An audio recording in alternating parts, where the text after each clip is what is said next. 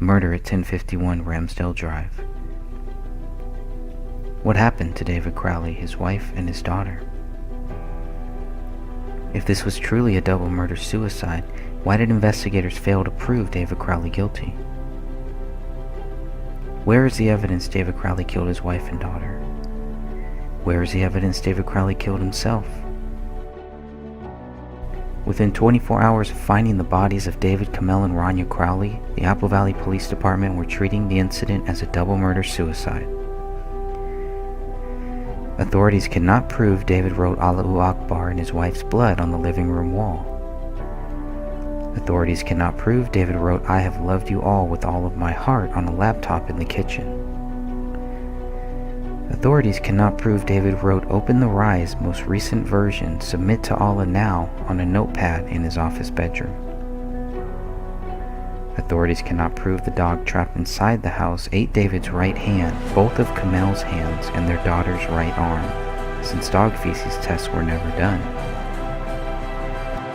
Authorities did not know about a bullet that rolled out of a living room carpet until they were notified by the cleaning company 2 days after the bodies were found.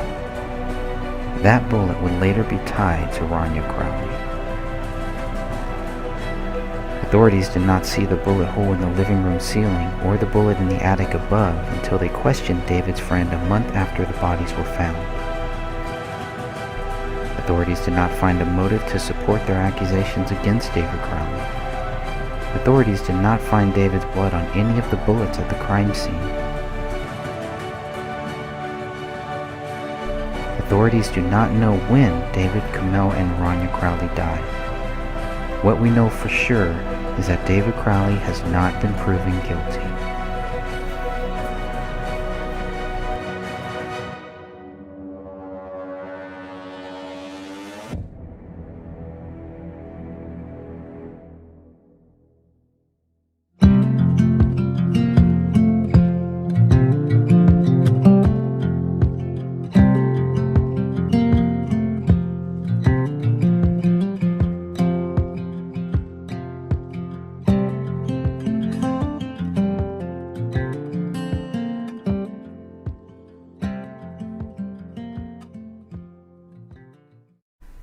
On March 14, 2015, Detectives Brian Bone, Jim Gummert, and Sean McKnight met with Dan Crowley Sr., Kate Crowley, Dan Crowley Jr., Allison Crowley, and Sidra Alam at the Apple Valley Police Station. We presented the facts of the case to the family as of that date, Detective Bone reported. No details or information were withheld. All information was discussed, and all questions were answered to the best of our abilities. The biggest problem is all of the information that the police didn't have at that time. Did they meet with the family after they had everything on October 7, 2015, when the case was ruled exceptionally cleared? Where was the resistance to the exceptionally cleared conclusion? All that stands between the baseless accusations and the people looking for answers is us. We're the only hope at getting to the truth now. Everyone else has failed to bring us the truth. Where is the truth movement here? Where are the Oath Keepers? Where are the 3%ers? We Are Change? The Ron Paul Revolution? The next revolution will not be televised, probably because it has already been infiltrated by informants and spies and gatekeepers and traitors. For years we have been told that we are the resistance, but what exactly are we resisting? Do we recognize tyranny when we see it? Do we still believe a man is innocent until proven guilty, whether he is dead or not? Our silence is compliance, and our vigilance is irrelevant if we avoid the simple truths. Case closed? I don't think so. Unless you can prove David Crowley guilty, this case will never be closed. It's time to choose a side. A long time ago, the Gray State trailer told you you need to stand now or kneel forever. Today I am reminding you to stand now for David Crowley and his family, and keep standing, or kneel forever and drown in a pool of shame. Those who panic and those who lie fade away first. Those who support getting justice for David, Kamel, and Rania Crowley will stand forever. Do not resist, in truth persist. Do not stray into the night, stand in the light.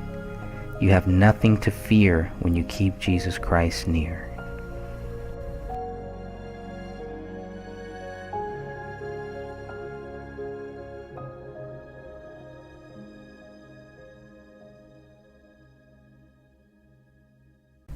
Why would anybody rule this case exceptionally cleared? And yet on October 7, 2015, that's exactly what the Apple Valley Police Department did.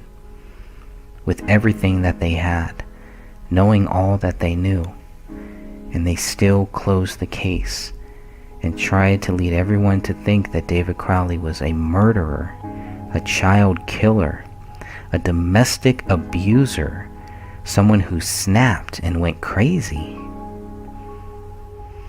One of the biggest questions that I get all the time, well, if David didn't do it, then who did? It's a fair question. I would also answer that with a question, I guess. If David did it, where's the evidence? Is one question more valid than the other? I believe so. I don't believe we have to prove somebody else did this to prove David Crowley didn't do this. I think they're two separate questions, both very important, both questions that need to be answered. But if we cannot answer the first question, which is what proves David Crowley guilty, then we have to understand that that means he's not guilty. And yes, that means someone else is. But are we to believe that if we can't find who the real killer or killers are here, then we just accept the accusations against David Crowley? That doesn't seem right to me. That doesn't seem fair. That doesn't seem logical, in the words of Spock. It doesn't seem rational. It's definitely not the way that this country is supposed to work. If we're innocent until proven guilty, then we need to respect that. Law enforcement needs to respect that and to enforce that. It's a big responsibility to accuse somebody and not be able to back it up. What is it based on? What are the accusations against David Crowley based on? In the beginning, just like with David and Kamel's family, they probably were told everything that the police knew up until that point, up until March 14th, 2015. But let's take a look at what they knew. What did police know on March 14th, 2015? What could they have told David and Kamel's family at that point? Knowing that they were still waiting for the autopsy reports. They were still waiting for the BCA lab results. They were still waiting for David's Dropbox information. It wasn't even until March 24th, 2015 that Detective Brian Bone received a copy of those autopsy reports. As of April 17, 2015, Detective Bone also reported, I have still not received results from the BCA regarding fingerprints, and I have not heard from Dropbox. On April 24th, Detective Bone received and began to review the contents of David's Dropbox accounts. You want to take a guess what he found? I'll let you figure that one out. It wasn't until May 5th, 2015, that all of the Dropbox files had been gone through. Guess what evidence they found to prove David Crowley guilty? This is closing the case? They didn't receive the firearms report until June 2nd, 2015. The bloody latent print tests on the alleged murder weapon were inconclusive when they got the results back on August 5th, 2015. They went through all of the electronics. The Dakota County Electronic Crime Scene Task Force reviewed all electronic items. Guess what they found? Yet, with that conclusion of not finding anything, they just say David is guilty.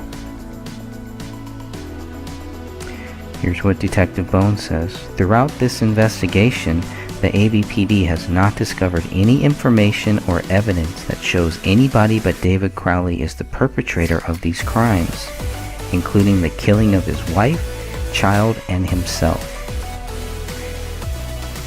Listen to that statement. Reread that statement. Throughout this investigation, the ABPD has not discovered any information or evidence that shows anybody but David Crowley is the perpetrator of these crimes, including the killing of his wife, child, and himself. So you would expect to find maybe a list of things that the Apple Valley Police can say prove David Crowley is guilty. You would expect to see that when Tom Lydon talks to them. You would expect to see a final summary saying this is based on this ABCDEFG. This is why David Crowley is guilty. What they're really saying is because we couldn't find ABCDEFG and because we couldn't find ABCDEFG for anybody else, David Crowley is guilty. You see how twisted that sounds? See how dumb they think we are? You see how easily some people can be tricked, can be fooled, can be led blindly to believe something that is not true. It's very easy when you look at this case. It can happen to all of us. But if it happened to you, it's time to rethink your view on David Crowley, to rethink your view on this case. Choose a side and choose wisely.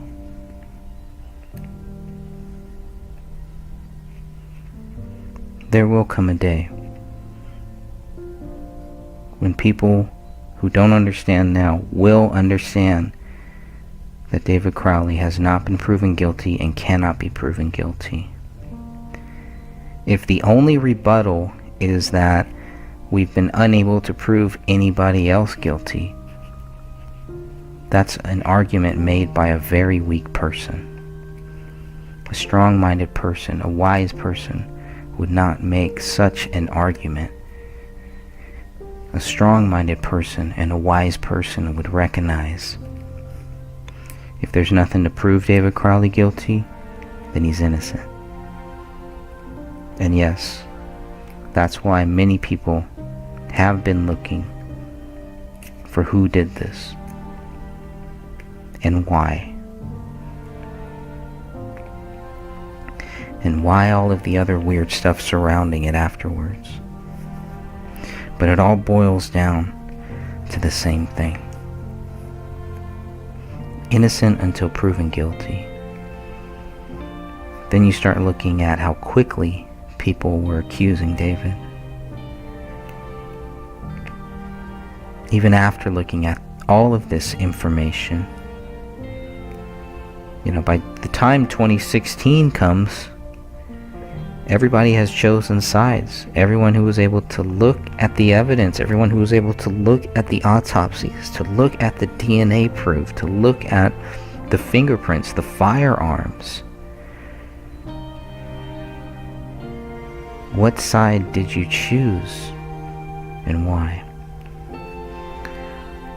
I hope there's still many people that are on the sidelines that have not chosen a side yet, but it's time.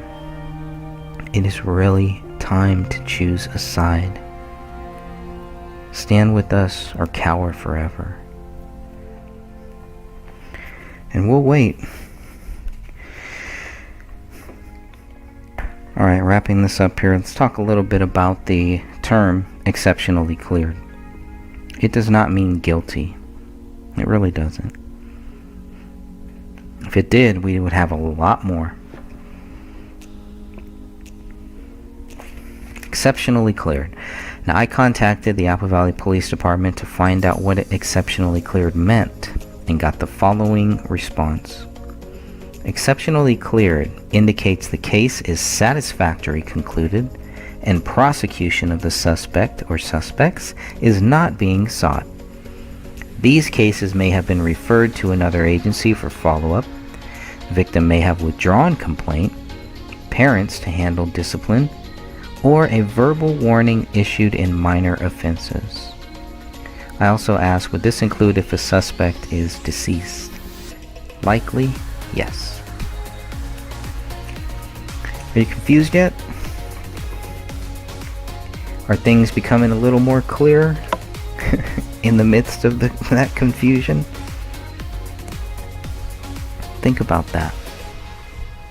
Think about where we are, why we're here, and how it really doesn't take much effort to keep understanding, to keep on this case, and to keep reminding people and letting new people know. There's nothing to prove David guilty. He is innocent. Who can declare that he's not? Who can prove that he's not? The burden of proof is there. I mean, that's where it needs to be. If you're going to accuse David Crowley, you have to be able to back it up, or you just look foolish. And you have shown your hand. You've shown your true colors. Unless you're scared. Unless you're scared of something, or somebody, or some power. Doesn't make sense to me why you would assume David Crowley is guilty and stick to it. Enjoy the silence, I suppose. I don't know how you could enjoy it. Sometimes to look outward, we have to look inward. We have to look within ourselves. With a case like this, you do have to look within yourself. What type of a person do you want to be? What type of a human do you want to be? If you want to be a good person, if you want to be a decent person, an honest person, a truthful person, here's a litmus test. Here is something that is really simple to digest, to dig into. We've made it very simple. It's one question, two questions. One, is David Crowley guilty? Two, who did this?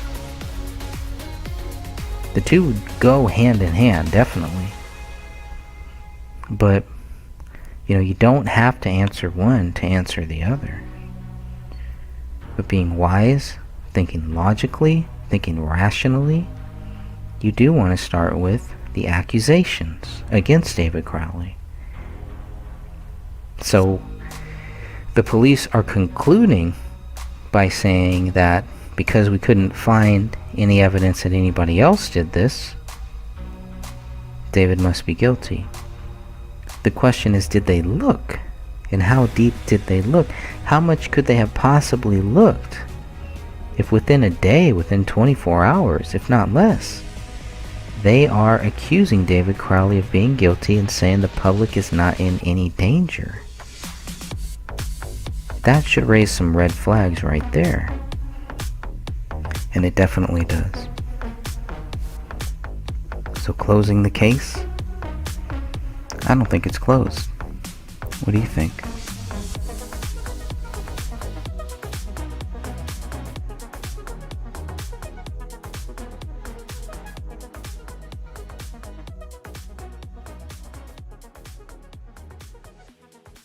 Say hi, Mommy. Hey, Mommy. Okay, now we're gonna do the spin, okay? Okay, let's spin. Ready? Set. Go! Ah, so spinny. Oh, Papa you don't like it as much as last time, huh? It's fun, Daddy. You like it? Is it fun? Yeah? Oh. Speedy.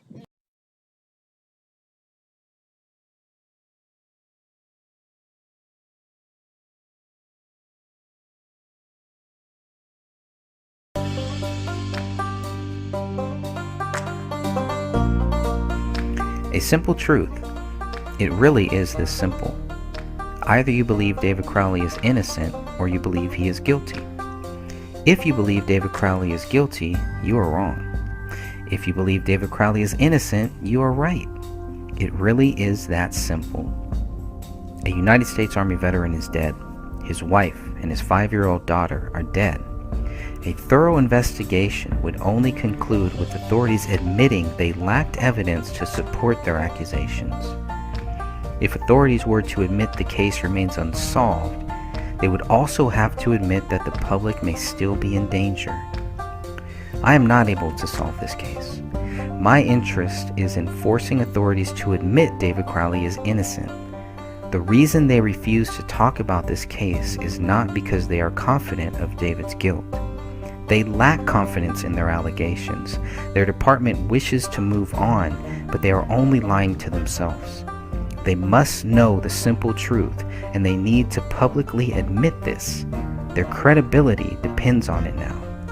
The unspoken truth is that David is innocent until proven guilty. Why are authorities running from this simple truth? How long do they think they can run for? You cannot run from God. You cannot run from your nightmares, and you cannot run from the facts. Why would anyone want to? What could possibly motivate someone to try? If you cannot prove David Crowley guilty, then he remains innocent. It's as simple as that. So the resistance we face is disgusting. If David was guilty, the evidence would be right in our faces. If David was guilty, resistance to our questions would not exist. If David was guilty, facts would be evident. There are no facts to prove David guilty. There are only facts which prove David innocent. Hence the resistance to getting justice for David Crowley and family. Who cares? Do the people who closed this case and decided to not speak about it ever again really care? Do the friends who accused David Crowley of being guilty days after his body was found really care? Perhaps they only care about spreading the accusations of David's guilt instead of researching the facts of this case. They don't seem to care about the facts which prove David innocent. Truth is a simple thing. Justice does not die. Facts prove David is innocent.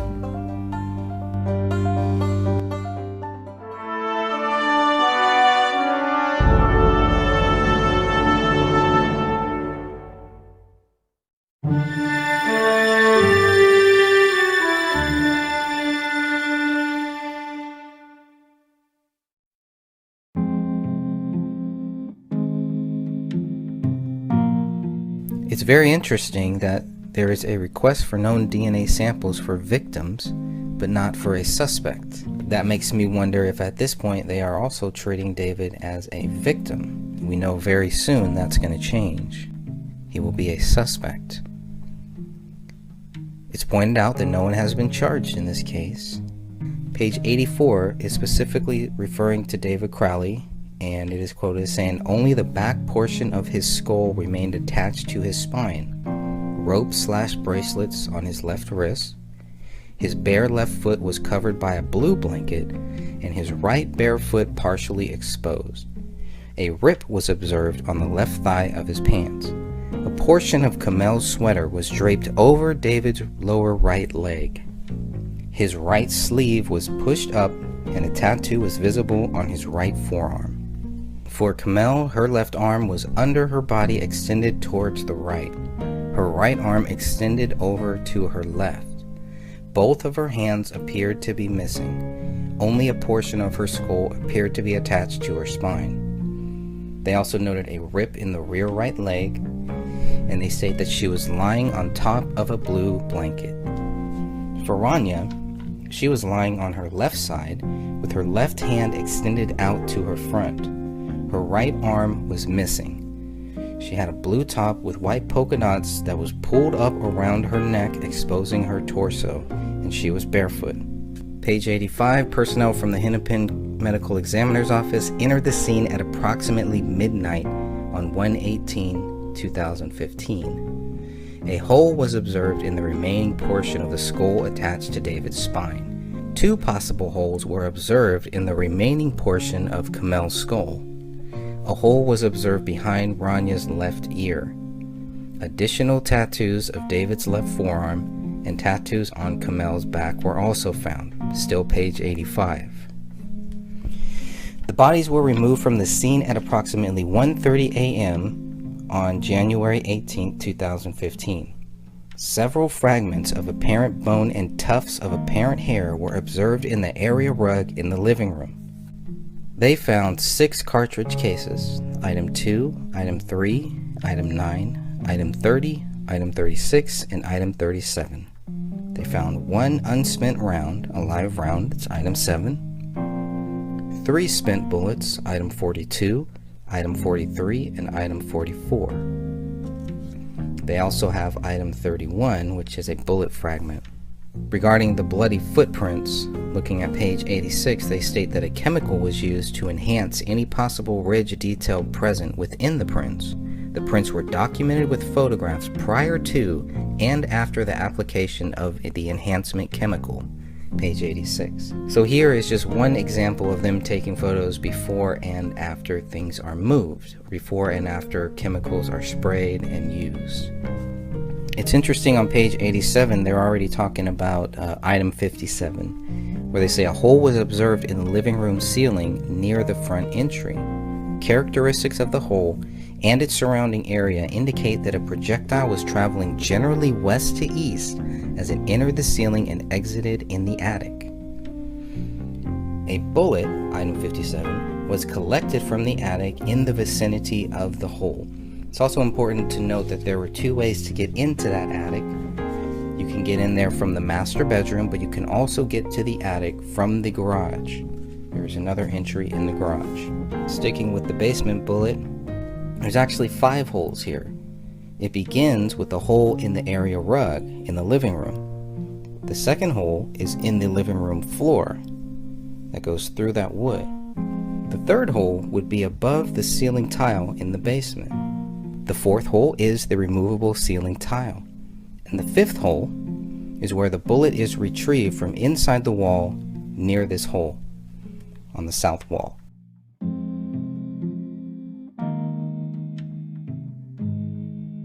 Going back to the description of David, looking at page 101 now, we see that there is a rip in the navy blue shirt, quote, ripped on bottom.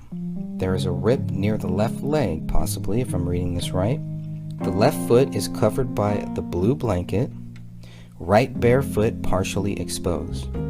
Part of Kamel's sweater was draped over David's leg, arms fully extended to his sides, right hand missing with possible tissue attached. Still on page 101. From neck of the shirt, visible vertebrae and back portion of skull attached. Piece of skull within the back part of his skull was still there. The right forearm is purple and black. Left hand is purple with leathery textured appearance. There's a tattoo on the right forearm. David's stomach is exposed, light skin with purple discoloration. His left leg through the rib, light skin with yellow discoloration. Right foot, purple discoloration with leathery appearance. Right forearm cool to the touch, stiff. Stiffness in stomach. Skin slippage, mummification, possible animal activity, and skeletalization, page 102. For Kamel, there is a rip in the right sweatpant. Brown sweater lifted partially up. Black undershirt, gray state shirt. We know that's a gray state t-shirt she was wearing. Tan undergarment exposed, still page 102.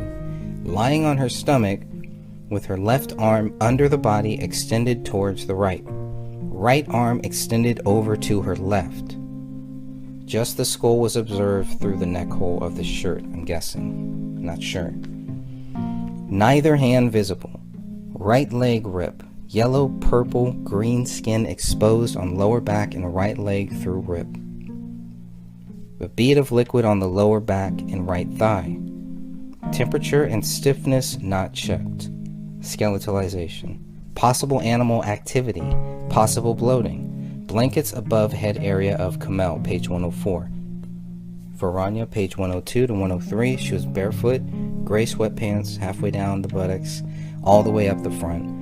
Shirt was around her neck, entire torso exposed on the left side, left arm extended out in front, right leg crooked and knee upward, entire right arm missing, first stated as her left arm. Red, purple, yellow discoloration at the torso and left arm. Purple discoloration on both feet. Skin slippage, marbling on the torso, mummification of fingers and toes, detached hair, possible animal activity. Taking a few steps back to page 103 through 104, and some of this will be found on page 106 and 107 as well. The cartridge cases. Item 2 was found in the corner of the carpet. Item 3 was another cartridge case on the east side of the living room near the stool behind the recliner. Item 9 was found in the living room. Item 30 near the south wall to the left of David. Item 36, another bullet case to the left of David. Item 37 was found on the floor by the couch. Those are the 6 casings found here. Item 2, Item 3, Item 9, Item 30, Item 36, and Item 37. 6 cases. They should be looking for 6 bullets, but they're not. They find 4, and that's it. They find 4 bullets and leave the house. So item 42, 43, and 44 are spent cartridges that are found in the living room carpet with hair on. Item 45 is the bullet that is found in the basement that is tied to the hole labeled as F.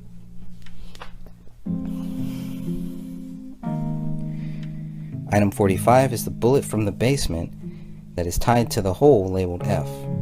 So here you have 4 bullets here. That's it. And they're happy with that. Now there is another fragment. There is item 31, which is a fragment, a bullet fragment, that is found in the living room carpet near the south wall to the left of David, page 104. Then you have item 7, which is a cartridge found in the living room, never used, did this jam. Did the gun jam and that bullet had to be taken out? Why is there one live round, one unspent round found in the same area as Kamel? In the same area as where these 3 bodies are. Okay, if you look at this, if you were to look at 42, 43, 44, and 45, okay, we know that those are bullets found, right? Item 31, you could try to tie that to one of the other bullets. They still leave the house with 6 cartridge cases and only 4 bullets. And there's 2 other bullets in the house that they won't find till 2 days later and 1 month later. Unacceptable. Unacceptable.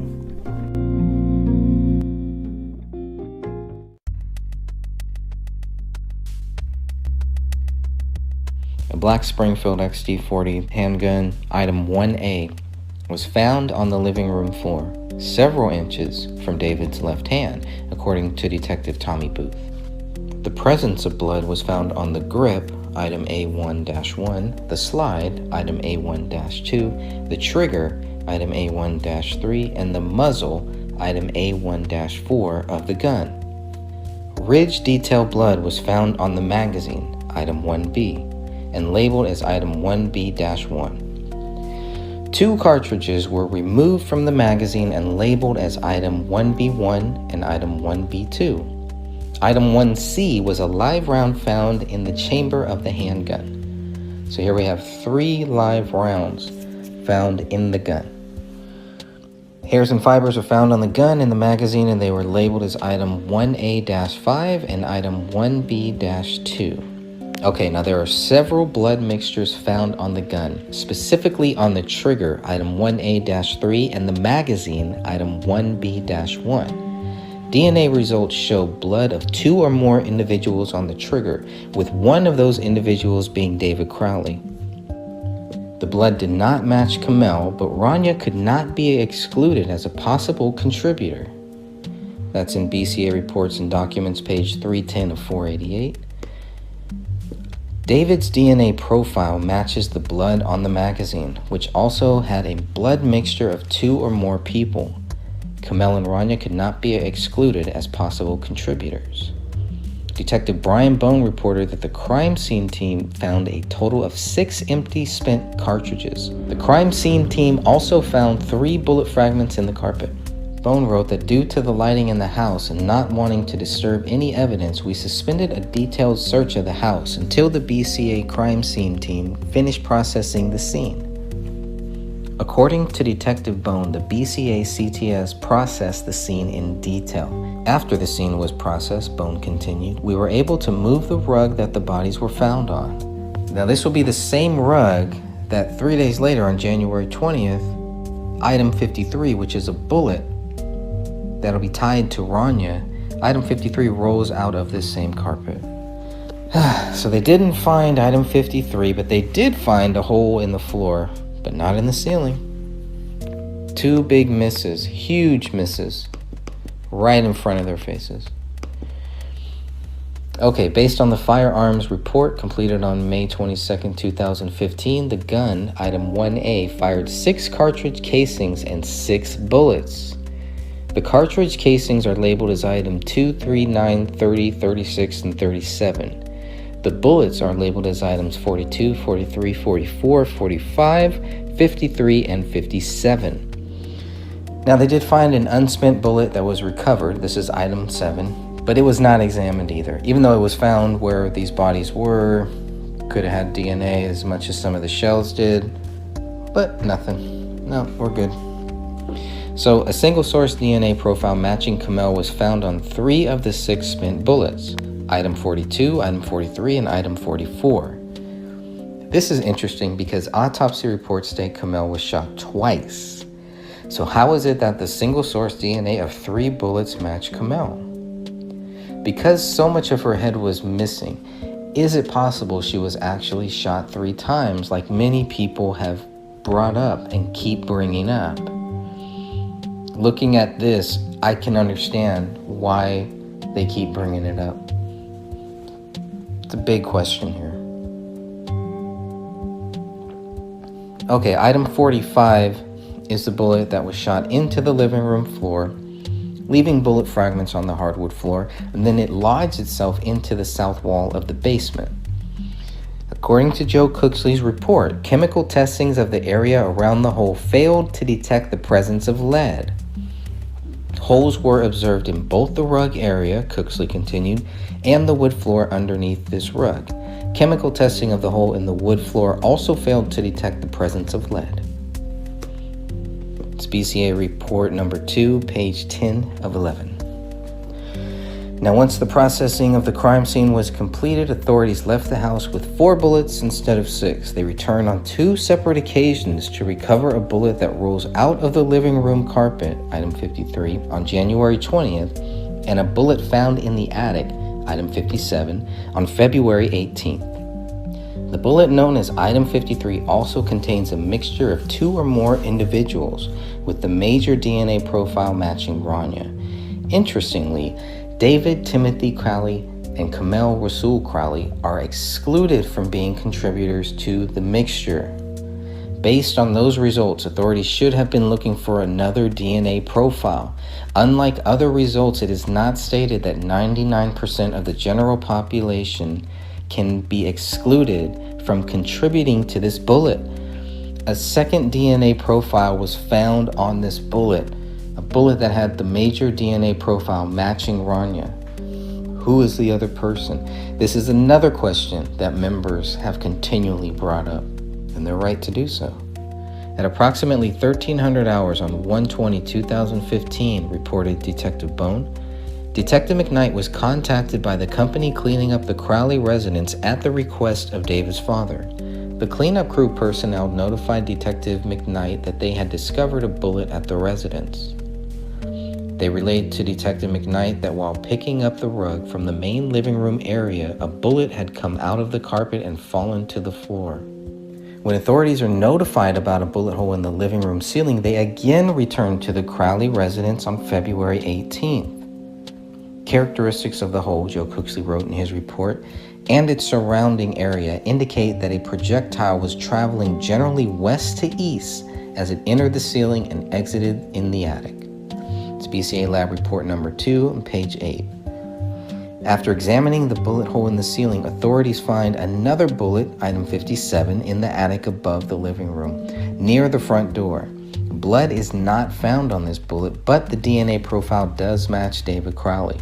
The DNA profile does not match Kamel and Rania. Authorities appear to have a hard time connecting item 57 to the gun. In an attempt to make a connection, authorities use item 31, which is a bullet fragment. According to the firearms report, item 57 against item 31 showed the presence of matching features. This means that item 1 fired item 31. I'm not sure how that necessarily connects item 57 to the gun. This is one of the most confusing things that I've read in this whole case.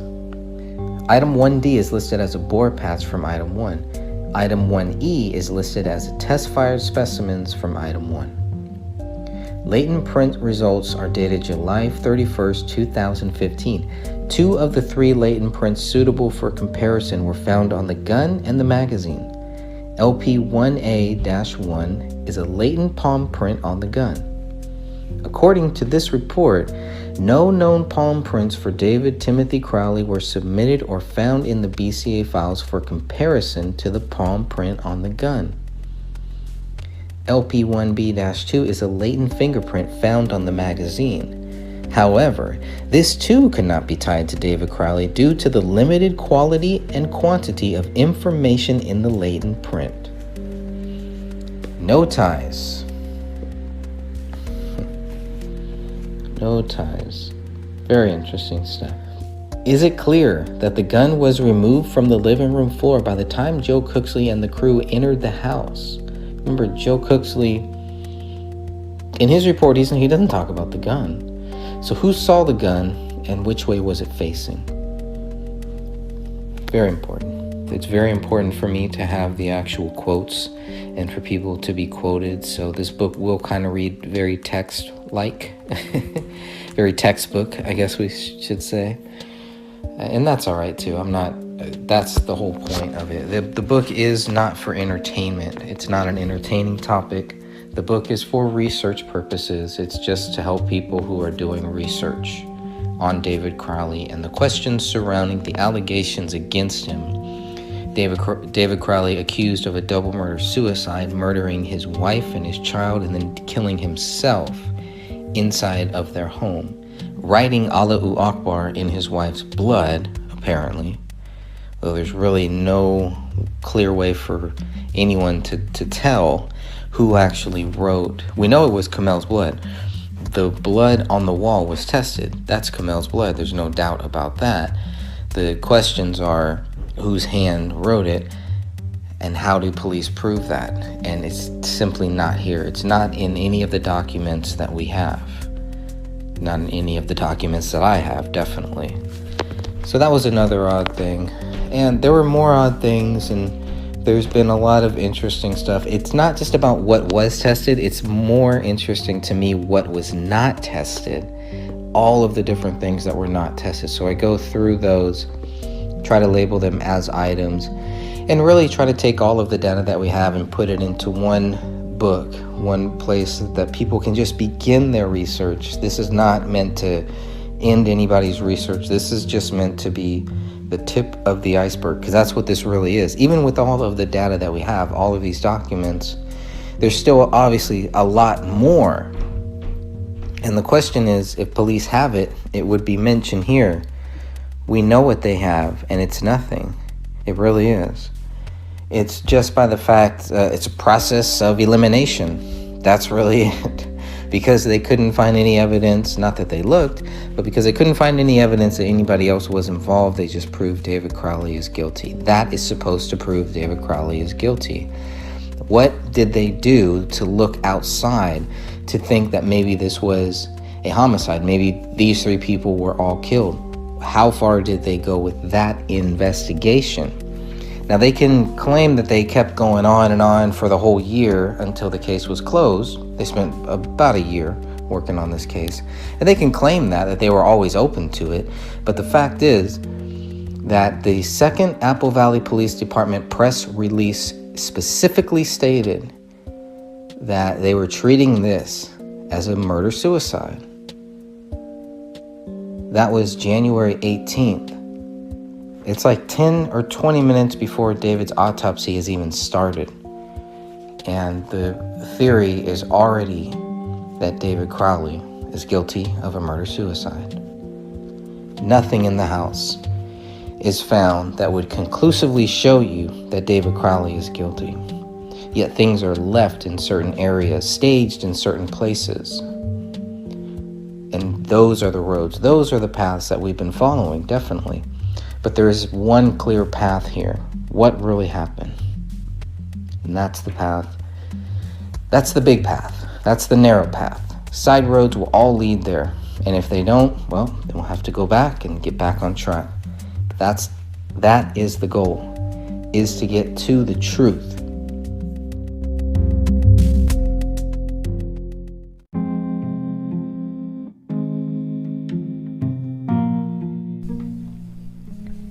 So this has to be clear. In the first Apple Valley Police Department press release, this was released at 3:30 p.m. Central Standard Time on January 17, 2015. 2.5 hours after the bodies were found. And they are treating this as suspicious deaths. Saturday, January 17, 2015, at approximately 12:56 p.m., Apple Valley police officers went to the residence on Ramsdale Drive on a report of dead bodies inside the house. The initial responding officers located 3 deceased persons inside the residence. The investigation into the matter is ongoing. Agents from the Minnesota Bureau of Criminal Apprehension are assisting Apple Valley Police Department detectives in the investigation. One day later, January 18th at 11:40 a.m. Central Standard Time, here is where they start accusing David. On Saturday, January 17, 2015, at approximately 12:56 p.m., Apple Valley police officers went to a residence on Ramsdale Drive on a report that a person checking on the residence saw dead bodies inside. Responding officers found the bodies of 2 adults and 1 child deceased inside the residence, the result of an apparent murder-suicide. At this time, it is believed there is no threat to public safety. The Hennepin County Medical Examiner's Office is working to positively identify the 3 deceased. Again, not positively identified until January 21st, but we're already accusing David of the crime. They haven't even done the autopsy on David yet, and they're already accusing him of this crime. David's autopsy will begin about 10 minutes later at 11:50 a.m., January 18th. Investigation into this matter is ongoing. The Minnesota Bureau of Criminal Apprehension and the Dakota County Sheriff's Office are assisting the Apple Valley Police Department with the investigation. So now we have the Sheriff's Office also assisting. All right, now the third press release is January 19, 2015 at 12:45 p.m. Central Standard Time. Now this one gets a little more in-depth, pretty much the same thing. Responding officers found the bodies of 2 adults, 1 child deceased in the residence, the result of an apparent murder-suicide. Police located a firearm at the scene and have determined the cause of death to be gunshot wounds. This is an isolated incident and the public is not in danger. The Hennepin County Medical Examiner's Office is continuing its work to positively identify all of the deceased. No positive ID yet. Investigation into the matter is ongoing. The Minnesota Bureau of Criminal Apprehension and the Dakota County Sheriff's Office are assisting Apple Valley Police with the investigation. So by the 5th press release, now we got names: David Crowley, 29, Kamel Crowley, 28, Rania Crowley, 5, all dead of gunshot wounds. Investigators found a handgun next to David's body. The Hennepin County Medical Examiner determined Kamel and Rania died of a homicide, while David Crowley died of suicide. So here it is. By January 23rd, we see what the medical examiner's office has determined. Now we need to understand why they determined that. That's going to be our focus here today. They also say, while this remains an ongoing investigation, updated information is being made available about the incident. The 3 bodies were found in close proximity of each other in the front room of the residence. There were no signs of intrusion or struggle. There's also no sign that they found a bullet hole right above their heads, but we'll save that for later. Investigators have determined the last verified activity from the residence happened in late December. Investigators seized several personal electronic devices and computers from the residence. The Dakota County Electronic Crime Scene Task Force is completing forensic analysis of the devices. The analysis of these devices could provide important information about this incident, said Apple Valley Police Captain John Bermel, but that analysis will take time. The investigation into this matter is ongoing. Minnesota BCA is still involved. Dakota County Sheriff's Office still involved, assisting with the Apple Valley Police Department. January 23rd, 2015 at 10 a.m. When you focus on the documents, you get some clear facts. You have clear questions, but clear facts. Sometimes those facts are just questions. They're interchangeable, apparently. All right, so let's go through this. The medical examiner examining the bodies. Okay, so the final diagnosis of the medical examiner's report stated Rania was shot in the right parietal scalp. The bullet went through her brain and exited the left side of her scalp. 3 gray-colored metal projectile fragments were found in her left temporal skull. The trajectory was described as leftward, downward, and backward. It looks like Rania was shot from behind on the right side of her head, next to the ear. The range at which she was shot could not be determined, but there was no suit or stippling, which would have indicated murder at close range.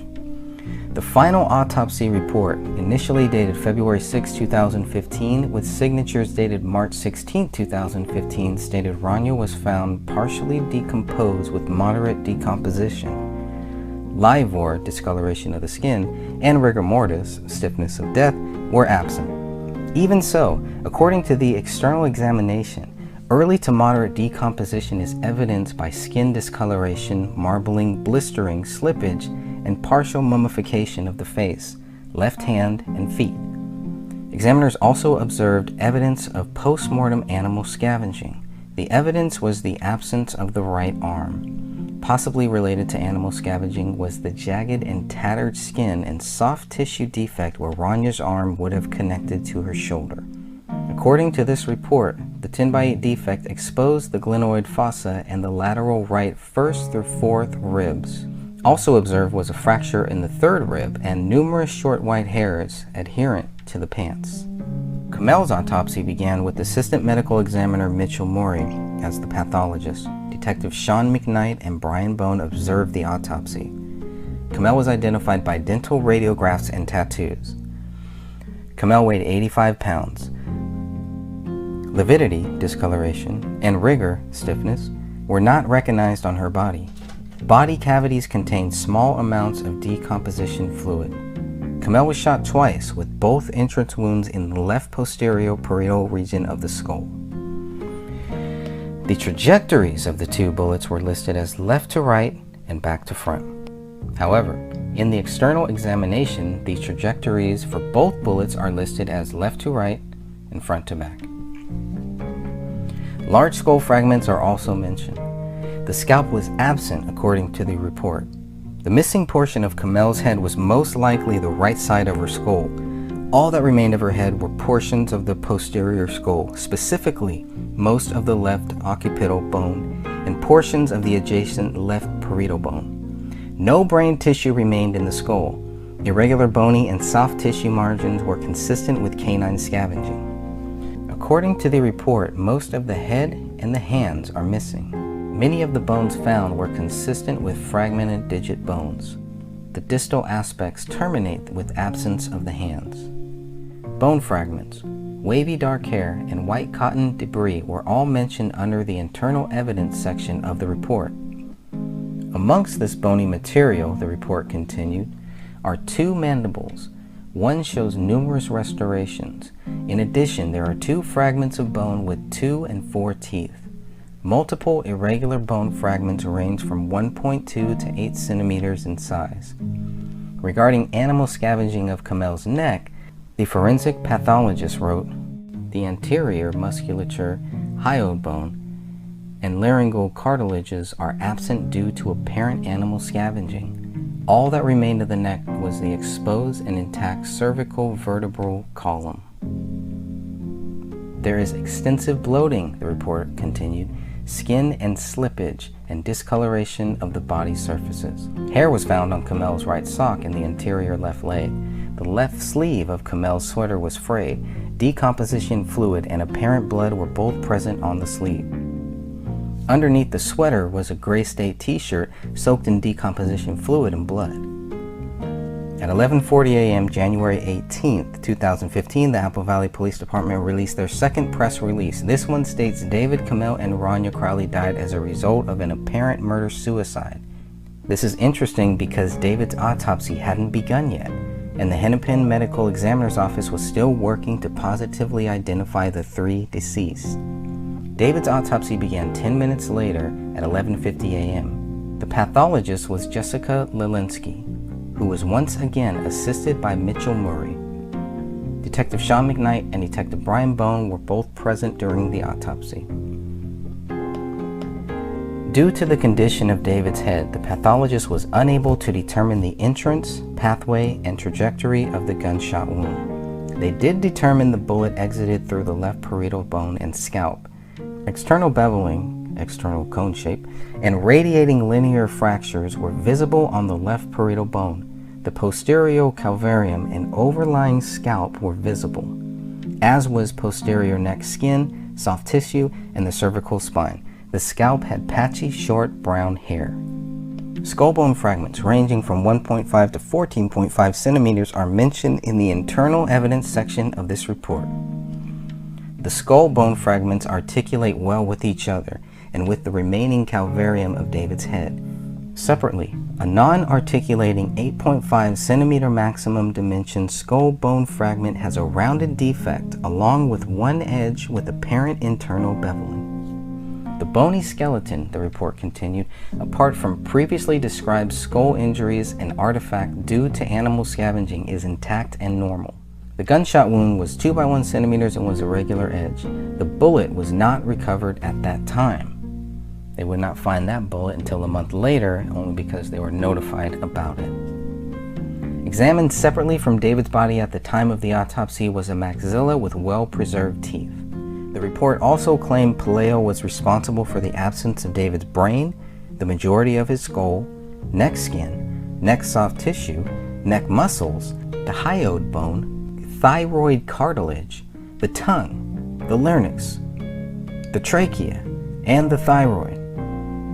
The remaining bone fragments are irregular and of unidentifiable origin or consistent with phalanges. Regarding the missing right hand, the distal right forearm shows intact, smooth ends of the radius and ulna and irregularly contoured soft tissue, muscle, and skin. The left hand was mummified. In one crime scene image, the index finger of the left hand is pressing against the thumb. According to David's autopsy, dried drips of red brown, blood-like material are on the dorsal left hand between the thumb and first finger. Additionally, early to moderate decomposition is evidenced by skin discoloration, marbling, slippage, blistering, and mummification of the left hand and feet. David weighed 128 pounds and was identified by dental records and body tattoos. Medication and food were not found in his stomach. Now, I also wanted to take a few minutes to thank all of the many researchers out there, all of the people who have been helping us on the sidelines, out in public, in their spare time, praying for us, wishing us well thoughts, encouraging us. I thank all of these people who are seriously trying to get to the truth, regardless of your view, regardless of what you think happened, regardless of what you think about the people who are researching it. The main thing here that everyone needs to understand, and a lot of people do understand it, and a lot of people still act like they don't, but they do. There is no evidence that will conclusively prove that David Crowley is guilty. There was no reason to close this case and claim that David Crowley was guilty. In this country, you are innocent until proven guilty. David Crowley was never proven guilty. How did we get here? In the beginning, you had many people telling us there's nothing to see here. Pay no attention to the man behind that curtain. It doesn't exist. It's not there. Life is good. Enjoy your family. Enjoy life. Forget about this case. La la la. It's an illusion. It's gone. Puff puff pass, right? and it's gone within the blink of an eye. Real life doesn't work like that. And a case like this cannot work like that. When a child is involved, you have to take this seriously. When two young people are involved, these people were under 30 years old. These are babies. These are what I would call babies. They're very young people who were doing a lot of interesting things. These were bright people. These were not mentally ill people. These were people who had a lot of things going for them and might have had a lot of targets on their back.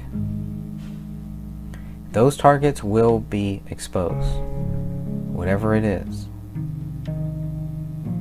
We are dealing with multiple things now. It's not just it's not just about who did this. It's not just about why they did this. Mr. Alam told Sidra's friend the one thing he doesn't understand is the why. We spoke with Russell. Russell says what we need to understand is the how. I want to understand it all. I can't have one without the other. Gotta have it all. Gotta have the full picture here. Now, regardless of what we might think about the Apple Valley Police and the mistakes that they made, and there were many mistakes, it's not all of them who made the mistakes. Unless we're talking about the bullet hole in the living room ceiling. They all made that one. Nobody saw it. That's clear. If there was a photo of it, or if they noticed it in the corner of one photo that they took on January 17th when they found the bodies, if there is a photo that shows that there was a bullet hole in that ceiling, that's even worse, right? But at least it was there. So a few steps are being taken right now to get that answer, to get that photo. Because the police are telling us the photo is there. If we don't ask for it, if we don't request it, if we don't demand it, if we hit stone walls, if we hit brick walls, if we don't demand that we see it, and we shouldn't have to, by the way, but if we don't, we're never going to get the answer. We're never going to get that clear answer. And it's going to be in limbo. And we can't have that with this case. There's already too many things that we're never going to know. We know that. But they never talk about the things that we are going to know, and the things that we do know right now. And the most important thing, the one thing that counts, what proves David Crowley guilty? They can't answer the question. The answer is not a logical answer. It is a logical thing to ask the question. If you do not get a logical answer, what do? You keep searching, you keep digging. And I am encouraging everyone, keep searching, keep digging. What's different about this is we're doing a lot of this stuff public. Some might say that might hurt what we're doing. It might hurt the end result. I disagree. I think that's how confident we are in this, knowing that there is no proof that shows David Crowley is guilty, I'll give them everything. I'll let them know exactly what I'm doing. It's not just about who gets to know the truth. Who decides that? Who decides who gets to know what really happened and who doesn't? Who gets to tell us when to stop looking, when to shut up? Who has the right to stand in my way looking at this case? You don't. In this country, you are innocent until proven guilty. I don't care who you are. I don't care what you did. To me, you are innocent until proven guilty. Or until you confess. We don't have a confession here. We don't have a suicide note. We don't have any indication that there was a suicide note, even though early media reports led us to believe that there was, and there wasn't. On and on and on. The narrative is slowly fading away. It's slowly going back into the darkness where it belongs, because the darkness is not truth. This official story just does not stand up. And we'll get there. Thank you for listening. Until next time.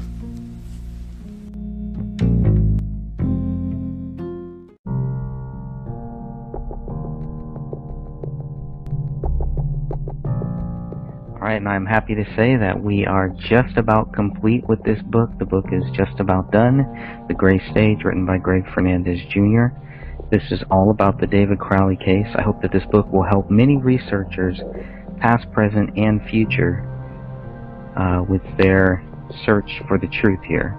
So as we take a little journey down my search for the truth, it has not changed, has not wavered. It's always been the exact same thing. What proves David Crowley guilty? So we're going to go ahead and read from the final chapter of my book here.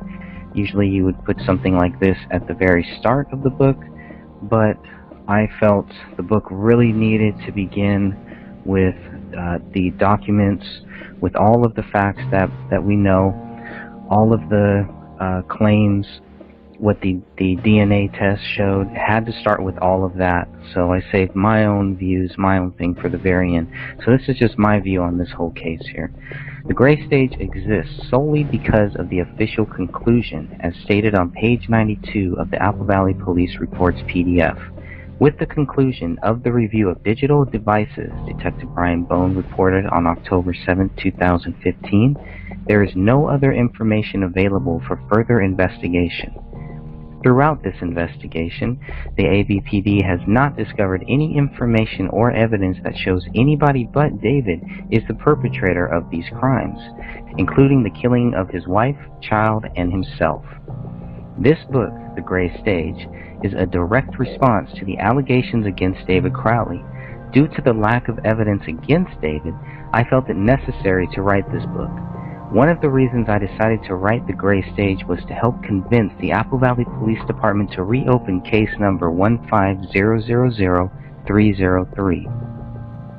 Either the Apple Valley Police Department should be forced to prove David Crowley guilty, or they should admit the case is unsolved. Because the official investigation failed to prove David Crowley guilty, I can only assume he is not. What other conclusion could I possibly reach under the current circumstances?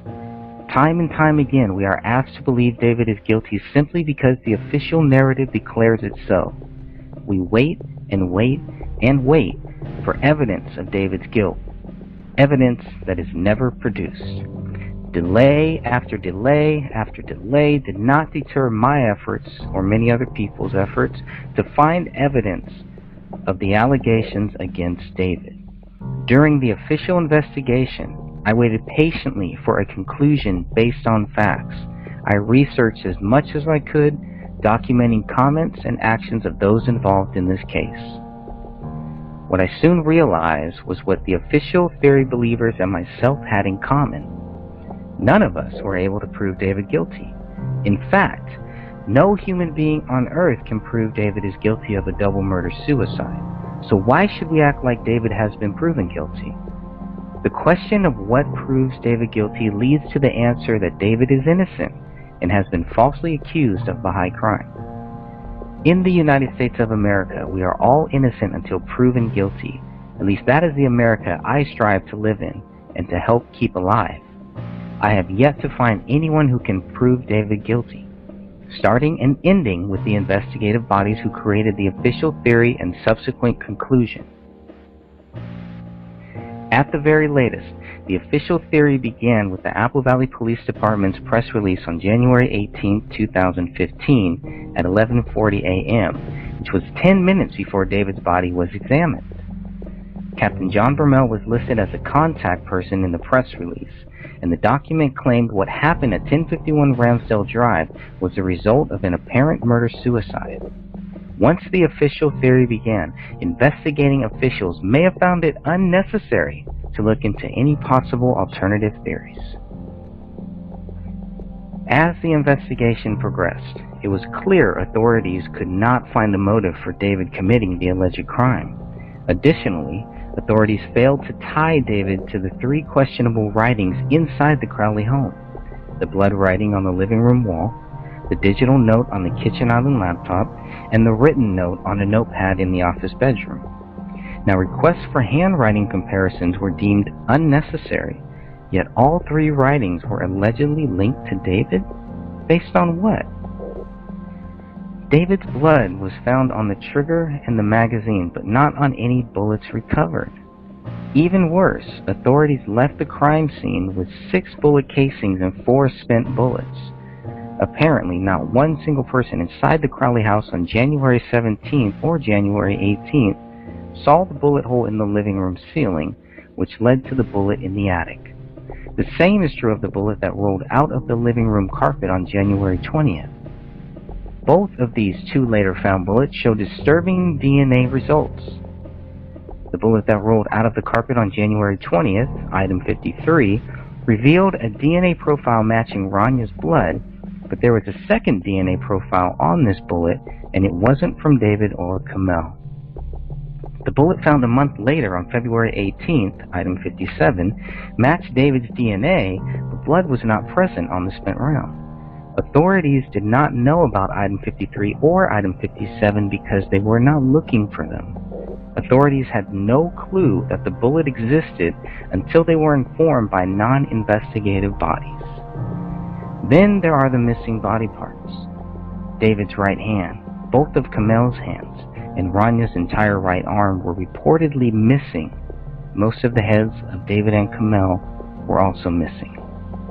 Paleo, the family dog, is credited with the missing body parts, and apparently Ranya's fractured rib. Yet there is no indication Paleo deserves credit since dog feces tests were never conducted as far as we know. One of the biggest blood stains in the living room was never tested for DNA. There was a large circular blood stain on the lower right corner of this recliner. The blood was swabbed and labeled as item 34. This item was never tested for DNA results. Plain and simple, this was a staged event. Some believe David staged the scene, while others believe the scene was staged by parties other than David Crowley. Either way, I believe this was a staged event. I believe David has been falsely accused, and unless authorities can prove the double murder-suicide theory, this case should be reopened, and the status should be changed from exceptionally cleared to unsolved. Thank you all very much. That is the final chapter of the book, The Gray Stage by Greg Fernandez, coming out very, very soon. The rough cut just finished, and I hope to have the final version out soon. Thank you all. God bless. Even though you may be killed resisting, the act of resistance on a metaphysical level has value. David Crowley completed a revised script of Gray State on June 2, 2013, and asked a select group of people to review the updated version of the story. On October 23, 2013, the rough cut of Gray State The Rise was finished and ready for review. Exporting the rough cut now, David Crowley wrote on Twitter, "So stoked." On December 9, 2013, Crowley added 6 months working on Gray State: The Rise. It's finally taking its final form, but holy Moses, what a shitty shit ton of work. David, Camille, and Rania Crowley moved into their new home in Apple Valley, Minnesota on December 13, 2013. On December 18th, David posted on Facebook that he had lost a crucial hard drive during the move to 1051 Ramsdale Drive. The only real loss after moving to a new house last weekend was a crucial hard drive for The Rise. I guess the next few weeks will be spent salvaging everything that was lost. The following day, he wrote, "File recovery sucks, but it's better than not having files to recover. This could take a few weeks." By December 27, 2013, the documentary film was getting back on track. Finally getting back on track with The Rise. She's been teaching me patience by making me work for the 660 missing clips that remain and crashing at least 6 times a day. The manuscript for Gray State was about to go through a serious revision on January 15, 2014. Some seclusion writing this weekend, David Crowley wrote on Facebook. For those of you who read the GS script, it's about to get gutted for the necessity of a clear, concise, entertaining, and effective film. For all the chewy details that are going to get cut, well, there's always the novel. 5 days later, on January 20th, the story for Gray State had completely changed. After 2 years of trying to extract the Gray State story, I think I finally may have done it. The story has completely changed, is working beautifully, and the new outline was completed in only the last 3 days. With this new story, it will not be hard to attract funding. The following day, David Crowley explained he had rediscovered the ending to the Gray State story. It's a strange experience finally feeling genuine love for characters I've created.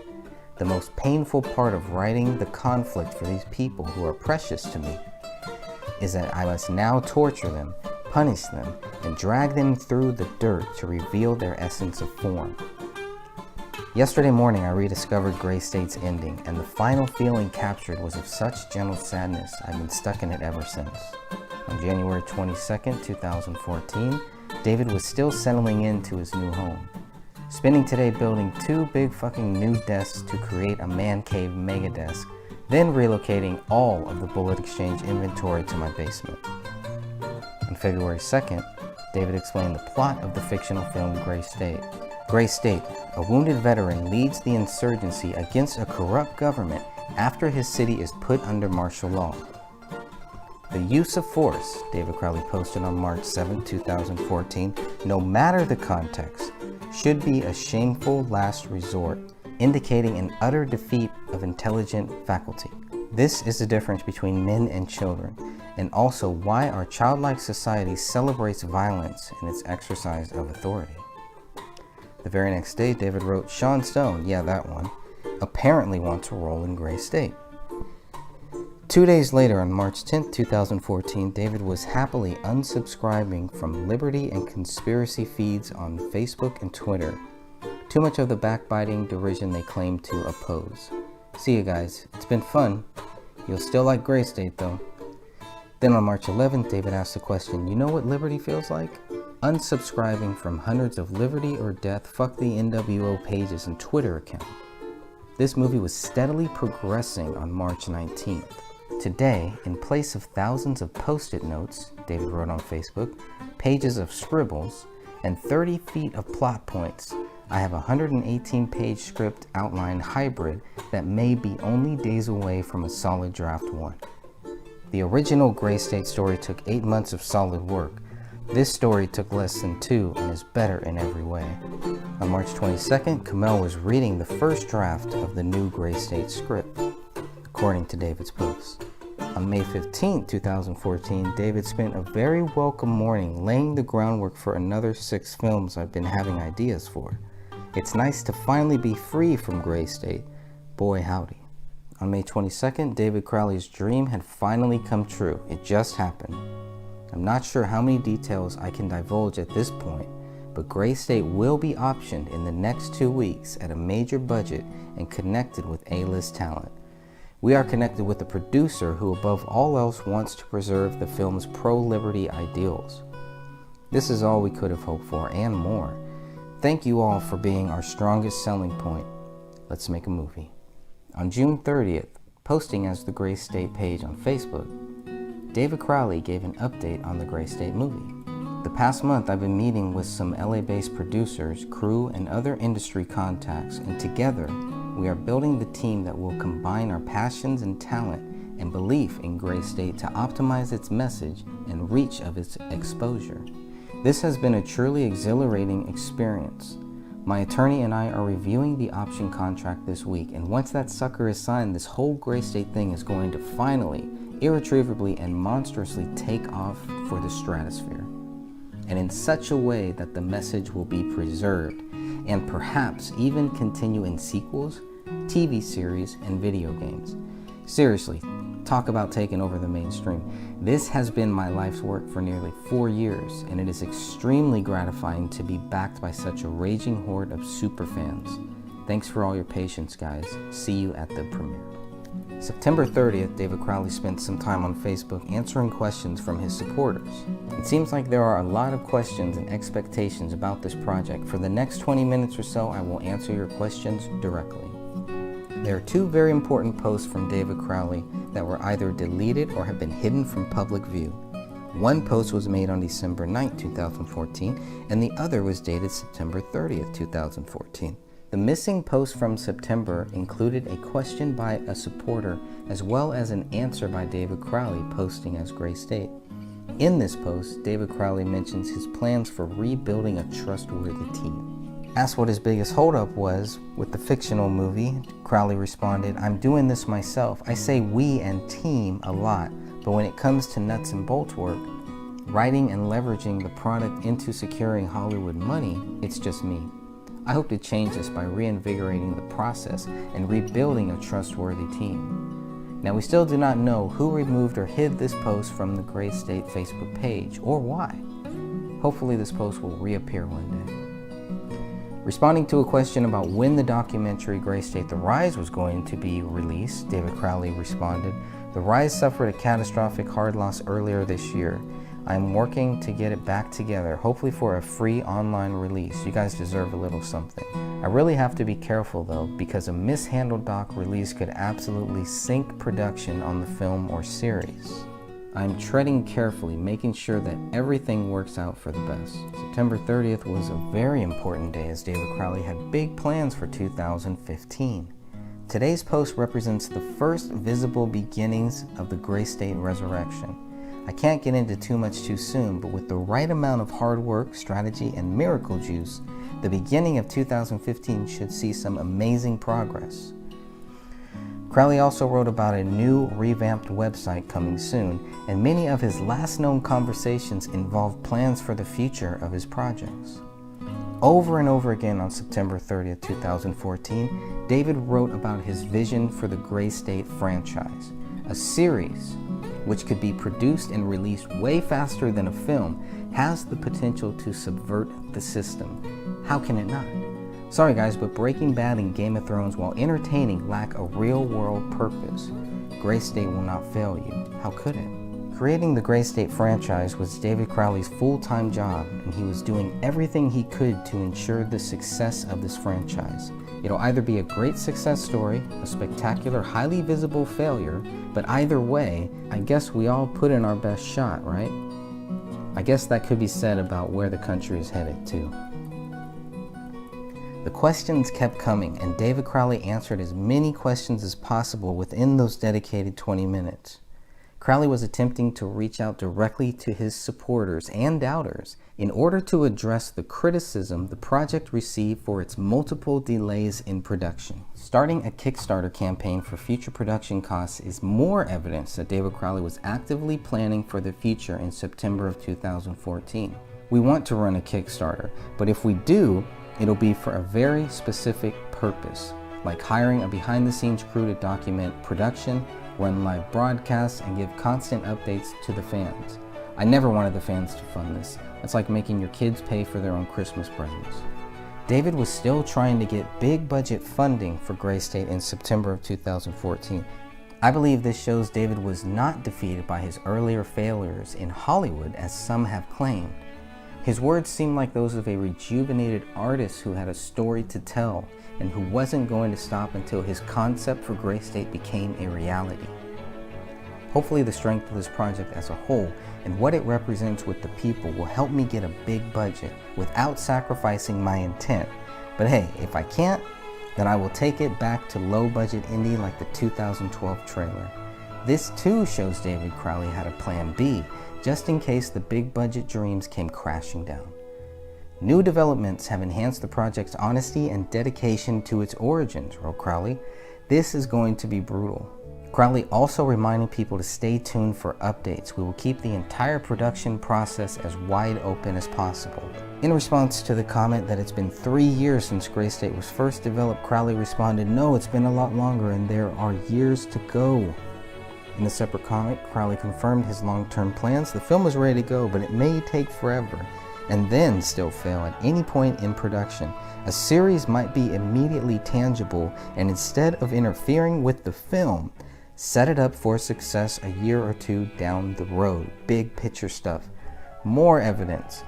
Now he's planning for a series that will lead into a film. More evidence of David Crowley planning for the future. Crowley's most challenging thing about the project was trailblazing this timeline. It's been either a very small team or just me alone working on this thing for years, trying to make it work. I do not just want this movie done so the fans can see it online. I want millions to get blindsided by it in theaters. Murder at 1051 Ramsdale Drive. What happened to David Crowley, his wife, and his daughter? If this was truly a double murder-suicide, why did investigators fail to prove David Crowley guilty? Where is the evidence David Crowley killed his wife and daughter? Where is the evidence David Crowley killed himself? Within 24 hours of finding the bodies of David Kamel and Rania Crowley, the Apple Valley Police Department were treating the incident as a double murder-suicide. Authorities cannot prove David wrote Allahu Akbar in his wife's blood on the living room wall. Authorities cannot prove David wrote I have loved you all with all of my heart on a laptop in the kitchen. Authorities cannot prove David wrote Open the Rise most recent version, Submit to Allah Now on a notepad in his office bedroom. Authorities cannot prove the dog trapped inside the house ate David's right hand, both of Kamel's hands, and their daughter's right arm, since dog feces tests were never done. Authorities did not know about a bullet that rolled out of a living room carpet until they were notified by the cleaning company, 2 days after the bodies were found. That bullet would later be tied to Rania Crowley.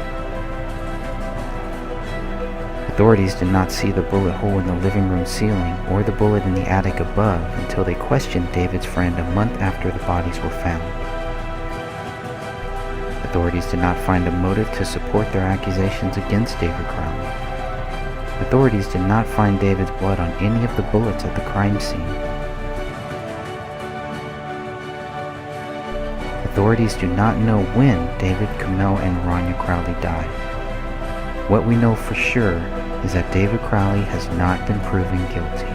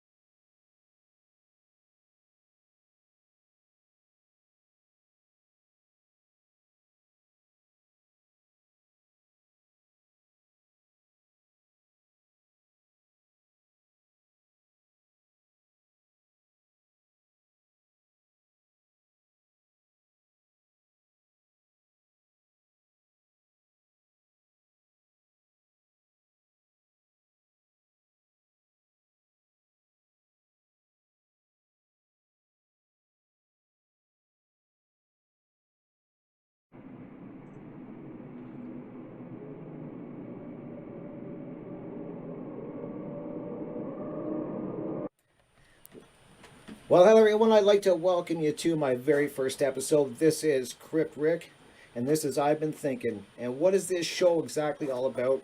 Well, it's exactly about what I said it is. It's about what I've been thinking. And I wanted to make this show actually very epic and have my first guest. I wanted to be a special guest, and this is somebody I've been watching on YouTube for a few years now. And she is an amazing researcher. And how I found her was by a while back, actually, a few years back, I got involved in watching a very, very amazing man who was creating a movie that he was financing and through crowdfunding and stuff, is what I should say. And it was called Gray State. And hopefully some of you have heard of it. And his name was David Crowley. And I was definitely watching his YouTube channel as he was making videos, and he was giving us all updates on how the Gray State was coming along, kind of behind the scene footage. And then that abruptly ended one day, and didn't hear a little bit, and then found out very quickly that there was something very tragic that happened in that man's life, and that it was, for the sake of the police saying it was a murder-suicide. Police like to say that this man got to the end of his rope, decided to kill his wife, kill his young daughter, and then put a bullet in his head. And they wanted to basically say it was a murder-suicide after only 2 hours of actually walking in the crime scene, as I like to call it, and looking around. And basically, I find that amazing that police can go into any scene, especially with this many people that are deceased in it, and determine within 2 hours that they are basically it's a murder-suicide, and it's cut and dry case. And so this is where Catherine Jeans comes in, my great guest, and she has definitely been doing a lot of research on this. So I'm going to welcome her in. Hi, Catherine. Well, hi, Grip. How you doing? I'm doing very good. I'm sorry if it was a long intro. Like I said, it's my first one. I'm learning as I go. No, you did great. Now, do you want me to call you Crypt, or do you want me to call you Rick? What do you want me to call you? You can call me Rick. How's that? Okay, perfect. Perfect. That way, yeah, it's just the name of my show. So Okay. someday I will tell you the story how I got that name, because it is actually a name that I've used in the past, and I will tell you one day. Great story. But anyway, so Catherine, I am so excited to have you on this on my first episode. I have been thinking about doing this podcast probably for 2 years now, and you're definitely, I'm not even exaggerating that I wanted you as my first guest, because I've been following, as I said in the intro, your channel for years now, and the amount of research that you've put into this David Crowley case is actually mind-boggling. It really is to me. I've seen you do your videos, and I can actually see that it does affect you. I've seen you upset. I've seen you mad. I've seen you more frustrated than more times than not by what's been going on.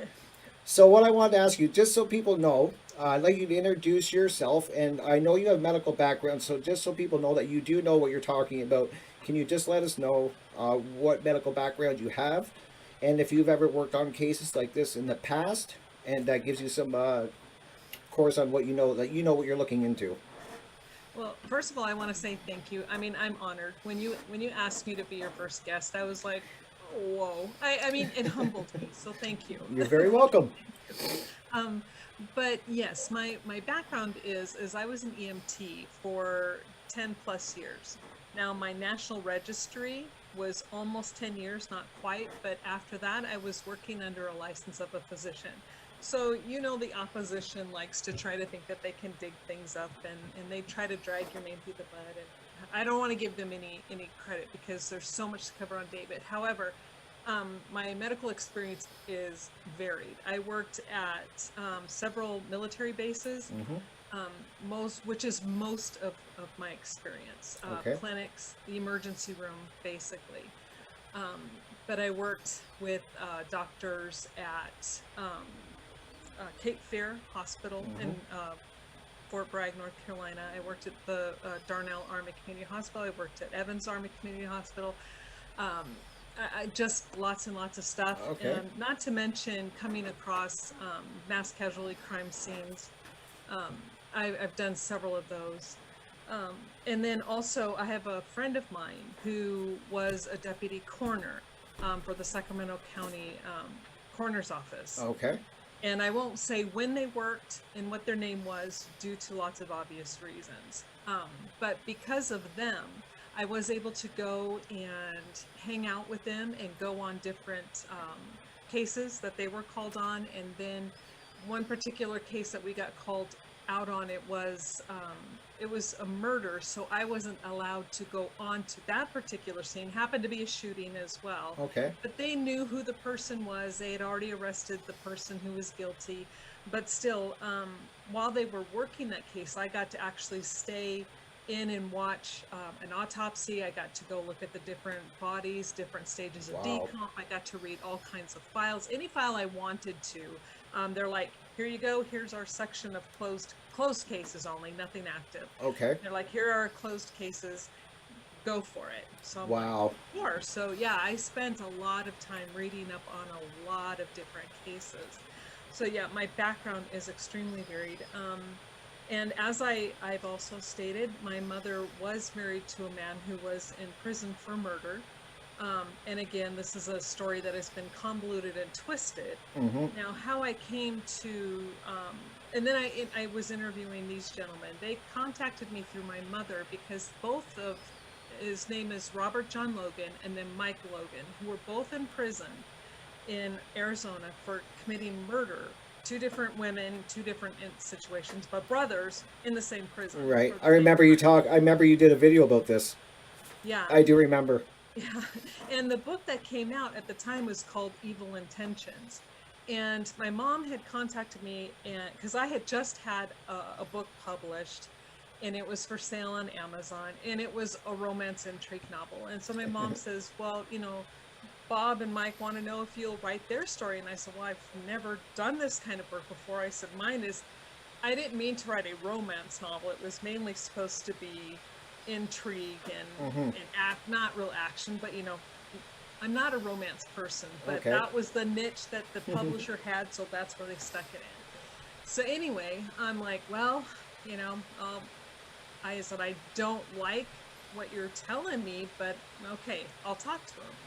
So after a lot of research and years, I mean, I'm talking years, 4 or 5 years, going down between Colorado and Florence, and you have to get special permission. It's not, you can't just be on somebody's list and show up one day. You have to go through an entire process. And I always told those guys, I said, if it ever comes a time where I feel you've lied to me, or I feel you're stonewalling me, I will walk away. I don't care how much work I've put into it. Okay. And one of the brothers, Mike, Bob was who the man my mother had married, Bob Logan, Robert John Logan. He was always very honest. I mean, for a criminal and someone who's in prison for murder, I swear, you get more honesty out of that guy than probably somebody walking down the street. His brother, however, was a whole different ballgame. And his brother told me, he says, well, I won't tell you my whole side of the story until Jesse, who is Mike and Jesse, did their crime together, and Okay. it was horrible. And I won't say, I mean, it was just horrible what they did to this woman. Okay. But he always stated that he would never tell me the whole story until Jesse was executed because he was on death row. Okay. And so during this time, because of my research, the federal prosecuting office, they're trying to see if they could get a stay of execution. They're getting my files, blah, blah, blah. And I'm like, you don't want my files. What I have on So, your clients. Right. So what they were trying to, what I'm gathering is what they were trying to do is try to find hope through you, that you would find something that would give them a stay of execution.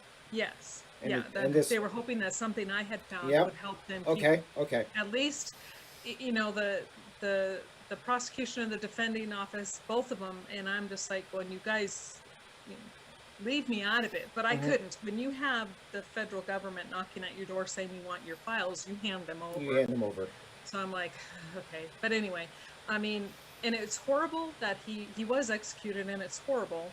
His last words were, all this for killing that bitch. And I'm sorry about the language, but That's what he okay. said. Nope. That's okay. Fine. And I mean, this is the kind of person he was. So anyway, after that was done, I had to go through the whole process, drove back down and said, okay, Mike, he's been executed now. Let's get down to the real story. And all of a sudden he conveniently forgot everything. Okay. And I told him, I said, well, I said, I told you what I would do. And I said, if this is the way it's going to be, I'm done. And I walked. I never looked back from anything. But I was researching my own book to cover their side of the story. I see. And I had nothing to do with Evil Intentions, except for the fact that I read the book. And then when I was reading the court documents, it was so far off base. There really was no truth to anything other than maybe what he said about the women's families, because I don't know. Because I didn't want to contact them because I was researching the people who hurt their daughters, you know, and I felt that was just not okay. So he may have been telling the truth about that, I don't know, but as far as the court documents go, it was wrong, just wrong everywhere. And that's kind of what started me down this path. And then I joined from there, I joined back in the day, I joined an FBI group, FBI investigators and stuff, but because I had a background, they let me join their group. Okay. Well, then it got cliquish and I got booted out because I didn't have a degree. You know how that goes. So Oh, I'm for like, sure, I can imagine. yeah. So then I'm like, whatever. And then I actually went and got a job. But anyway, then there was a time period. And then when I was out of work, and my longtime, I mean, at our age, do you call them boyfriends? I don't know. The person we had been committed to each other. Right. He had passed away. And Okay. so I had a lot of time on my hands and I just didn't know what to do with myself. So I'm like, oh, okay, what do I do? And then I happened upon Richie from Boston on YouTube. I know him. I don't know him. I know his channel. Yeah. Yeah. And I'll admit, a lot of times I thought the guy was loonier than snot at first until I started to dig a little bit deeper, and I'm like, wait, he's not so crazy after all. Well, then he just happened to mention the David Crowley case. And I was like thinking, going, so many times, especially when you have groups of people, they'll read something and not understand it, and then they kind of form an opinion based on the fact that they didn't understand what they were reading. Okay. So me and my arrogance, I was like, okay, I'll read this and I'll let these guys know why he actually was guilty. They just don't understand the autopsy, right? Right, My right. thought process. I remember you saying that. That's what you were trying to prove. Was basically prove that it was a murder-suicide. Yeah, explain to them why they didn't get it, right? Right. So and then I had watched the documentary on Netflix. That was awful. And right away. Yeah. I mean, as soon as I watched that, I mean, like the hair on the back of your neck stood up, and I'm It like, does. something's not right. Well, they lead you down they're leading you down a path where they want to lead you. They're not giving you both sides, and they're not giving you different sides. They're trying to lead you down a very firm decision that he did it, and there was no way around it. And then the evidence isn't there. I know. I've seen your evidence. Yeah, and I mean, you're right, and that's exactly what this so-called documentary did. And because of my work experience and then people I've been able to work with in my working career, I've learned a lot about body language and things that you pick up on that most people would never notice. So I'm noticing things like this. I'm noticing that they're leading questions, that they're pushing a narrative, that even David's own father didn't seem to believe what he was saying. Exactly. And so I'm like, okay, then I'm like, maybe I'm the one who's wrong here. So as soon as the autopsy reports became available, and I got them and I started reading them, and right away I'm like, this isn't right. When there's no lividity, which is when a person dies and there's blood in your body, it settles at the lowest point. So Right. if you're sitting, it'll settle on your butt. Laying down, it settles on your back. Anyway, when the medical examiner is saying that there is no lividity, and I'm like, and then I'm looking at the crime scene and there's no blood, really. I mean, there's There a isn't. little bit of blood, but there's no blood. No, not for 3 people. When Yes. I look at the crime scene, I'm like, that's the first thing I said. There's blood, but there's not a lot of blood. I expect way more. I don't know. I've never seen a body bleed out, but I assume that there's more than what I saw, for the amount of damage that was going on. Well, and here's the thing. A lot of people think that gunshot wounds are like you see on TV or in the movies. You shoot, everything gets flying everywhere. That's not necessarily the case. Okay. However, if you have a total of 4 gunshot wounds to 3 separate heads, there's going to be stuff everywhere. Exactly. There should be brain matter everywhere, blood and then brain matter. And you should be seeing high velocity blood spatter, which is virtually absent. That's what you said, There yes. might be a little bit here or there, but not what you would expect to see with 4 gunshot wounds to heads. And and so from there it just spiraled, and I just realized, wait a second, I need to change my attitude and put myself in check, and that these people are actually onto something. And then from there it was getting documents and then just researching. Right.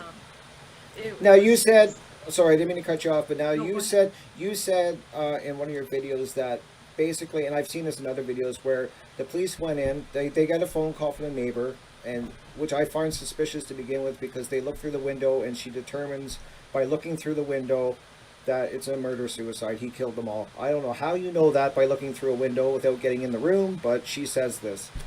The police come, stop me if I get this wrong, I kind of got a lot of things on my head. I've been studying your videos now for 2 weeks, so I got a lot of going on. The police go in, all the medical people, and they determine that it's a murder-suicide within 2 hours. Is that correct? Hi, I don't need your help. And according to a new, and this is why I keep quoting it, because it was one major newspaper, and I do have the article saved somewhere on my laptop, but it does state in there where they're interviewing the police chief, and they quote him as saying, within 2 hours, we knew it was a murder-suicide. And that's very unlikely, right? That's Very unlikely. okay. That's what I figured. They left the crime scene with 3 bodies and only 3 bullet fragments. But what they didn't know, and so, already they put together the narrative, and you know that right away by saying it's murder-suicide, but the 3 fragments they left with that day all belonged to Kamel. Kamel, his wife, yes. Yeah, and they were missing Ranya's, and they were missing David. So how could it be a murder-suicide when, and right there you start to see the pattern of assumptions, and then where pieces then start to be brought in to fit what it is that they're trying to say happened. Right. So they're not trying to basically they're trying to look at the crime scene and fit the pieces that are there into what they want to believe, not following the evidence. Yes, that's how it appears to me. That's To me exactly too. how it To me too. I totally agree with you, and I find that very. Now, what I know you have many different points where a lot of things that do concern you. Now, I know that what they were saying, I checked out a lot of the photos that you have and the way they lay out of the body and stuff, and you're very great at explaining that there's no way. Do you think they were either dragged into position, from what I remember, or placed there somehow? Like they did not die the way they did not die and land the way they say they did. Am I correct on that? Their bodies are not what is called in situ. In situ is how something lies after the crime or event happens. Okay. And their bodies are clearly not in situ. And what makes you believe that? What makes you believe that? What's your greatest evidence that there's no way that they fell this way? Well, because for Kamel, for me, the main thing is her left hand is missing, but it is underneath her body. Okay. So it's like it's up underneath here, but her hand is missing. And now that we've seen the sweater around the wrist area is not frayed, unlike with her right arm. You see some fraying. A little bit, yep. Yeah, but at the angle of where her head was, which was pretty close to the couch itself, and then she had there was a blanket or a sweater. There was, I think, a blanket actually over her head area. Okay. So the dog couldn't even see it, but yet it's frayed. And then her arm's up underneath her. And then for little Rania, we see that in the police drawings that she was found lying on her left side between her mom's legs with her head pretty much really close to Kamel's backside. Right. But in the photo that they released by accident, that was included in their report to show that he was guilty. Mm-hmm. She is actually lying on top of her mom's left leg. Which makes no and sense. laying right next to her dad. Yeah, so it's obvious the body's been moved because in the sketch they have her one way, and in the photo she's lying completely different. Exactly. And with David, when you look at the decomp marking on the rug underneath the bodies, the body you see, whether it's him or Kamel, we don't know. We just know a body was positioned, say, this way, Mm-hmm. but when he was found, it's this way. Exactly. So, and then he's like this with his shirt pulled up underneath him, like if you're dragging and the shirt gets rolled up as you're dragging across the floor. So, I mean, there are lots of clues that these bodies were not lying in the position that they were in. And the police want us to believe and have stated that they think maybe paleo drugged them. I don't think so. He's not a big enough dog. I've seen the dog in that Gray State on Netflix, and he's not that big of a dog. Yeah, and they blame the dog for a lot. I mean, this dog apparently ate bodies and ate parts of the body, ate the face off of them, dragged the bodies, and as you've pointed out, there's not enough dog feces around the whole house for him to have done this. And I think that there's also a point where you said there was actually dog food and water present. Yes. So none of this makes sense. There were 2 bags of dog food, one which had been opened, but they were right next to each other on the floor. Between the kitchen and the back door. So the dog had easy access to it. Exactly. Could have easily ripped it open. And then someone had left one toilet lid open. So there was only water from one toilet, which tells me, because dogs drink a lot, and if they're going to be eating human flesh, they're going to get thirstier. So the dog would be consuming a lot of fluid, but where's that water coming from? Exactly. So, Now what do you think? Do you think the dog was there the whole time, locked in the basement? What do you think? Just a guess. My best guess is that Paleo was probably kept in another room or kept somewhere else. Mm-hmm. There is a little bit of feces downstairs and a little bit upstairs. I think at one point I counted them. I think I counted 29 separate little, there was 3. I counted them, and there was like 29 within the photos that they gave us. And I'm like, that just isn't enough for 3 weeks. 3 weeks is it's a long time. And did they ever test the feces if there was bone fragments in it? They never did.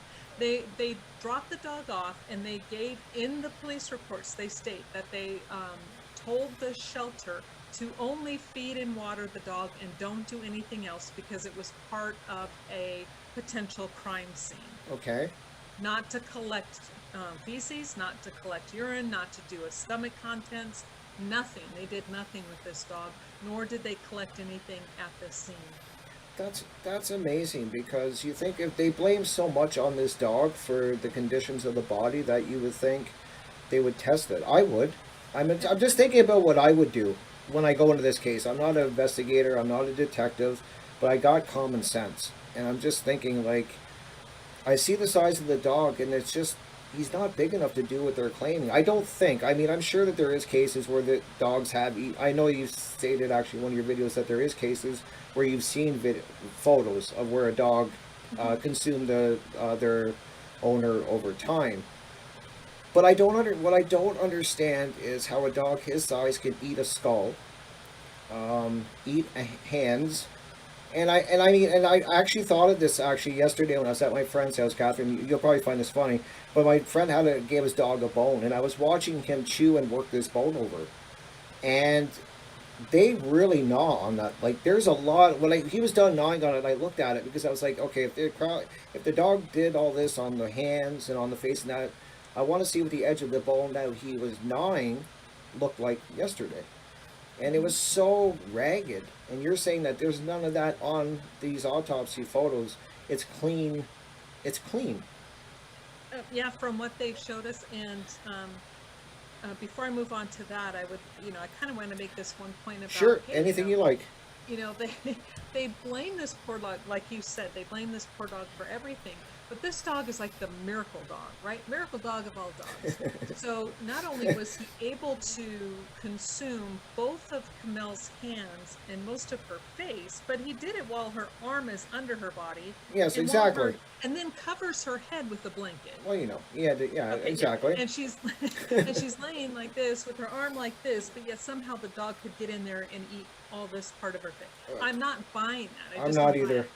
And so yeah, and that was the thing when I talked to the medical examiner, Dr. Kelly, and because he's the one who showed me a photo of a woman. Okay, I shouldn't say it's a woman. Let's just say it was a person. It was a photo, and you couldn't tell. I couldn't tell. Okay. It was just a body from the waist up, and the only thing there was the spine and then the head. But I knew it was an older person, but that was my comment to him, because he's like, "Well, this is what can happen, but with a dog." And I said, "Okay, we have a couple of differences here," and I wasn't trying to be a smart ass, but it's the truth. It's the Here you truth. have an older person who has softer bones, but I said, but the head is still there, and that's really, I'm like going, okay, the head is still intact, and I have 2 adult heads that are virtually missing over half, and a little child who wasn't touched by the dog they're saying did this. I go, it's not adding up. It just doesn't add up. No, and you would think that the dog, I would think, would go after the child because they're softer, more Yeah. tender, and I don't. Easier. Easier, and they wouldn't. I don't think the dog would automatically go to the skull, where it's tougher. They would work on all the other areas, and you would see from when I saw the dog bone, they really work on the bone, and you could see all the jagged edges and splinters of bone everywhere just from me watching this dog for an hour yesterday. And I don't understand how the police can blame all of this on the dog. I find it. I don't know if this is shoddy police work or if it's a cover up, like people say. I don't. I have my theories. I don't like this. I wouldn't want to say what they were, but I just. Well, and I think a lot of us are coming to theories that, let's admit, probably for the most part, could be far-fetched. Yep. But are they really? Maybe they're not. And like the part about where the piece of David's skull, and this is what I focus on a lot. This was amazing when you found Yeah. this. You gotta tell the audience about this. Yeah, because here they have this skull cap on the floor, and on this skull cap, I remember my corner friend had come over to visit me one day at my house, and they're like, "Oh my God, would you just get away from that case? And come talk to me, right?" And I'm like, I said, "I can't." I said, "I'm staring at this photo, and it's bugging me." I said, "There's something here, and I'm missing it. It's right in front of my face, but something's not right." I said, "Okay, this is your job. Get over here and tell me what it is that I'm seeing, but my brain is refusing to accept." Right. And they walked up and they're like going, "Well, that person was murdered." And they didn't know, right? I had nothing Right. to know. They just knew I was looking at a case. And I said, "Okay, tell me why." And they're like, "Well, that's blunt force trauma." And they started pointing out all the places I was looking, but I didn't understand at the time what I was seeing. Right. And they're like, "Okay, move. You got to move now." So they kick me out of my chair, and then they sit down. They start looking, and they start counting. They stopped at 10. No, they stopped at 10, and they said there are over 10 individual blows to this piece of skull. They're Wow. like, this person was murdered, and they said some of these impacts were so hard that it could have actually killed the person before they were shot in the head. Wow. And This is huge. This is huge. It really, and it's right there. I mean, everybody can see it. And Yeah.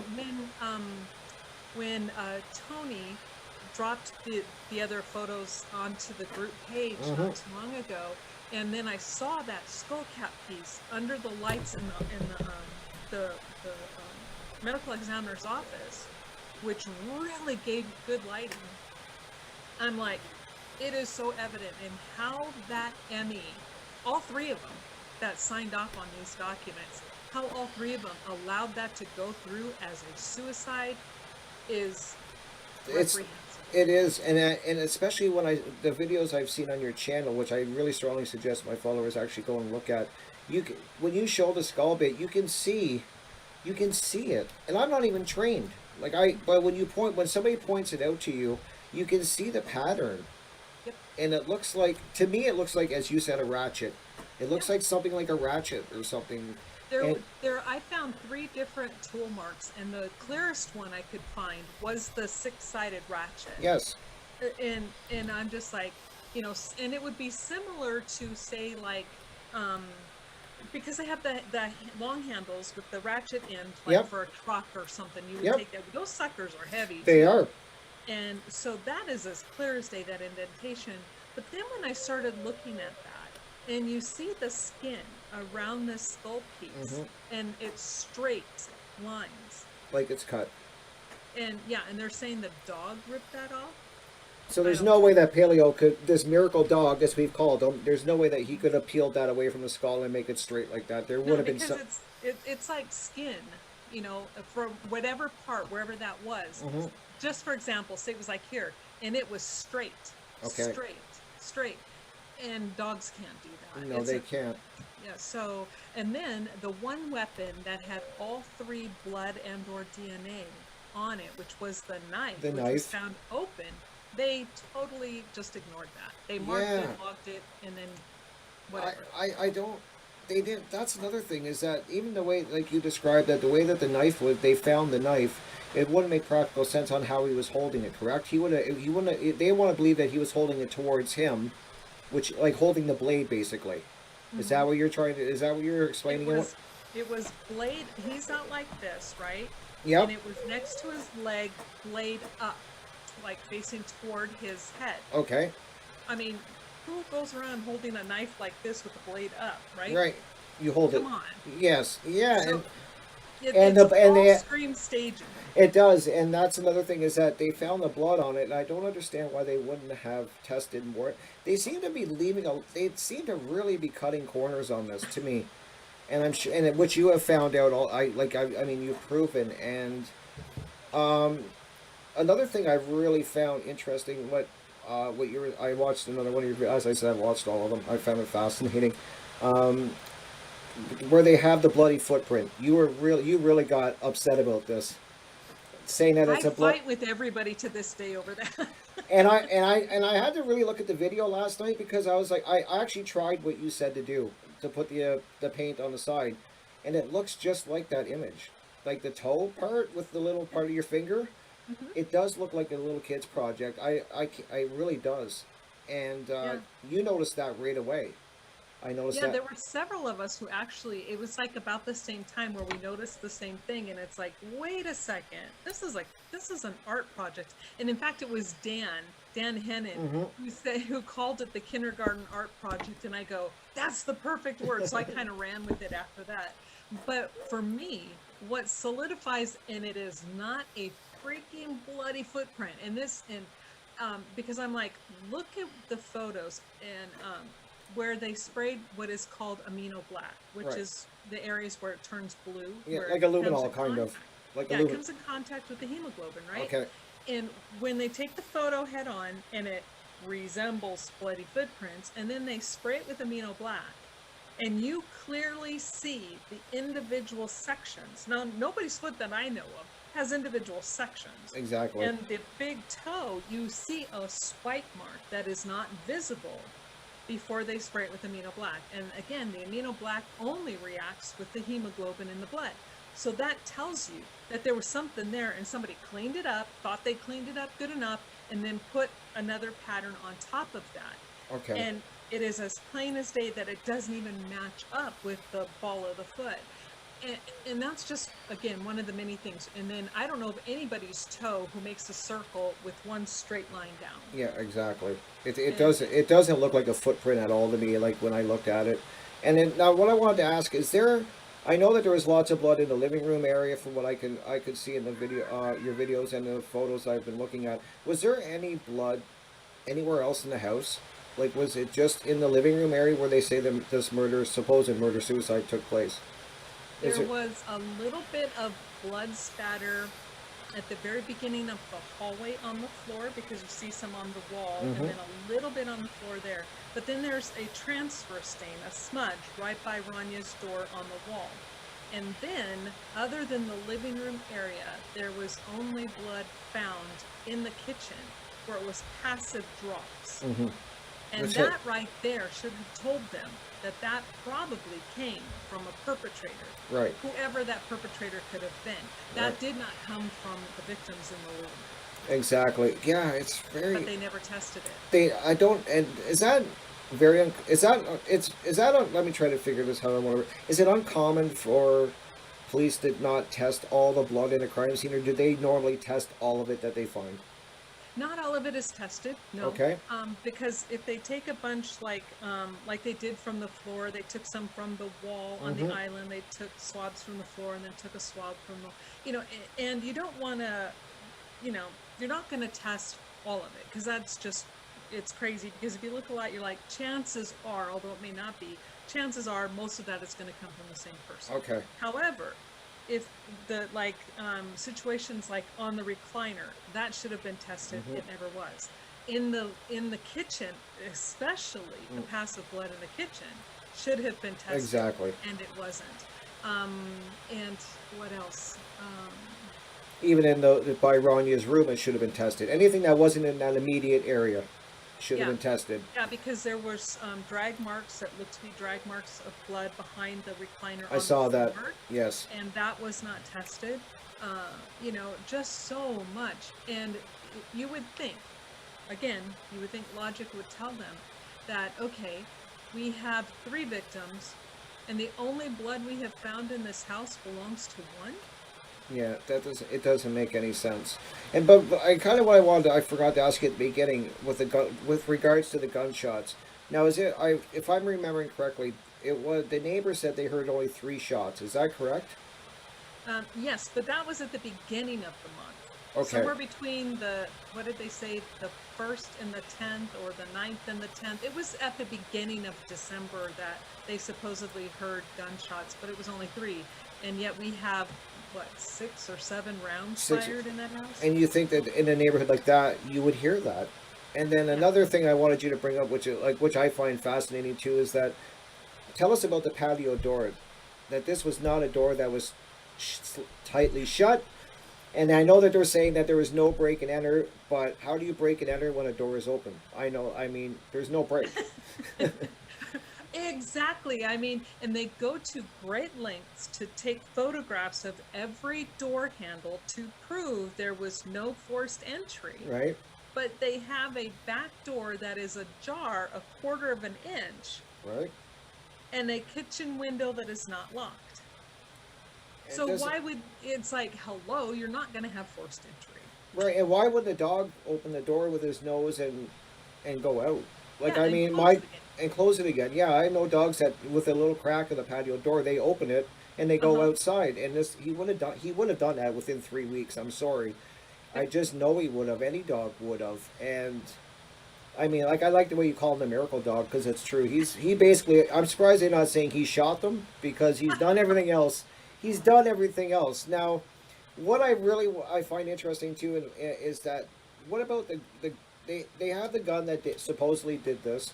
Is there any prints on this gun that are David's that they can say yes, this is his? He held this gun, and he was the last one holding it. He did the shooting, or is there not?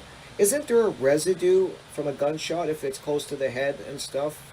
There's like gunpowder burns, stuff like. I'm kind of jumping all over, but do you know what I mean? I gotcha. If it's a close contact wound, Mhm. you would expect to see the stippling Right. and gunshot Stippling, powder. that's it, right. But they didn't test for any of that. Okay. They couldn't see stippling. They did see a round impression on poor little Ron. I believe it was little Ranya's head. They could see a circular impression. Right. But as far as the entrance and our exit wounds for David and Kamel, there was nothing there. And what about the gun? Is his prints on there? As far as the gun goes, they found a partial palm print, but they had nothing to compare that to David with. They had a partial print on the magazine itself because there's a bloody fingerprint on the magazine. But they determined that there were multiple stacks, so it looked like there were a couple of touches, and they couldn't determine which thumbprint or which fingerprint was on there, and if it was David's, and when it was done, because there were stacked prints. Okay, I see. And then, and also no prints of David's on the gun safe where he kept it. No, that was actually Kamel's. They found Kamel's DNA on the gun safe, not David's. That doesn't. Okay, so apparently Yeah. he had a breakdown. She went and got him the gun, so he could do this. Is what they want us to believe, kind of. Like this, I just. have no idea. I mean, And, yeah. okay. So, and now what I've also this has kind of always made me wonder too is, in your investigation, now you don't have to say, you don't have to actually say definitively, but I think you're leaning on the side that it wasn't a murder-suicide. From what I've done in my research, I can't see anything in any of his diaries that I've seen people post that he was anywhere close to doing something like this. There's not, and from what I can remember, the police said they went through he had terabytes of information on multiple hard drives. From what I can tell of David, just by watching the videos and that, this man kept track of stuff in great detail. And he kept his thoughts on journals and stuff like that. There was nothing they found, right, that even hinted towards him doing this. Yeah, and that was done by Detective Klokanos. I think I'm saying his name correctly. Yep. And that's his job. He works actually for the Dakota County Sheriff's Department, but he did his research for the Apple Valley Police Department. And he went through all of it. And his report is that we could find nothing that justifies motive. We can't give you a motive. And as you know, when you read through all of it, there is no motive. There's none. There's No. just nothing. He was actually, seemed to me that he was on a high note and trying to move on with his life. And now that, with that said, I can always play devil's advocate. I mean, he very well could have snapped, and this could happen the way they say it did. I don't personally believe that. That's my opinion. Just because there's so much pointing in a different direction. Now, what is your, I'm trying to word this the right way. Who do you are your biggest suspects? Who had to gain from David Crowley getting murdered? Or doing this? Everyone that was close to him had something to gain. Okay. And again, this is not me saying you did it, you did it, Exactly. did it, but I'm saying, and this is not easy to say, Okay. but his brother, Mm-hmm. Kamel's sister. We have Danny August Mason. So we have Dan Jr., we have Sidra, we have Danny August Mason, we have Sean Wright, we have Mason Hendricks, we have Joseph Seaton, we have the Apple Valley Police Department. Now I'm saying they weren't. I'm not saying they're in on it, but I'm saying they have motive to cover things. Exactly. But I mean, everywhere, motive points in every direction, Right. except for toward David. And for me, I will say, unless, and I don't even see how they could do that, because his skull piece alone tells me he was murdered. Exactly. That's what I was just going to bring up. Yeah. I was going to So say. if he was murdered, how could he have done this? It just makes no sense. To me. Right, and I find it very strange that in this police investigation that they wouldn't have even did they even question all these people? Like, did they ever go to all of these people that we suspect had something to do with it, and just to even rule them out? Like, just to say...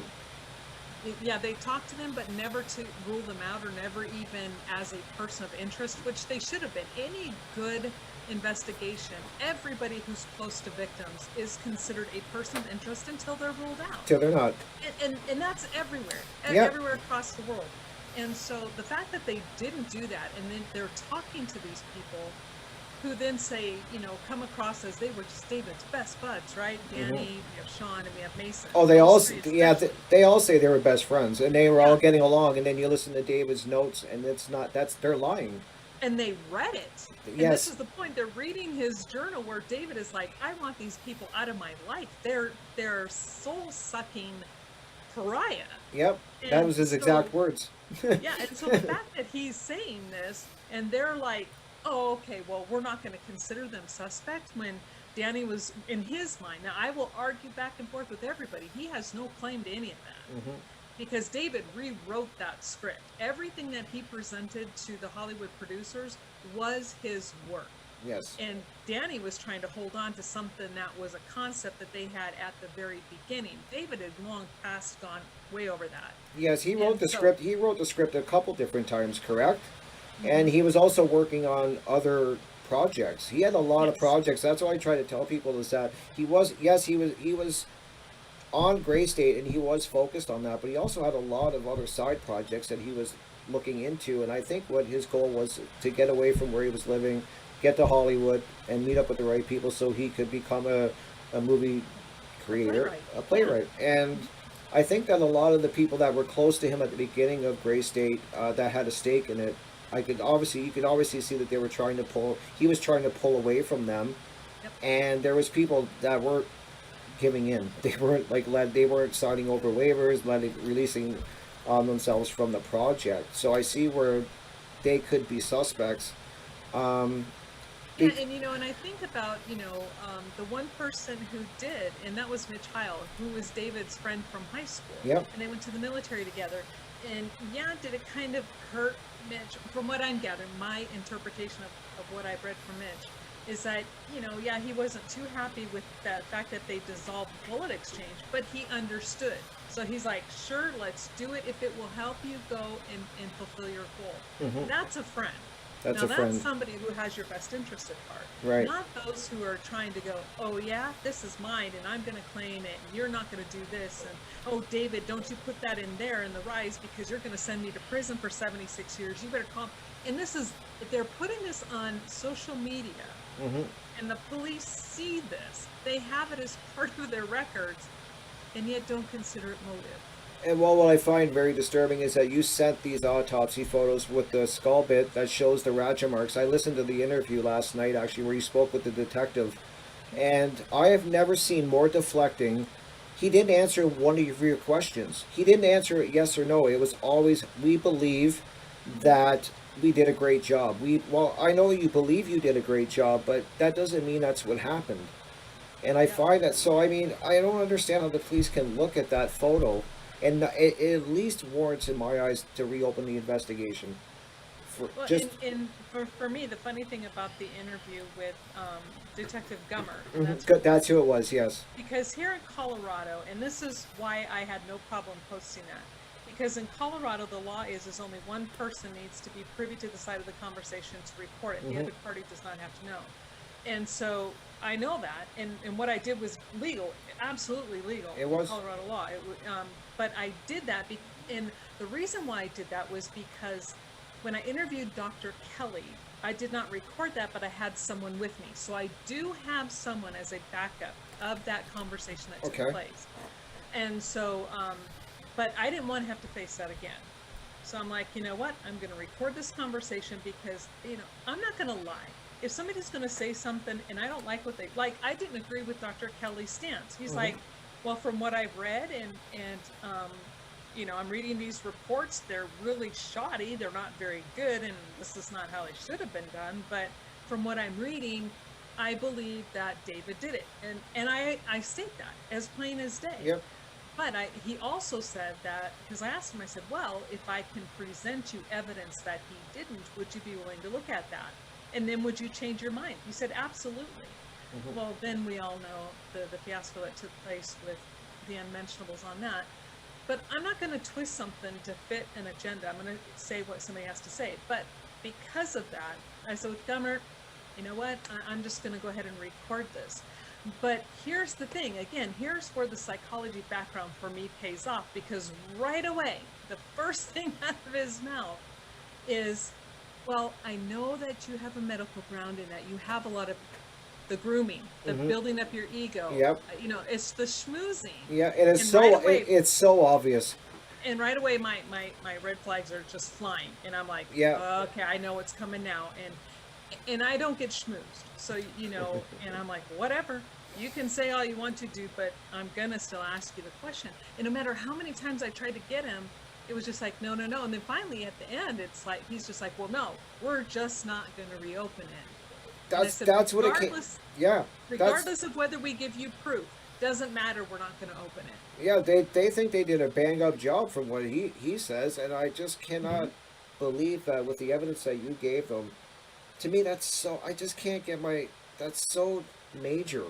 And it isn't, and it wasn't just them. I sent it to the Dakota County Sheriff's Office. I sent it to the City Council. I sent it to the governor. I sent it to the mayor. I sent it to everybody I could think of. And I'm like, here's the evidence. Here's what proves this man was murdered. You've got to look at this and get this case reopened. You know, but nobody responded.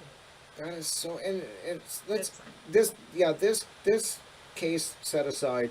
If you were to bring evidence like what you showed with the skull to most murder investigations, this would be major, correct? This would be something that they would really look into. I mean, I want really anyone that's watching this to really look at the videos that Catherine has, where she shows the photos and she enhances them and stuff, and you can clearly see a pattern where it looks like a ratchet. I know I have ratchets, and when I saw the pattern on your photos, it's so clear when you point it out. And I find you see it, you can't unsee it. And another thing that I found disturbing is whoever did this, if it's ever proven, it's really disturbing that they would do this to this family in the way that they did. I mean, with the young daughter and stuff like that. I find it you're dealing with evil people, the way I see it. Let's just play along here for a second. Who do you think died first? How do you think this happened? Do you think all of these murders happened at the same time, or was this something that was dragged out and maybe they were torturing David emotionally, trying to do whatever they had in their mind? Or was this something that was a spur of the moment and they just killed all three at once? What do you think? No, I believe that they were killed at different times, but within relatively close time frame, like maybe a day at the most apart. Okay. But definitely not at the same time. Do you think they were killed there?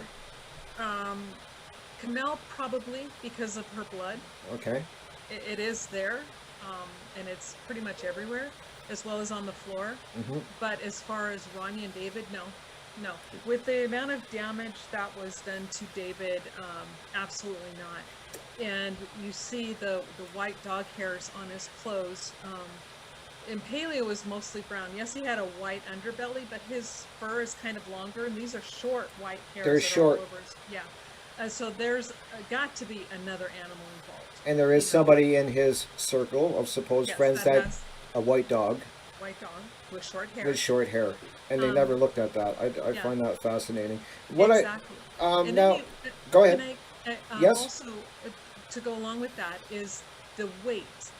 David's weight. If you remember reading his journal, he was really excited when he got himself down to 168. Right? Yes, he was working out hard and he was training, and he lost all that weight, got down to 168. Yet his weight at the autopsy, I believe, if you don't mind, let me look. No, by all means. I mean, even if there was a way you can bring up photos of the skull, I don't know if you can do that on here. I've never actually asked anyone. First time doing this, as I stated at the beginning. Right now, are you seeing my screen? Are you seeing what I'm seeing? I'm pulling up my files. No, I just see you. Just see me. Okay. Let me. If we can't do it, that's cool. I mean, if we can't do it, then we'll figure it out at another time. Yeah. First of all, though, I want to point out something that's extremely important. Oops, that's. I'm looking up the case. The phone, I don't know why I'm looking at the phone records. I'm trying to find his autopsy report because I want to read it word for word. Okay. That's amazing. We have Rania, we have Kamel, and now where is David's?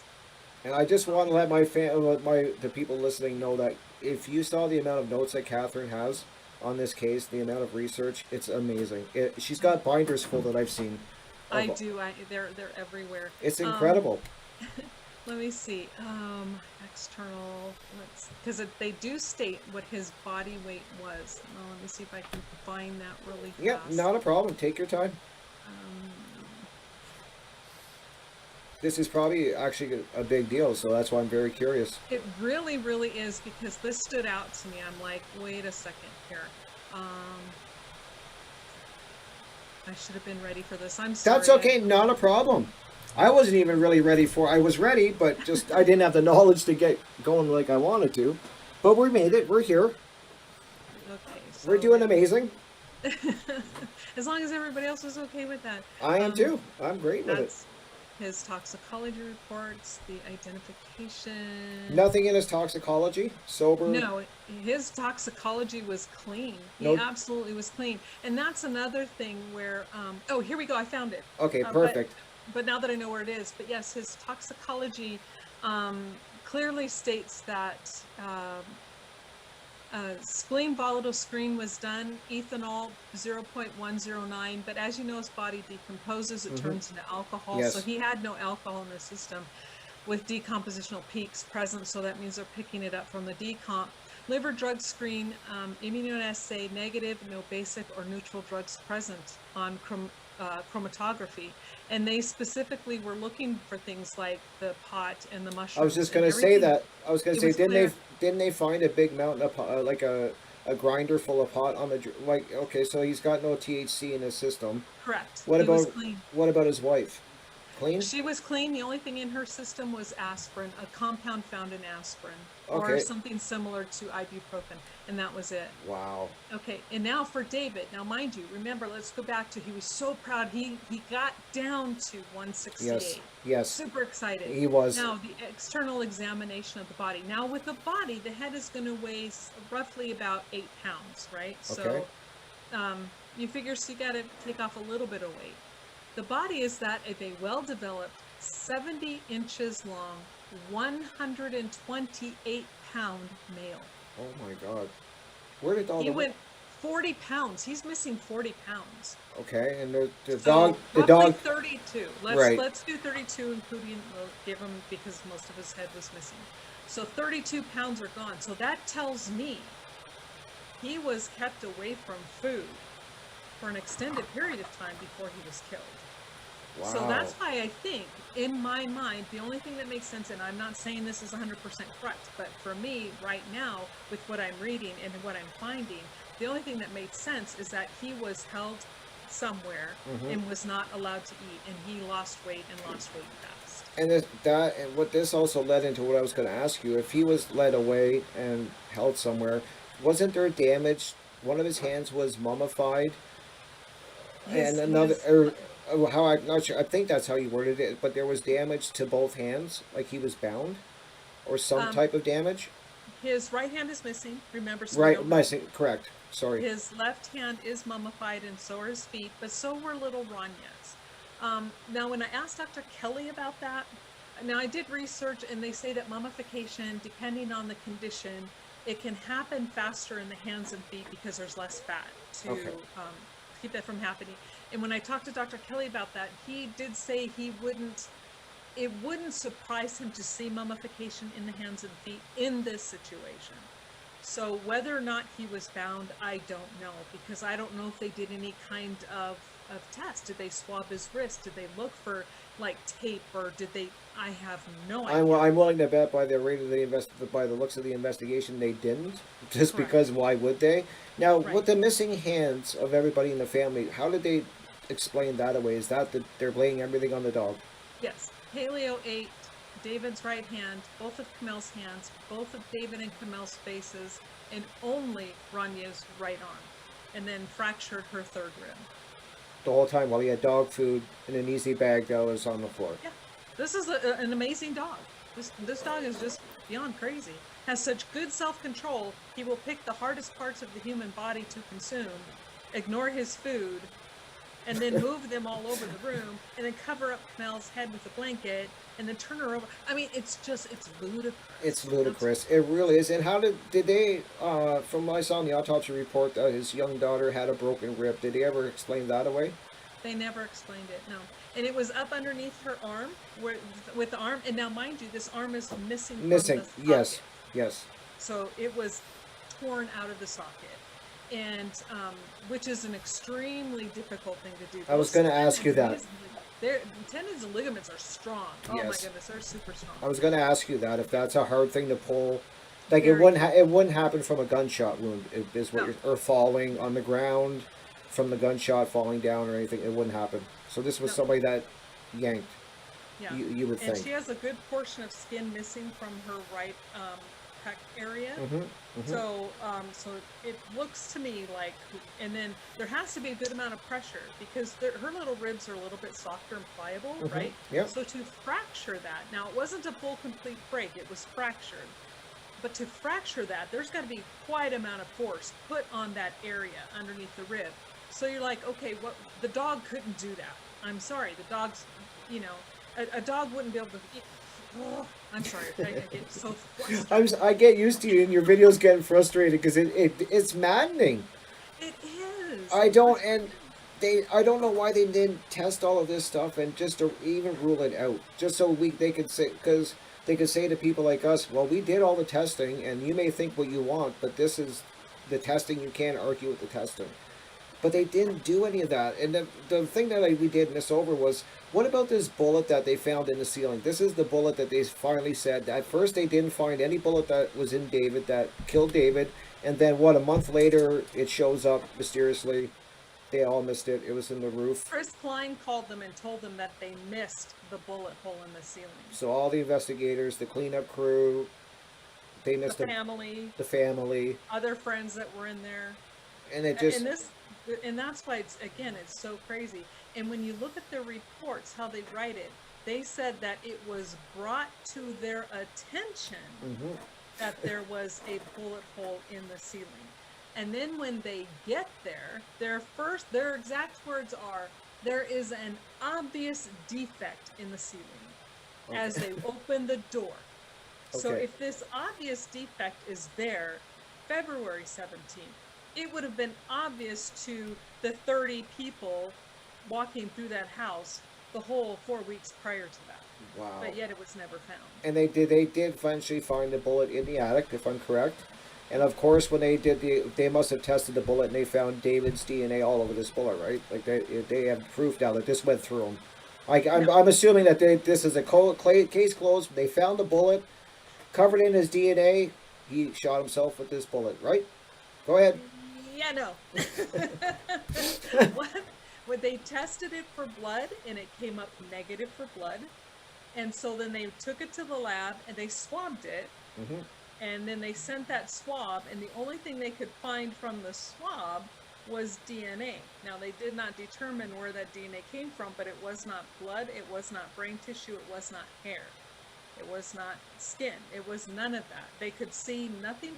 When you look at the fragments from Kamel that were located, yes, and you can clearly see, it. Know how sad of an event that was. Yes. You look at this smushed fragment that was found in the attic. Yep. And not only is it devoid of anything that represents that it went through any kind of a body, but it has no blood. And that's that's highly unlikely, right? If a bullet goes through your head, there's no way there's not going to be something on it. Correct. If it goes through your head. Because especially with hollow points, they expand and mushroom on impact. Right. And the head is pretty hard, so the minute it goes through there, it's going to start to mushroom, and as it's tumbling, it's going to be closing up and gathering materials into it before it exits. Right. So yes, it will have stuff within those mushroom sections, and there was nothing in that fragment. And the other thing we have to keep in mind is David's, remember, he's like this. The left side of his face is now facing the window. Now I'm going by their scenario, and I'm letting them know how their narrative isn't working here. So his exit wound is on the left side, which is facing the window. Right. But the bullet in the ceiling is this way. Okay. So we have something going this way, but this trajectory is this way. That doesn't. And they never explain that. And isn't it that he is, and plus where the gun was, it was his wrong hand, correct? It was on the left side of his body. Body, he's right-handed. So yes. This is maddening. And this is the thing. And when I read the reports, and this is what I tried to explain to people. Now, when I first started to do my EMT courses, I had fantastic instructors, and they were paramedics, had been for a long time, and they drilled into our heads, your right is the patient's left. Your right is the patient's left. Because when you look at these reports, even the police officers get it wrong. Found on David's right side.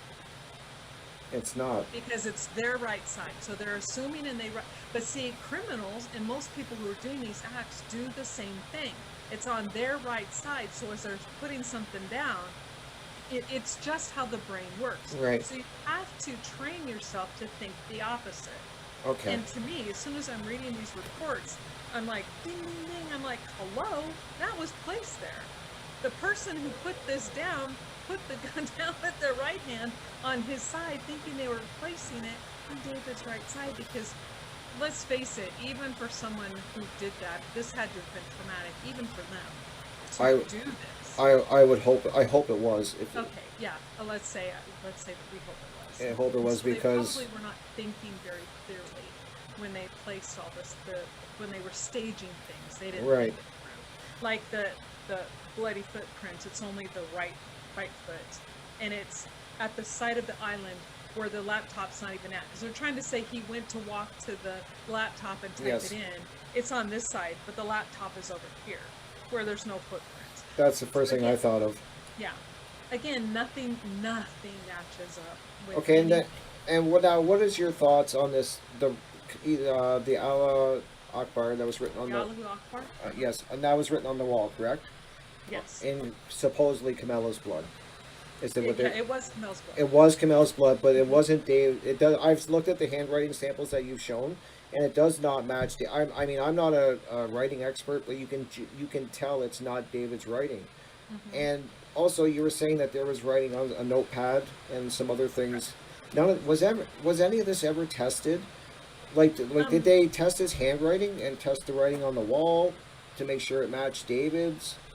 Anything like that? I did see recently in documents that Greg got in a longer, the 485 or 488 pages. Right. Yeah, he does amazing does work too. Yeah, it does show where they were doing some handwriting comparisons, and when you look at their notes, they have little notations, but that was never in any of the final reports. But there was never really in a conclusion drawn, right?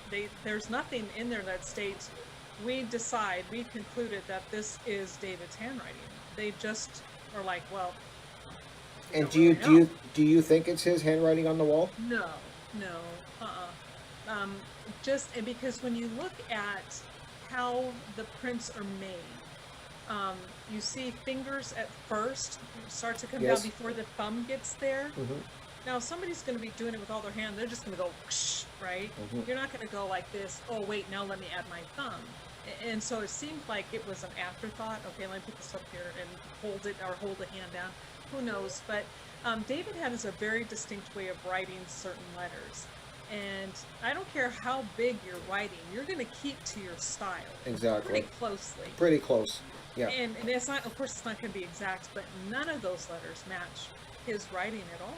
No, and what I just find it. I don't know if the people that I hope the people that did this don't think they did a great job at staging this, because to me it's awful what they've done, and that's what really amazes me, that the police are so confident on this verdict that he did a murder suicide, which nothing leads to that, from what I can tell.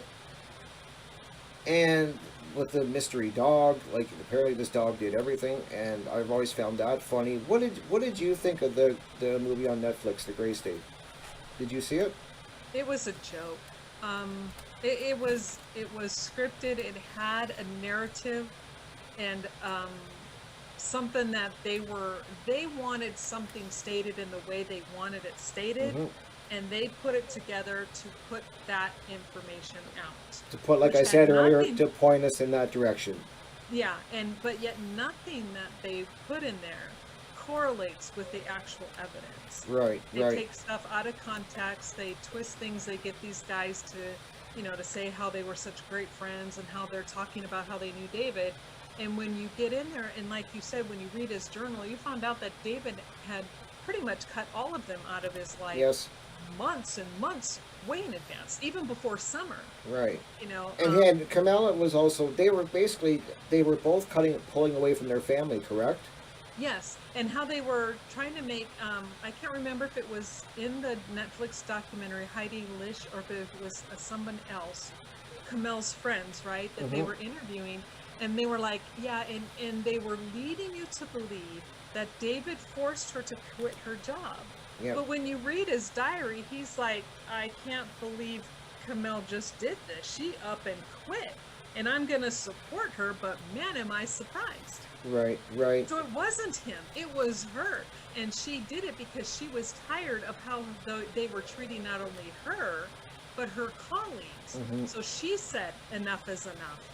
And that's why you would think her friend would say, what, you don't think I can come up with this on my own? This is what Camille's saying. Don't you think I can think of this stuff on my own? Camille was insulted. And so I agree. Yeah.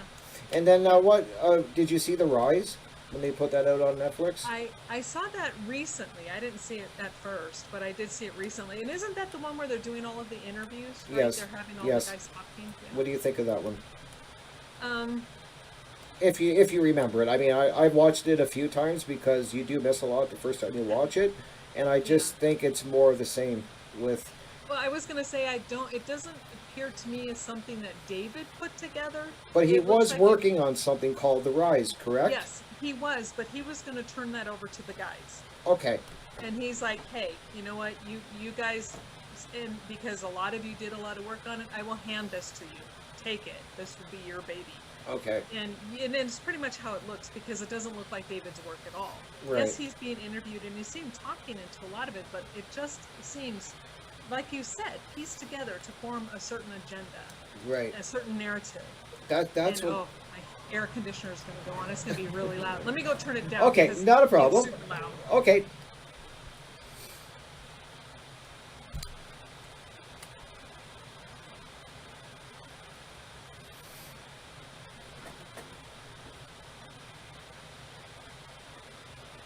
I didn't think it was that hot in here. She's back.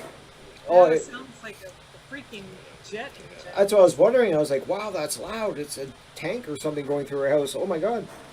But that's good now. I can hear you now. Perfect. So no, back to what we were saying. Sorry, I'm trying to remember. I had so many questions. So hopefully if I missed anything, we can do a second interview down the road, because I know I'm gonna, as soon as I've done this interview, I'm gonna be like, I forgot to ask her this, I forgot to ask her that. So I'm hoping you'll agree. Anytime. That would Yeah. be amazing, because I know that you're keeping up on this.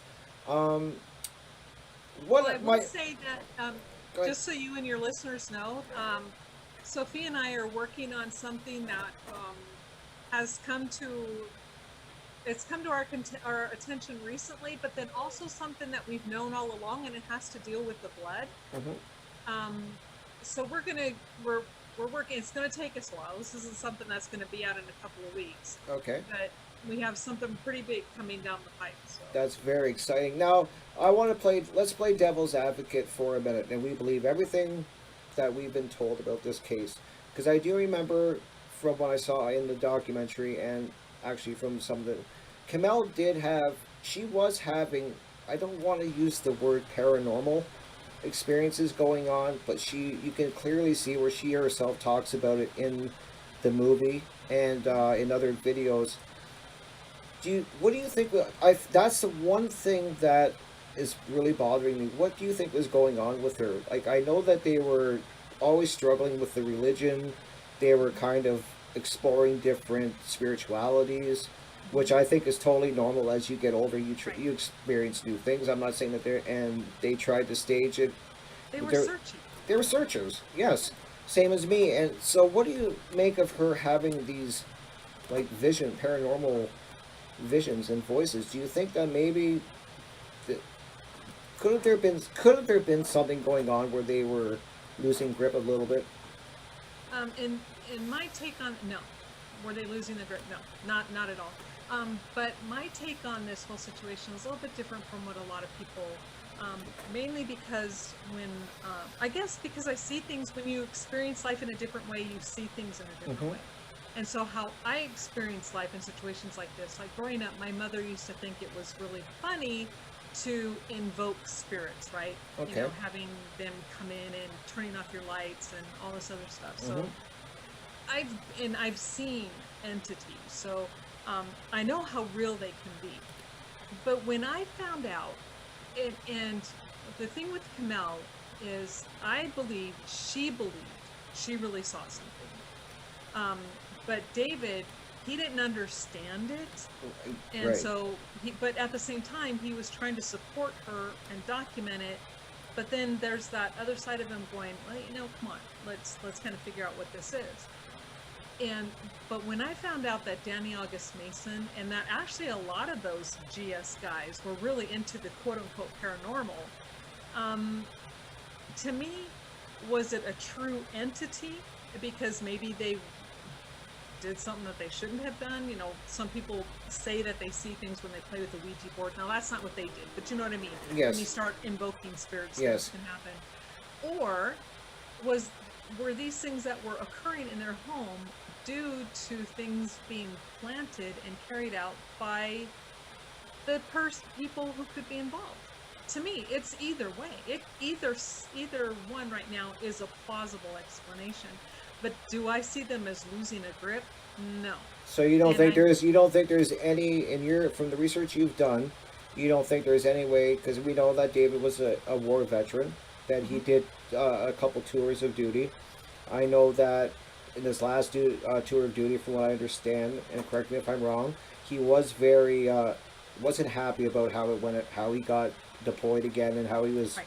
and stuff like that. You don't think, because we know that soldiers see a lot of awful things. You don't think And he that, did. and he did. He said that, and we saw also him speak in I'm trying to peel the good parts out of the documentary, that where he's the one talking, so it can't be taken out of context. And he clearly states himself, and his friends say that sometimes David would go into a dark place, and that if he ever went to that dark place again, that they were to call him out on it and intervene, because they would lose contact with him for a few days at a time. Do you think it's possible that he went into a dark place and this happened?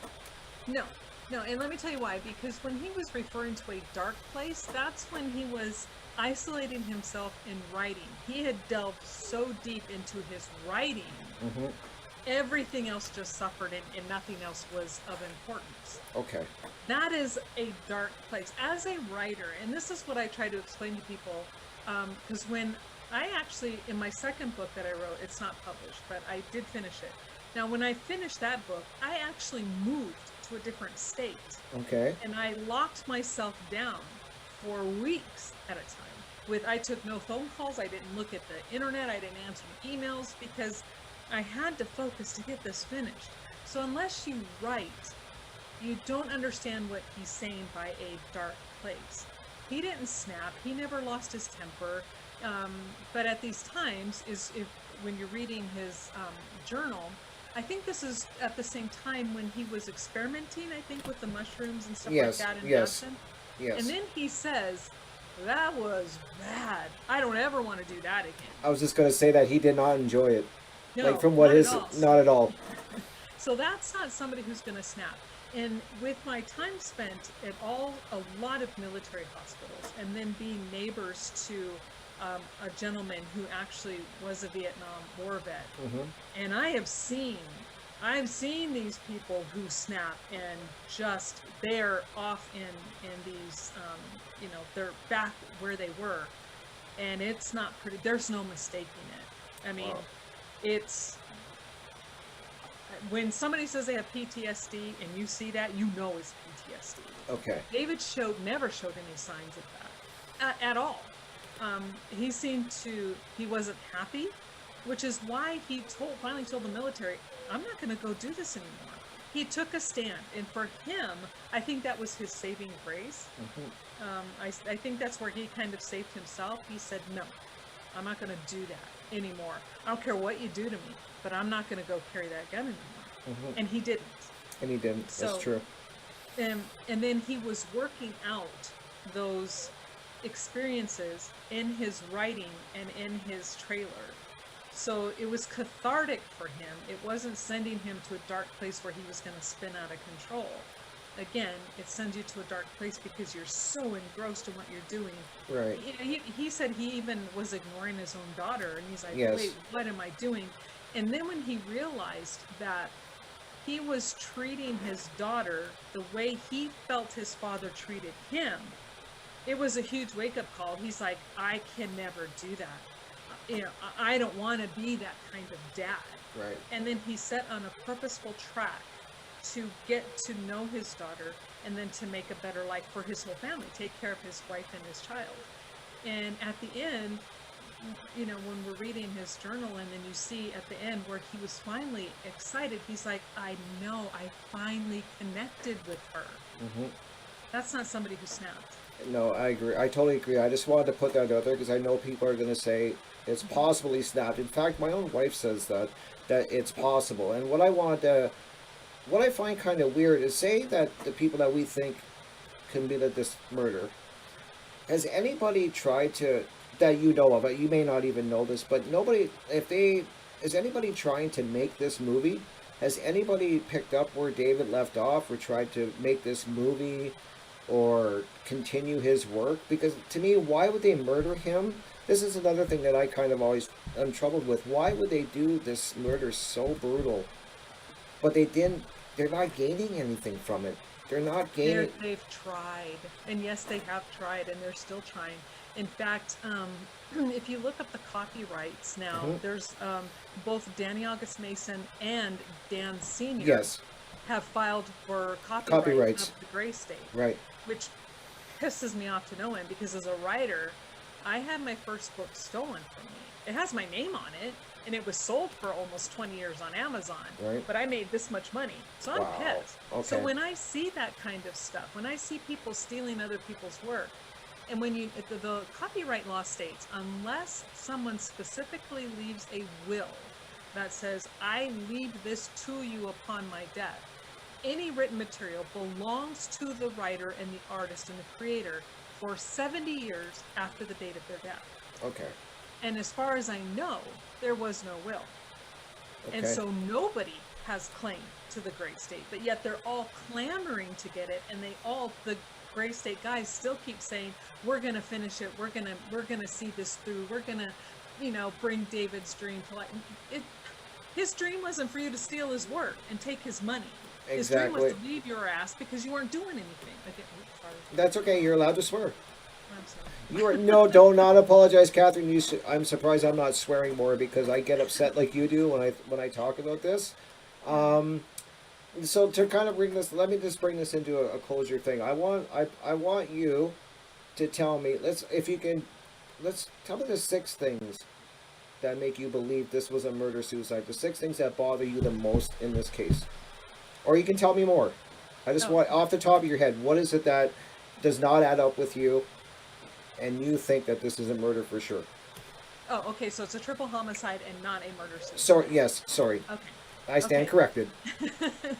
It is the damage to the skull, number 1. It is the lack of blood at the crime scene. It is the lack of lividity in all 3 of their bodies. It is the body placement.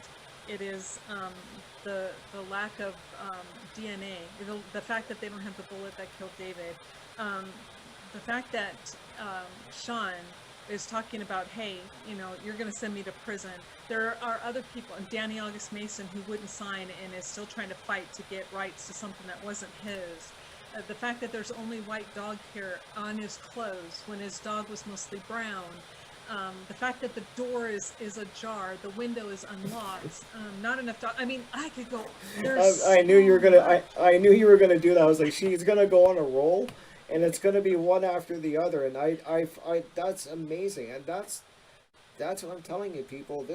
You have to look at this case, and you have to look at Catherine's work. It's not as cut and dry as the police wanted to make, and even like I've heard you say, this evidence should have been looked at and processed, if anything, to prove people wrong and to eliminate people.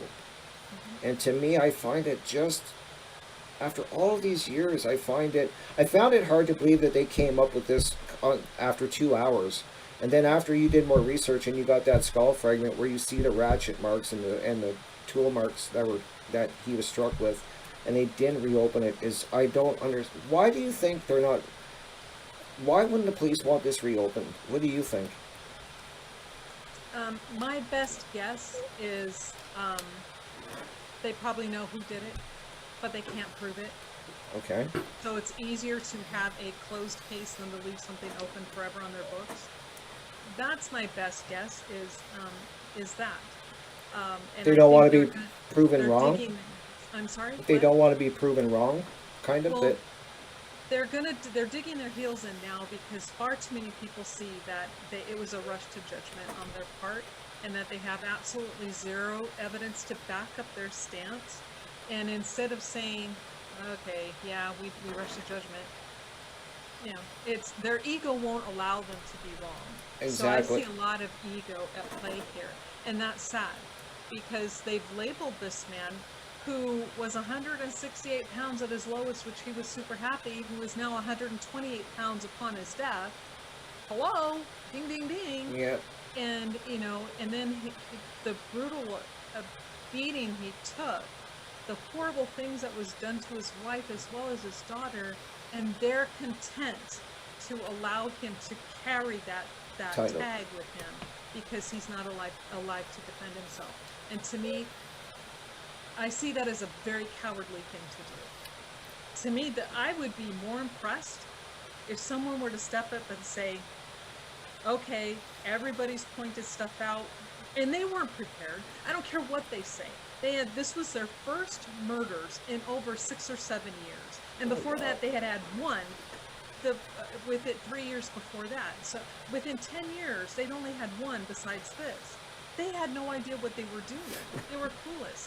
And instead of saying, we made a mistake, at the time we did the best we could, and right now we don't have enough evidence, the scene is now gone, this will forever be an unsolved case.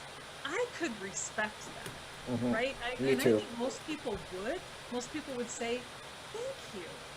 But the fact that they're digging in their heels and saying, we're right, we don't care how much evidence, we don't care if you show us solid proof he's innocent, he's guilty. and he's Well, and he's there and, you he, go. and he's carrying that label as a man that killed his Domestic family violence. to the highest degree. Now, if you don't want to answer this is perfectly fine. But from what I can tell, have you, because of all this research and the people you've named, have you actually been threatened at any point by people telling you to Oh, stop yeah. research? Well, Really? yes, and in fact, I did move recently because someone decided to drive by my house where I lived at before and shot a pellet gun into my window. Thank God I had a double pane storm window in my front. It was a big, huge window. And I heard something. I had just walked out of my living room into my kitchen, and I heard something hit, and my dog's kind of alerted. And at first I'm like going, well, that was really weird. Maybe I should just go check and see what it was. Because they're like staring at the front window. I'm like, oh, come on, you guys. And as I walk around the corner, I see this big old hole in one of the panes of glass in my front window. And I go out, and all I see is a black truck and an arm, an orange sleeve. But as you know, your mind can remember different colors. So it might not have been orange. But Right. I remember seeing orange. Arm with a hand like this, coming in, and then go back in the truck, and the truck took off. That's So, I and never then- knew that. I've never seen you do a video about that. Well, I because I don't want to give these guys, they do stuff like this to a lot of us that, we're either followed or people come into your house. Like I would find, in the house that I had before, again, my same house, which I finally said, you know what, I'm just done. I'm going to move to a gated community, which is where I'm at now. So I would leave, like, say, a bottle. 'Cause I used to drink soda back then. I drink water now. But say I had a can of soda on the table, just as an example. And I would leave it there. I'd get up, put everything, and then I would go somewhere, be gone for a few hours. I come back home, and now this can of soda is in my kitchen sink. So stupid things like this would happen all the time. Different things within my house would be moved. And I'm like, all right, whatever. And, to me, it's very childish. And it's really, it didn't scare me. It made me angry. I had a roommate at the time, and she got scared. And I just told her, I said, look, knock it off. 'Cause, I mean, she really freaked out. I'm like, you got to quit this. Quit this crap. Just stop. Because it's just meant to harass. Because if they were really going to do something, they would have done it. You know what I mean? They Right. could have come in and done something, but they didn't. And they wouldn't tell you about it ahead of time Exactly. or give them. But have you actually received emails from any of these people that we've Yes, mentioned, I- and they're telling I- you to back off? Yes, Sean Wright, actually. Not He Sean was- Wright, Sean motherfucking Wright. Oh yes, as he calls himself, I'm Sean motherfucking Wright. And I'm like, whatever, dude. Okay. Ooh, I'm scared. I had to add that in, folks, because I just find that funny. But Well, so yeah, because that's how he writes things. And yeah, he's very rude and very condescending and very, you guys need to drop this, and I'm like, who do you, and I would tell him, who do you think you're talking to? I'm not sure who you think you're talking to, but you don't talk to me like that. You know, I will talk to you if you're decent, and I'm not saying we have to agree, but don't come at me calling me an MF-er. Sorry, I don't play that game. Right. You know, with anybody, it's just rude. It's rude. It and is. uncalled for. And I find that that's very telling that they would, like, obviously they don't, there's somebody that doesn't want you doing this research. I truly, and same with then his name is slipping, Junior. Greg? Yes, Oh, Greg. oh, okay. The people that you actually done videos with in that, Greg Fernandez Jr. Am I Yes, butchering that? Fernandez Jr., All right, uh-huh. thank you, Greg. I got it right. So yeah, like the research you guys are doing is incredible. I truly find it fascinating, and that you guys have kept with it for so many years. This wasn't like something you did for a couple weeks and then you're like, oh no, you've been on this for years. That's what I'm trying to let people know in this, is that this is something that you haven't just looked at for a couple weeks or even a month or 6 months. This is years and years in the making, and we take no money for this, and that was one of the things that was for me, my personal criteria. Is the reason why I really stuck with the group was because Dan and Greg feel the same way I did. Not one of them ever monetized their videos, and I'm like, I will never do that. I should never be about us trying to make money. We're trying to get some justice for this family. I agree, and it's very. I'm trying to think. I don't even have words anymore. I really don't. I'm so frustrated. I can't even imagine with the. I've done a lot of research, but nowhere near yours. You've done way more. And the amount, it really struck me when you said that you used to lose sleep over this. As you went through more files, you would be pacing the floors. Like, you really took this on as a. You want David's name cleared. I can tell. I can tell. If when I was reading this stuff, and if what it showed me was that he really did do this, I would have had no qualms to say, okay, you guys, you're just misunderstanding. He did this, and here's why. But everything is making this man guilty when he's a victim. And to cause a victim to be a perpetrator is never okay, especially with a vet. I spent all of my time working with most of my EMT work was done on post, on different posts, in the United States. And at the time, I was married to a guy who was in the military. I defend our military. And so for them to do this, I take it as an affront, a personal affront. Oh, for sure. And it's like, no, it's never okay. Again, if he was guilty, I would be the first one to say, sorry, but he did it. I truly believe that. That's another thing why I loved your research. I honestly do believe, Catherine, that if you came across right now a piece of evidence that was cut and dry, and you looked at it and said, he did it, you would admit it. You would do a video, I know you would, and you would be like, okay, we were wrong. Here's the evidence. He did it, but it's not there. At least not that I've seen. And that's what I tell people. It's like, at this point, even if they showed me a video of him supposedly doing this, I wouldn't believe it because of the skull piece on the floor, that the ME fit to his body. And that skull piece tells me he was murdered, and it was cut off his head. So he could not have done this. Exactly.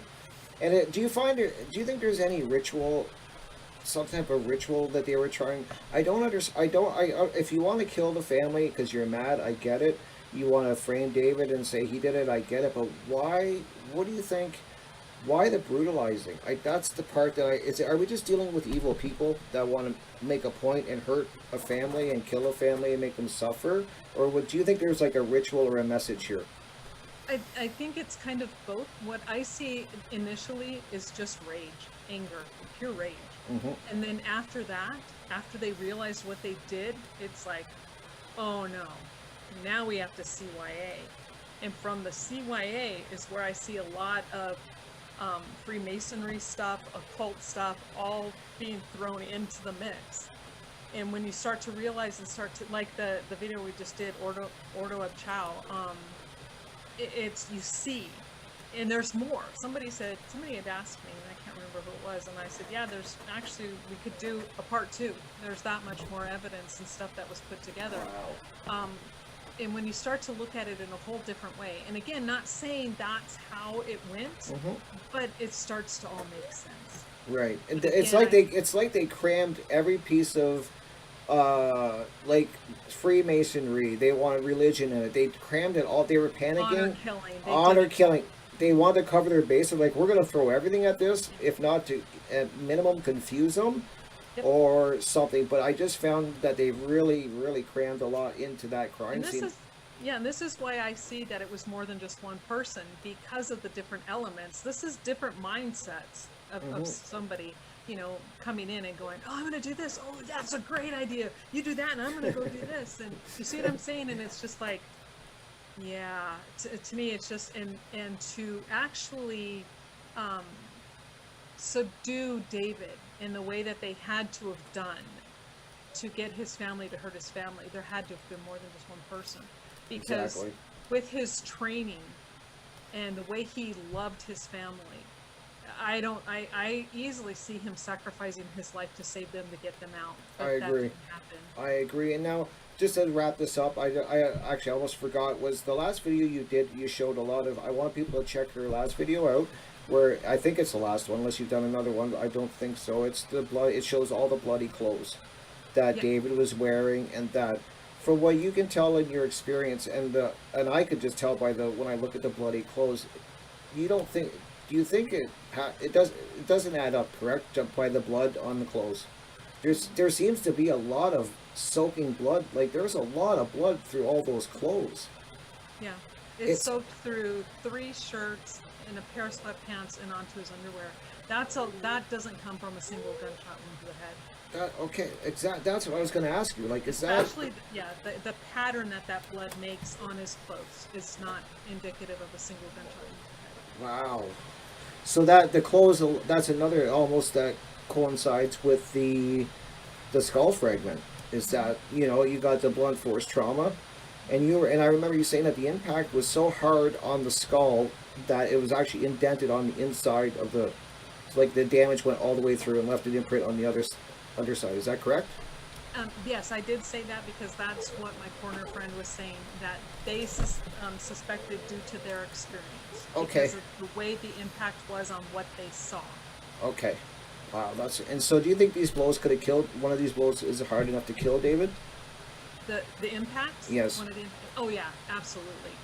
I mean, multiple would have left him, rendered him unconscious and unable to do anything. But yes, there were a couple that could have easily could have killed him. And then there's another skull piece, which I'm going to go and do more research on, but that was also in the pictures that came with, that Tony dropped on our page, which shows that when you compare how this one looks compared to the other ones, you see it's mainly all red or brownish color, which tells me that there was a lot of subdural bleeding going on, that this skull came into contact with a lot of fresh blood. Wow. So he could have been beaten for days, weeks. I don't know for how long, but we know it was multiple impacts. Yeah, but we know he lost a minimum of 32 pounds. And that can't happen after death. I don't know anything about a body that passes away. Like, do you lose weight when you die right away, or that's an extreme amount of weight for somebody to lose? Because Kamel's, her body weight and Rania's were pretty much right on line with what they were before. Oh, David's was really? not. Okay, I missed that. So that doesn't make sense then. Like, again, like, none of this adds up. Incredible, Michelle. To wrap this up, is there anything you want to say? Do you want to promote your channel? Do you have any final thoughts on this case and what you want people to look into? Yeah, I just want to say thank you for being willing to jump on board and get out there, because I think the more people that start having channels and covering this, I think the better chance we have. And anything that you know, you need from us or the group, and I know Greg would be willing to help you, Sophia would be willing to help you, Dan when he, you know, gets back into the swing of things. You have a whole group of people at the Justice for David Crowley and family page on Facebook. There are so many people, and I have a lot of people contacting me because they're seeing things now. They're picking things up in different photos, and so I'm going back and forth with them, and we're researching what they're finding. There are so many people. It's not just me. It's not just Greg, but a lot of people, and I just can't say thank you enough. But Oh, keep you're it up. very, yeah, you're And- very welcome. You inspired me to do this. You really did. I enjoy your videos that much. Do you think that if there's enough people that get behind this and we start doing more videos, that it could be cause a landslide, like a tipping effect for the police, where they would have to open this? I believe that the more people that cover this, the more attention we will get. And at the very beginning, when the group first started and I first joined the group, somehow the news station down where I was living found out about it, and they contacted me, and they're like, you know, we'd like to know a story. What's your connection? And at the time, I didn't really have a connection, and I didn't want to tell anybody what my past history. I mean, okay, I was born in Minneapolis. Okay. You know, I'm from Minnesota, so that's kind of another connection for me. But at the time, I'm like, well, we're not really growing, and so they kind of dropped it. Okay.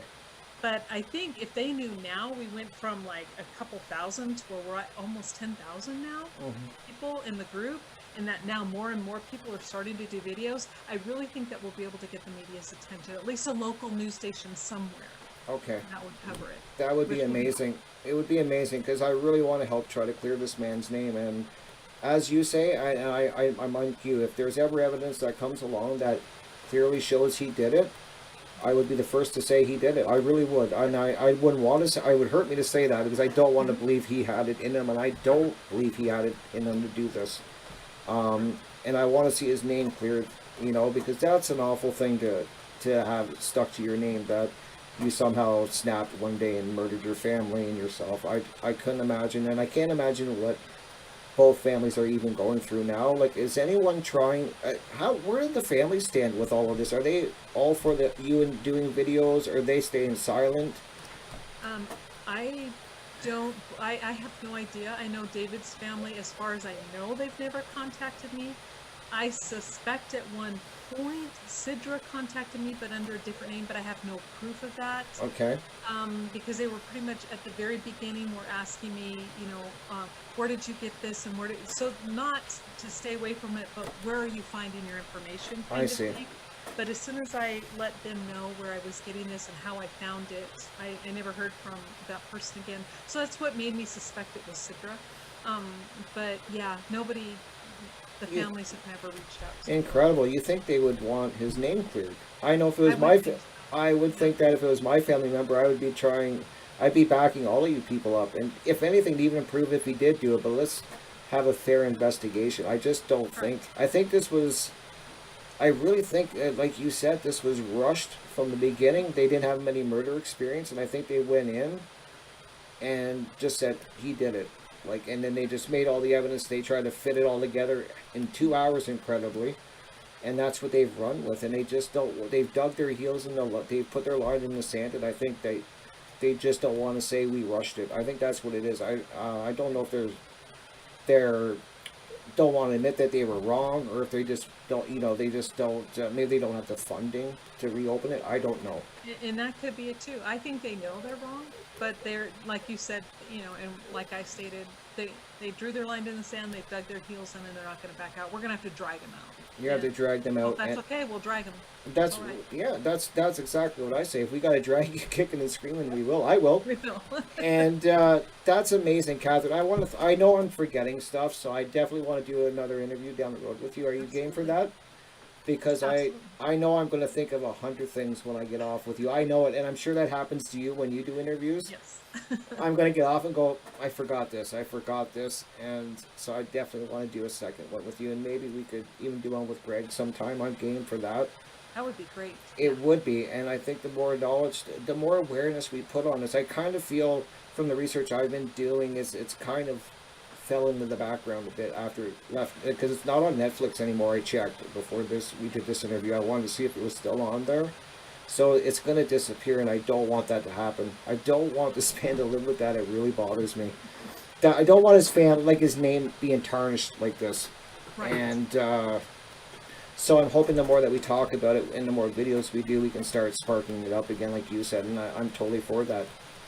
I really want to help. I try to help. Well, I think you're going to do a lot of help, so keep it up. Oh, thank you so Glad much. to have you aboard. Oh, well, thank you. And I can't believe I got to do an interview with you. It's amazing. I've watched so many of your videos, and I was like, someday I'm going to interview this lady, because like I said, your research is incredible, and the stuff you've come across, it's really compelling stuff. And anytime I have a friend or a family member that, I have a few friends that I'm introducing this case to them, and I send them right to your channel. I'm like, you have to watch all of her stuff in order. And I said, you will see what she's pointing out. And when they come back to me, they're like, this is incredible. Like, how did the police come to this? They're like, and these are people that don't know anything about investigations. Yeah, It's- and you know, I would like to give, kind of a shout out. Am I considered an armchair detective? Yeah, probably. But I also had jobs where I worked for some attorneys in a previous life, and they taught me how to research. They taught me where to go look for things. And then again, being part of the FBI profiling groups when internet was still young, when you could do things like that. I mean, I've been blessed to be around people who taught me a lot of very invaluable lessons. And that is what I've been able to bring to researching this case. And I try really hard not to base it on opinion, although I do that sometimes, let's face it, we all do. We're all human. But I try not to make it about my opinion and about what I see. But if I see something, I have no problem saying, and everything's like, don't ever say absolutes. Well, I'm sorry, his head is absolutely beat in. So for me, there's no Yep. question. And But I'm also not having to file a legal document, so. exactly, yeah. And so, yeah, I definitely, if you, maybe, like I said, we could do a second interview and get, I'd love to talk to Greg too. I mean, I have another channel I watch. I just got done watching where he's reading the journal's passages of David Crowley, and I don't see anything that would lead me to this. I could be missing something, but I just don't see a man that he was too happy where his life was going and excited to move and get his life going, and he was, like, as you said, he was connecting with his daughter. I remember hearing that when he was reading it. He made a lot of progress, and you could see it through the journal entries. And he was growing, and he was finding himself, and he was finding the love for his daughter, because to be honest, he was struggling with being a father. He was. And when you're in the military, though, you see that a lot. What he went through is not uncommon. And especially for men who are deployed and when they're not there at the very beginning lives of their children, it's really hard for them to come back and to connect. And it's very normal for that man to go, oh, there's a kid here. All I want to do is get to know my wife. That doesn't mean he's a hateful person. He was being honest. He was writing. He never expected anybody to read these thoughts. Nope. They were his personal thoughts. But when you watch him progress from going, I don't know what to do with this thing, because he didn't know what it was. Really, it's like, oh my God, I'm dumped into this. What do I do? To wait a second, this is my child, and I remember how I was treated by my dad. I can't do this to her. I have to do better by my child. To at the very end where he's like, I finally have connected with her. That's not a going down into a dark hole. That is someone who's going from darkness to light. He found his light. Yeah, and that's exactly the feelings I felt when I was hearing him read it. I was like, this is not a man going darker. He's coming out of the darkness. So it's very interesting. And is there any more journals, or are they going to be releasing anything else that you don't know? Anytime I request stuff, it's always denied. So I have to wait for somebody else. And it's probably because I've not been very nice, and I'll admit it, but it is what it is. But I have specifically requested documents that I was told no, that then were released by Tony onto the page. So there's a lawsuit waiting right there. Wow. But I'm putting my ducks in a row, though. I'm not just going to jump into this, because to deny me and then hand it to somebody else, that is illegal. So That's anyway, very yeah. strange. Yeah, like you get the most flack when you're in the right area, the way I look at it. And you're a big. I know you've got a lot of flack, and I've heard you say in videos that you've got threats before. And I find that, you know, if you weren't scaring people with your research, they wouldn't be doing this. And there's something that they don't want you. I don't think they want you nosing around too much. That's my belief. That they don't want people poking around too much, and so they're, you know, they're going to try to threaten you very cheaply. And all they have to do is just say, we made a mistake, he was murdered, and it will remain unsolved. And I will walk away. And it's not because they're giving me my way, but it's because they're admitting that the evidence they gave us shows he was murdered. And if they want me to walk, that's all they have to do. Yeah. Clear his name. That's all I'm asking. No, I agree. So, no, that's great. I don't want to, I could keep talking. I'm going to let you go. I've kept you so long here already. I said I didn't want to request an hour, and I don't know how long we've talked, but I've just enjoyed it so much. Well, thank you. I really appreciate it. And like I said, anytime we can do this again. Oh, that would be great. Thank you so much. And I hope I will send you this so you can post it on your page. You have my full total permission. So as soon as I get it up, you can definitely share it. I can send it to you, whatever you like. Okay. Does you that have sound my good? email, so Oh, sounds good. beautiful. Thank you so much, Catherine. You have a great evening, and thank you so much for being making this episode very special. My first one. Thank you. And you did a great job. Thank Good you job. so much. Take care, dear. Okay. Bye. Okay, bye-bye.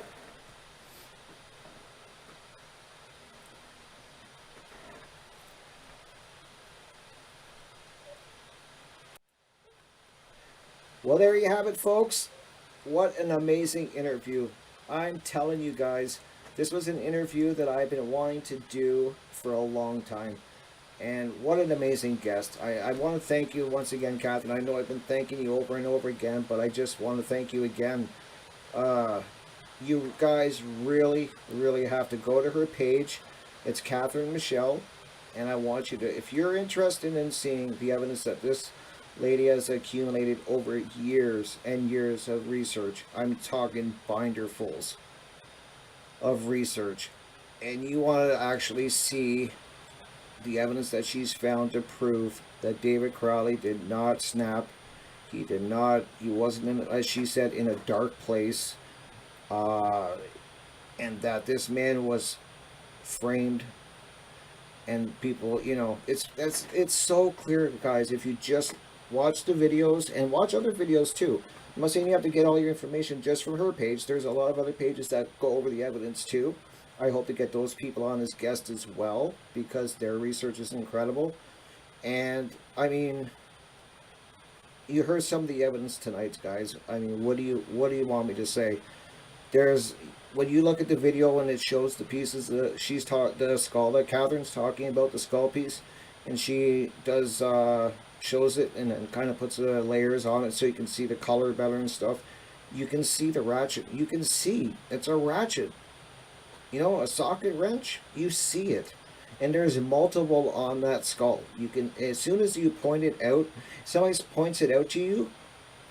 You can't unsee it, as Catherine said. You just can't unsee it. And the fact that what's always, as I said in the interview, blew my mind is that these police went in there 2 hours after they get this call. They walk in there, and then they walk out 2 hours later with only 3 shell casings, and they have this all wrapped up neatly. David snapped, killed his wife, killed his child, put a bullet in his head, and it was wrapped up that quick. That neat. Just like that. 2 hours. I mean, I've seen people get into a fender bender on the side of the road. I've seen people get into a fender bender on the side of the road, and it take more than 2 hours for the police to go through the evidence, talk to both people that were, multiple people that were in the car, write their notes, take pictures, all the insurance stuff. It's taken more than 2 hours. But they want us to believe that the police walk into this scene, and all these medical people, they walk into a scene that's have a dog living there supposedly, who's done tons of damage to the body supposedly, to the house supposedly. You know, it's just frustrating, and that's what I want to leave you guys with. If you guys start going down this rabbit hole and looking into this case, and you go to Catherine Michelle's YouTube channel, which I highly recommend you go and subscribe to. As you saw, she's an amazing woman, She's very friendly, you know, if you just talk to her with respect, and she answer, even if you disagree with what you find, if you want to have a discussion with her, she's more than willing to sit down and discuss and toss ideas back and forth. As she said, she's all open for that. You just have to be a little respectful, people. Just, you know, that's all it takes is a little kindness. And she was an amazing guest. I'm so happy that she was the first guest of this podcast. I know, guys, it's a little bit rough of a podcast. I mean, I had to figure a few things out here, and it's kind of crazy. Like, it took me a while to get all of this figured out, but it's only going to get better in the future. I'm definitely going to make sure that everything's up, and it's going to get better as we go down the road. But it's episode 1, man. Episode 1 of Crypt Rick's I've Been Thinking. I had to jump in the pond. I jumped in the deep end, and that's the way I wanted to do it, because I wanted to, you know, get my feet wet and have a little fun doing this. So I've been talking long enough, guys. I'm sorry. I really enjoyed that interview. I thank you all for who have stuck through this long interview. I know it's a long one, but it's one worth listening to. As me and Catherine said, David Crowley, at least in my opinion, I'm willing to say I do not believe did this to his family, and I don't think it's fair. I don't think it's just. There's no justice that's been served. And I just want you to think on closing, what if this was one of your family members? You know, that this happened in your family. Actually, let's make it personal, in your family. And that the family and then the memory of your loved one has to live with that hanging over their memory. That's what people are going to think. That they killed themselves, they killed their daughter. You know, his daughter, he killed his wife, and he snapped one day, just out of the blue. He's going, you could see in his journals, you can see them, you read them yourself. The man's life was going uphill. He was embracing being a father. He was embracing being a husband. He was set to move. He wanted to go to Hollywood. He wanted to start, you know, being a movie, started making and creating movies, you know, and multiple projects on the go, and was excited about them. And there's no evidence that they could find in terabytes of information that this man was going down into a dark place and he was losing his grip with reality, and it just made him snap one day. And I know I keep saying that, but my goal is to get involved, and I've been following this case since the day it happened. I was actually following David Crowley's, as I said at the beginning. I was following his videos from, you know, when he was making little clips and putting them up on his Gray State YouTube channel. And I was watching like updates of his movie and what he was talking about in interviews and stuff like that to where we are now. And it's my goal, and I hope that someday enough people get behind this, take the time to do the research, watch people's videos that have done the amazing amount of research, and just maybe someday we can get this case reopened, or at least looked at again, and that this man's name can be cleared. And in my opinion, he can rest, his family can rest, his you know, his other family members can rest, that knowing that he didn't do this, and that if it does ever come to that, that the people that did perpetrate this murder, who did do this to this family, are brought to justice. Because a scary thought is that if he's innocent and somebody did this to David Crowley and his family, these people have not been brought to justice, and they are living, or could be living, in your neighborhood. And that is something that is very scary to think about, that these people are still walking free. And the amount of brutality that, when you look into this case, that these people did to this family, it's scary. And to me, I can only, as I said to Catherine, I can only call it evil. And that's where I want to leave it. I want to see justice for David Crowley. And I'll leave it with this, and I honestly mean this when I say it.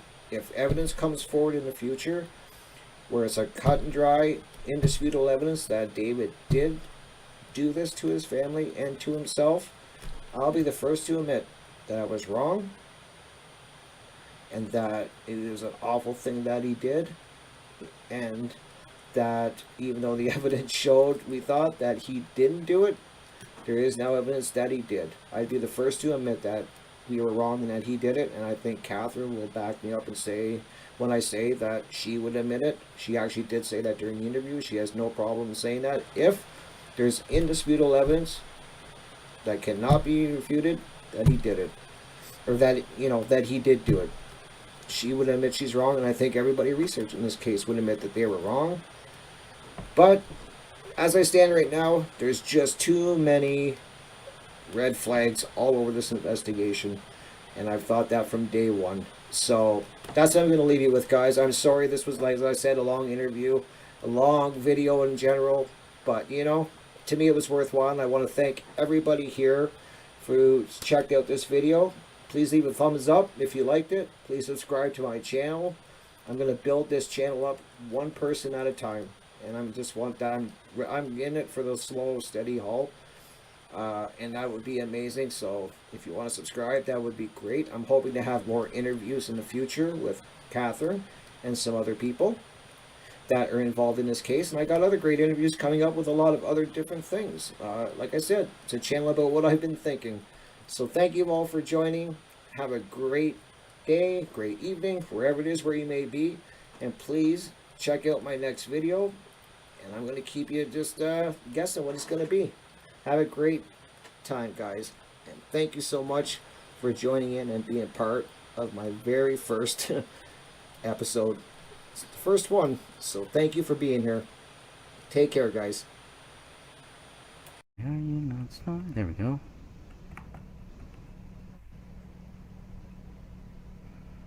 Going. Let's see. I believe we are live. It says waiting for. Yeah, I see you. Okay. Why do I hear myself? It says waiting for. Okay, there we go. Autoplay. Wait. I see you. Why do I hear myself? How's it sound on YouTube? Okay, there we go. Sounds like Charlie Brown. Does it? Yeah, why do I hear myself? Damn it. Okay. Let's see what to do this here. Yeah, I mean, I could hear you before on YouTube, of course, with the delay, Okay. It was just weird I could hear myself. Yeah, I mean, I could hear you before. See, now I can hear you. For some reason. You should start this earlier. Just wondering if it's because... Yeah, I mean, I could hear you before. Testing 1 2 1 2. Testing 1 2 1 2. Yep, you're there. Okay. I hear me. Everybody hears me. I can hear all of you. Welcome. Hear. How do we sound? I hear you fine. How do we sound? See, I hear myself. Okay, now you're muffled. I hear everything Yeah, just very fine. Yeah, I mean, it sounds just clear on my end. It's just weird I can hear myself in a delay or something.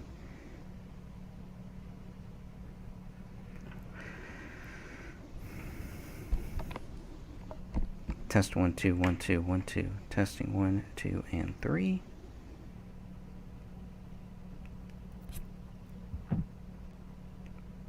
We will begin here shortly, just verifying. Mary says that she can hear all of us just fine. Just fine, okay. Thank you, Mary.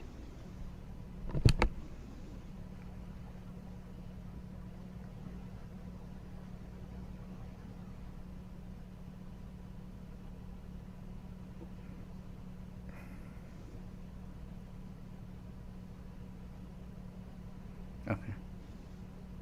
Alright, as long as it's coming through YouTube, fine. See, now I hear myself. I'm on YouTube.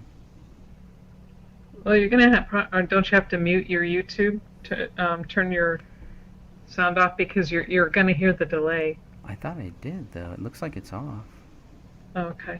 See, I'm looking at it here.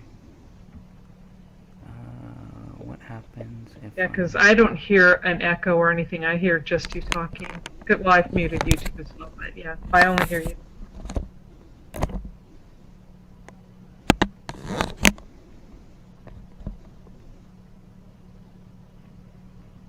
Okay, so just testing to see my audio.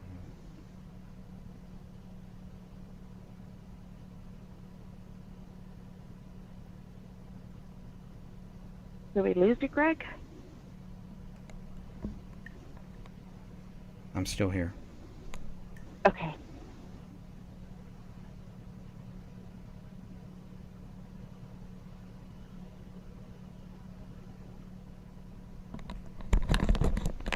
Okay, I'm just gonna run with it. As long as everything is okay in YouTube, as long as anyone in YouTube is not hearing a delay or anything like that, I think we're good to go. So please, if you are, please let me know. Or else, here we are. How's everybody doing? Tired. Cool. Glad to hear it. Stay tired. It's gonna be, yeah, pretty interesting. Interesting thing here. Okay, I'm gonna go ahead and start. Thanks to everybody who has joined us, everybody in our chat, and everyone that is watching this on the replay. Everybody around the whole world. I know this is a different time zone, so we can never. There's no way we're ever gonna match it up where everybody's time zones kind of match, but we're gonna do the best that we possibly can. So this is late for the USA and very, very early for our UK listeners, and I know we have a lot of UK listeners. UK is number 2, Australia is number 3, and then there's just a ton of other places that kind of Canada too. So Canada, I know we have a lot of great people there. So tonight we are going to be talking about the Ballad of Tony Floyd. Now, if you don't know who Tony Floyd is, that's exactly what we're going to talk about. And how does Tony Floyd relate to the David Crowley case and the accusations against David Crowley? And if you want to go directly to the website that we're going to reference, just go to crowleyfamilydeaths.neocities.org. Lots of documents, lots of things that we found there. A couple days ago, Tony posted into the Justice for David Crowley and Family Facebook group, and that's what we're going to be talking about tonight. Obviously, one of the first things at the very top, he wants to make sure to stop playing detective, which is a very good quote, so I wanted to add that in here as well. And this is what he posted. I believe it was Monday, if I remember correctly. This past Monday, he posted the link and he said, "File dump of public records as people like to play games and get territorial. I don't support your cause." So at first I was a little confused about what this was, what I was looking at here, so I was very confused about this whole thing. Now, Tony Floyd had joined the group maybe couple, a day before. It was a day before. Was it? Yeah, and he had created this is a fake account, obviously. This was created like about maybe 8 minutes before he tried to join the group. So usually I don't do that. Usually I'll kind of, I'm a little skeptical, but I figured, no, let's see where this goes. And I'm glad I did. Because this is what we got here. So, this is also... Go ahead. I'd like to say something. Yeah. For the record. I'd like to thank Tony for this website.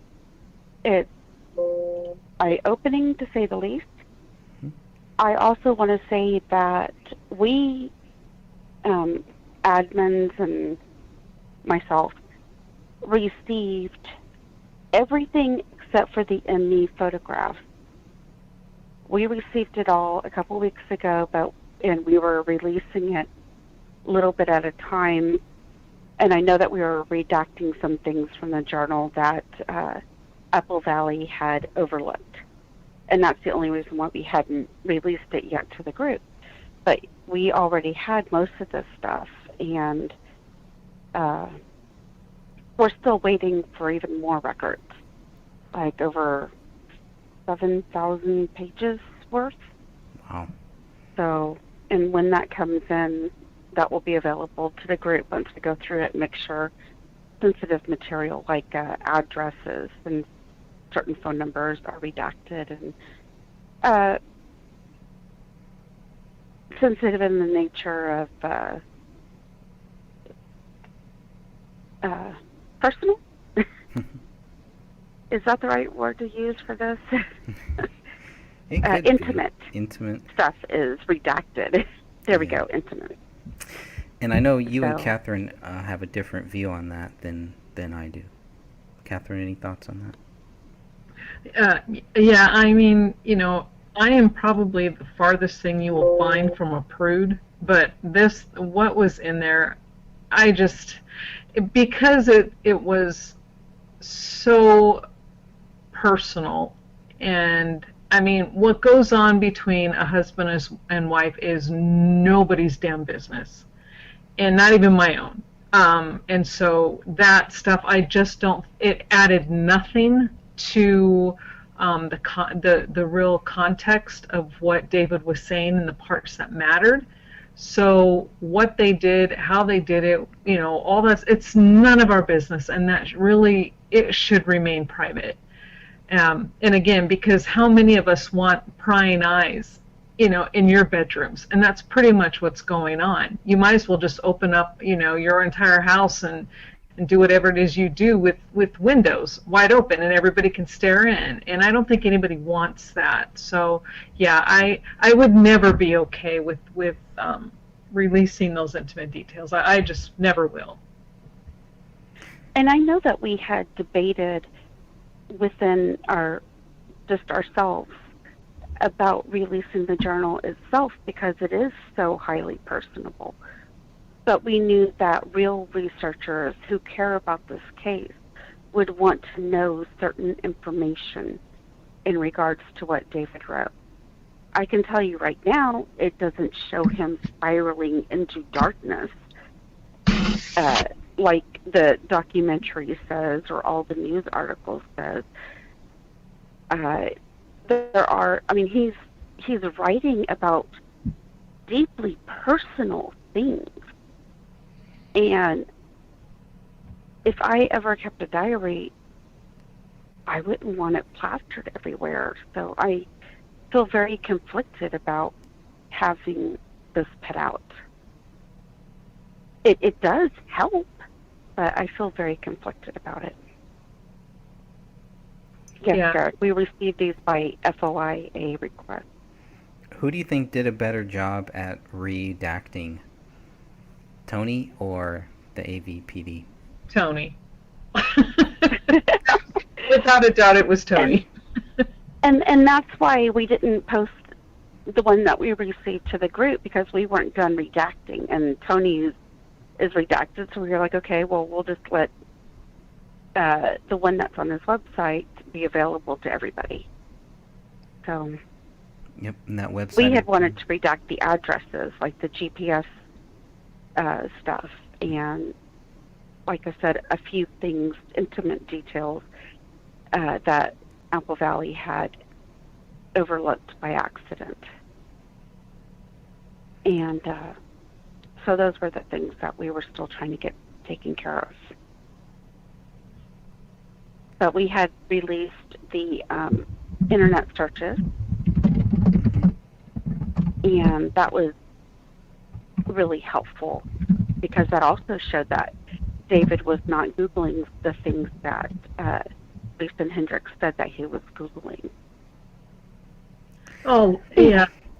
And that's why I think, you know, when we get to that point where the journal actually is going to set a lot of things straight, and it shows, you know, just the amount of lies that were told by the Gray State guys. And David explains in his own words what he did, why he did it.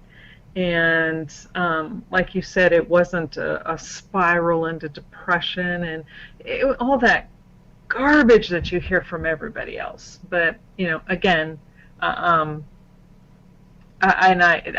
can't stress this enough. I think anybody who puts the personal stuff online needs to have their personal issues and their intimate details and everything photographed, videotaped, recorded, and then stuck online. Because then how would that? Yeah, I feel strongly about it. I guess that's enough to be said. That's great. I mean, he was conflicted in a lot of ways, and he struggled. But what person doesn't? Exactly. And what person isn't conflicted about certain things? Yeah. But this is being used against him in the worst way. I mean, they have totally flipped this around and said, okay, this is what proves his guilt. No, it doesn't. It just proves he's human. Yep. So, okay. And that website. Shall we get on with the website? Yeah, that website, anybody can go there. Go to crowleyfamilydeaths.neocities.org. So I got the link up here. And that's what we're going to go over here. But everybody can go there and check it out for themselves. I don't think there's any malware or anything like that on this website. So we were able to download all of this stuff. So if you're not comfortable downloading it there, we will have it to where you can download it in other places. But because Tony put this out, please think about downloading it there. Hey Defro, I want to say hey to Derek, and I want to say hey to Mary as well, and everybody else in the chat. Defro says, Tony Floyd, my hero. Shout out Tony Floyd. Yeah, yep, I was thinking that too. Defro, I was thinking the exact same thing. I was like, okay, first it was Red Ron. He was my hero. Then it was a soldier who served with David named Mac. He was my second hero. And then we have Tony Floyd here. So all different, all talking about different things, different data and stuff. But it really shows how deep that this goes, regardless of your view on David Crowley. And we're going to see how different Tony's view is from the Justice for David Crowley and Family Facebook group. This guy is a class act. Whoever this person is a class act. And I don't know. Go ahead. I'm sorry, I didn't mean to cut you off, but I wanted to echo what Sophia was saying and what you just said. Even though Tony is on the opposite end of the spectrum of this from us, it takes someone of class and someone with some ethics to be able to say, you know what, I don't agree with your stance, and in fact, I will vehemently disagree. However, everyone should have the same information. So that truly is a rarity these days. So thank you so much, Tony. Yeah, and I mean, why hide information? Right. If these people actually believe that this information proved David guilty, why not put it out there to shut us up? But instead, they greedily held on to it. Yep. Like even to the point where they watermarked information and said that they owned the rights to these. Yeah, which you can't even legally do. That is against the law, what they did. Wow. And that they're they are treading a fine line. You can't take a photograph from someone else's work, especially the BCA, right? This is their work, and then put your watermark on it. That is actually illegal. So, I mean, anyway, Yeah. if they had really wanted to prove David's guilt, and they thought for 100% that this proved his guilt, they would have shown it to everybody to shut us up. But instead, no, they wanted the drama. It's the secret Anyway. knowledge, huh? The information's here now, and we're going to go over it with you guys. So, Greg? Yeah, I'm not a big fan of the secret knowledge, or we have the data but you can't have it. I've never really been a fan of that. Those carrots have been dangled before us since the case really first started, and it's sad that some people actually fell for it and took it and then Yeah. just kind of, sat on it. I don't know how long this information has been sat on. It sounds like a very long time, and that is not good. That's not cool, and that is probably the most frustrating thing with me. That's my real big beef, is how long this information was sat on, and why we're going to talk about this too. Why only certain, Derek brought it up too, why only certain people are getting certain data.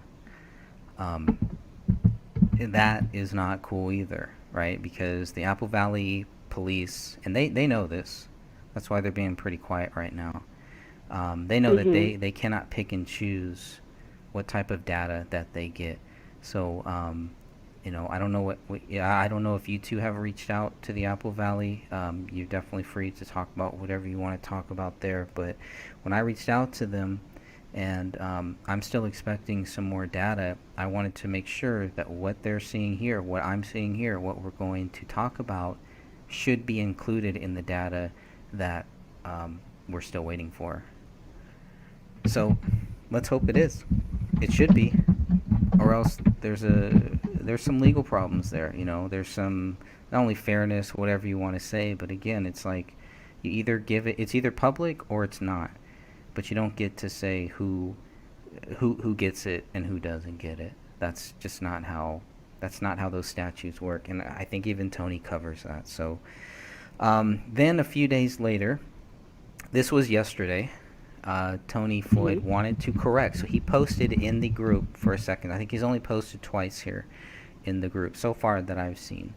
And so what he posted yesterday, to clear some things up, I don't agree with this group's theorization of what happened. I originally sided with facts versus fiction because of aligned beliefs, even regarding the disclosure of materials and lack thereof. After dealing with their lies, he's talking about the facts versus fiction. After dealing with their lies, exclusion, and patronizing tones, I eventually got sick of them and have published these materials as I disagree with their hypocritical attempt at a virtue signaling, especially, I lost my train of thought. Virtue signaling monopoly, Virtue especially signaling after monopoly. receiving threats and attempts at slander. Okay, thank you. Mhm. Attempts at slander. Okay, here we go.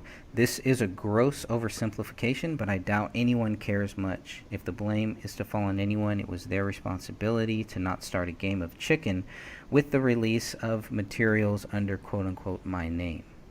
Lots of stuff to cover here. What do you guys think about all of this?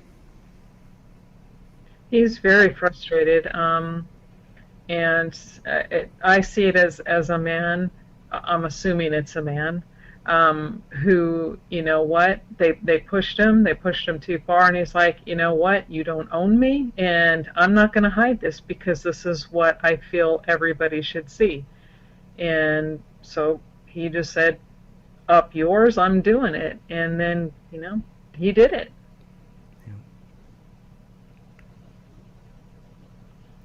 I have to admire him because he's actually calling them out for who they really are. I mean, these people, they will slander you. They will threaten you. They will threaten your family. Yep. And they feel that they have the right to do that because we are looking into this case. Do you think the family has told them to do that, to do those things? They claim that they are protecting the family. By I slandering don't know us? if the family has asked them to do it or not. And honestly, they're liars. And even Tony will say that they are liars. And the fact that they claim that you and Dan hide evidence of David's guilt, but in reality, they're the ones who are hiding evidence from other people. I mean, how hypocritical is that?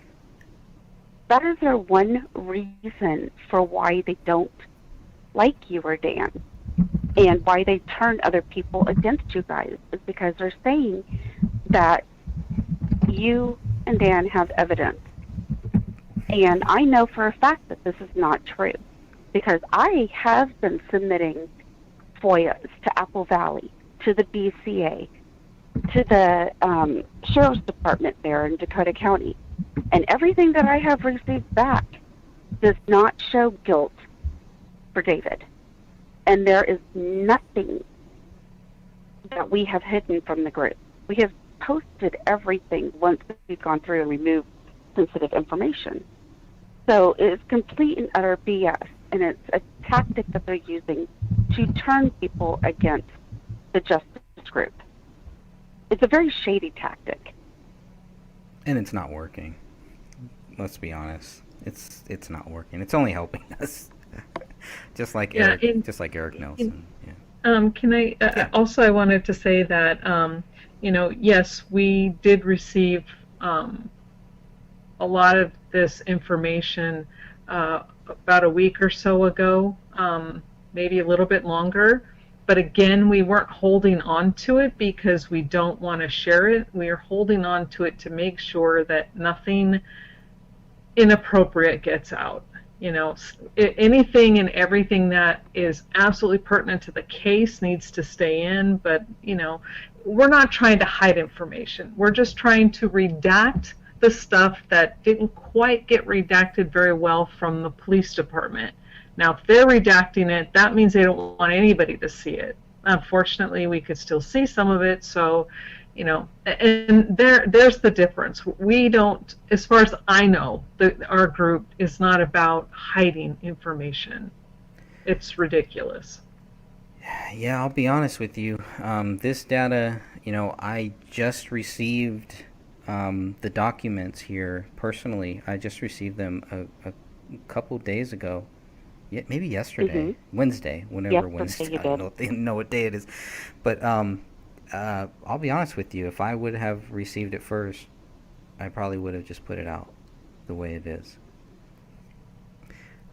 with everything the way it is, and maybe I would have regretted that 2 days later, 4 days later. I mean, who knows? I don't know, but it's not. I don't want to withhold any information. There's no need to withhold anything. If people don't have it, if I haven't put it out there, it's because I don't have it yet. What I get, I usually just want to just put it out there. And I guess that's where you and I kind of split hairs, because if it's not, for me, it's not withholding information. It was redacted, but it was poorly redacted. And just because it was poorly redacted doesn't mean I should go and let out another person's mistakes. So we're not asking, and I've never, we've gone back and forth over this. I'm never advocating redacting what was not originally redacted by the police department. Again, they just failed to do a good job at it. So, we're taking out what they should have taken out and covered up better anyway. That's not the same thing as withholding. True. Yeah, and this is just intimate details that we were trying to redact to. It was to put in the addresses or GPS locations, only to protect certain people and to, I guess, not put embarrassing stuff out there for the internet to read. I mean, it's really not the internet's business. I mean, it gets. I don't want anybody ever reading about that. I know it's a really tough one, because obviously, I was on a different side about the whole the one photo that we had of those bodies, and that was a big issue then, because I was not for releasing that. But at the same time, if I knew somebody else had it and they're just holding it, I can see the other side of it, and I can see how that would bother people to hold things. So I have no interest in withholding anything.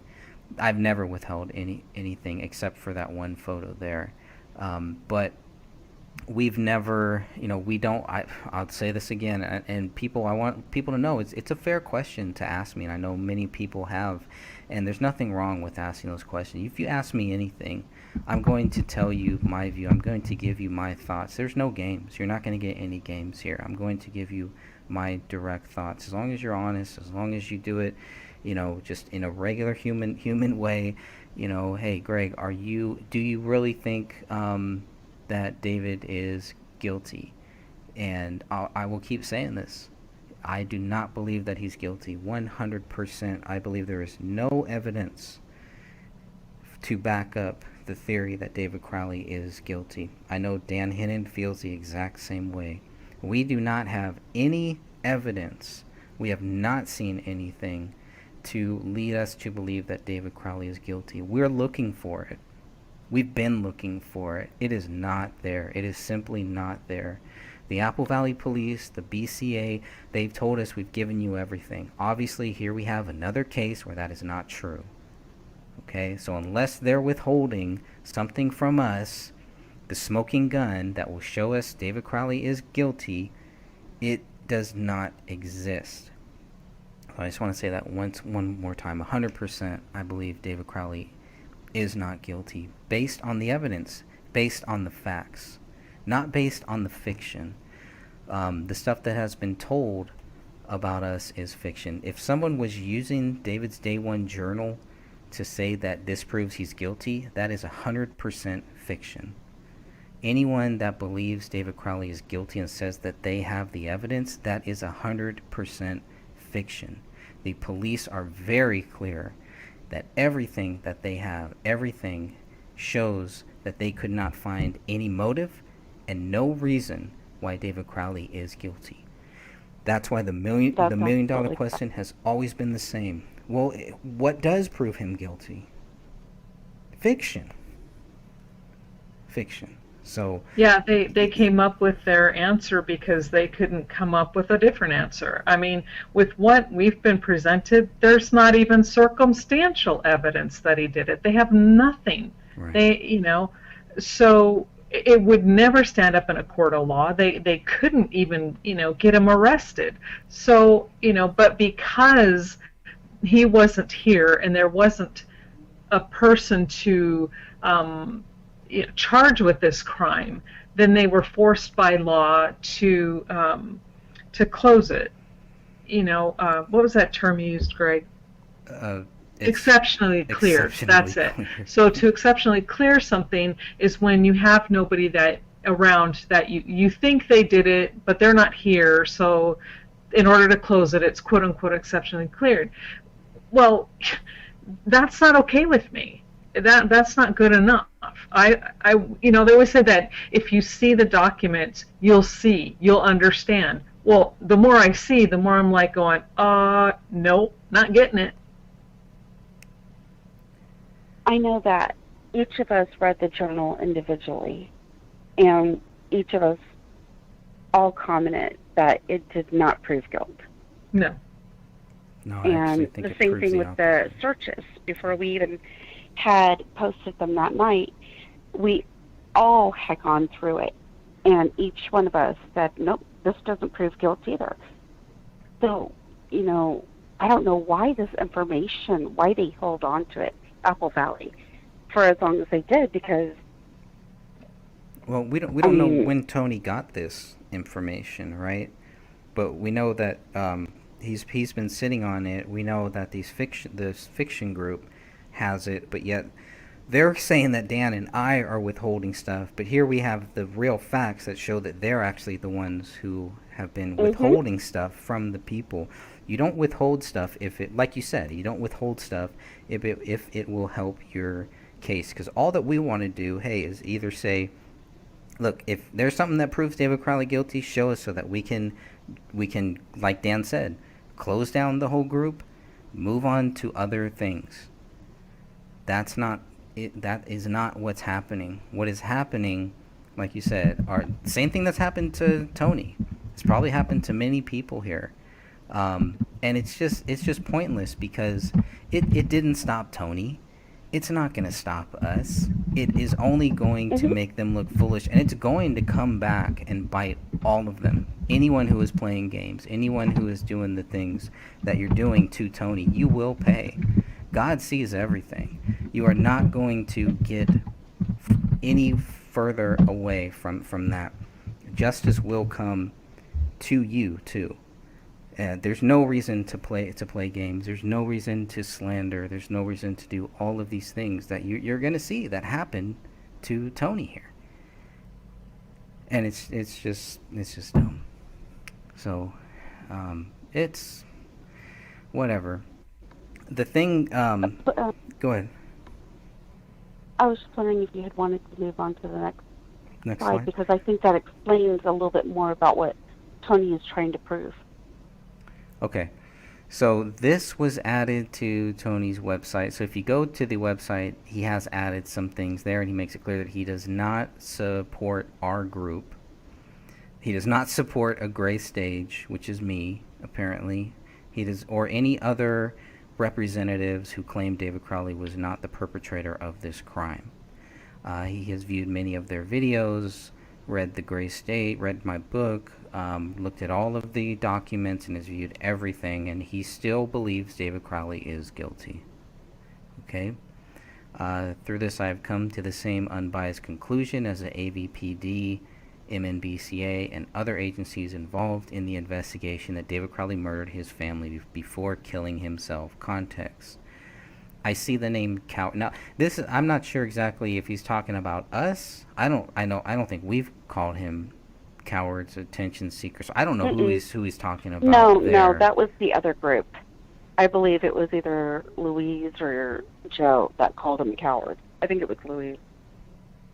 He's a coward for releasing the data to the public, data that the public should have had 6 years ago. He's like what Defro says. He is a hero. He's not a coward. Definitely not a coward. No. And attention seeker. If he wanted to seek attention, he could have done this at any time. And he could also say whoever he was to get the attention to him. And evil for being thrown around. Okay, so that's not directed towards us or anything. It's just.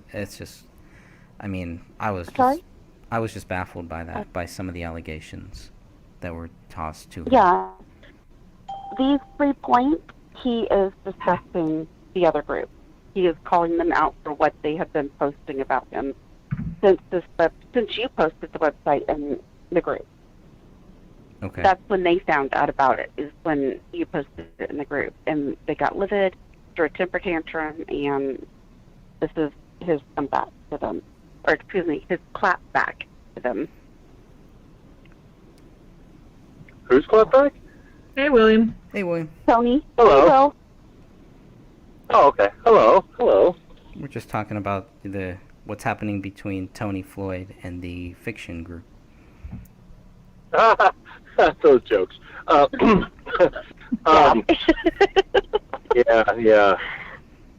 Yeah, my fans. Your fan club. Your fan club. All of us. Oh man, yeah, I'm those guys are hilarious. I mean, it's so ridiculous. They're just. What do you think about all this? Frustrating. What are your thoughts on this? What do I think about it? Yeah. Well, I mean, the fact that they're claiming they own the image, that right there is a huge red flag. I don't like that. I mean, I don't think they can claim ownership, for one, but no. But for two, the fact like they want to go and prove us wrong, right? Well, then why would they withhold anything? You know, I mean, the thing is, I think they withheld this because, from what I can see, this proves our point even further. So, I mean, from the clothes, then you've also got the photo of the gun. I mean, all this has already proven our point a little bit further. So, I mean, the fact, like I said, they withheld that, I think that's just mainly because they knew they're wrong. And they're trying to go and keep everybody basically in the dark and just let everybody think that we're wrong. But when they come over and they see what we have to go and offer, you know, what we explain, and then on top of that, then they get to see this now. It's just, everybody can see it for what it is. And AVPD obviously called it. They made a terrible, terrible call here. And the fact that also that photo, as you guys probably already seen, well, I of course you guys already seen it. You know, obviously it's somebody took it with a cell phone.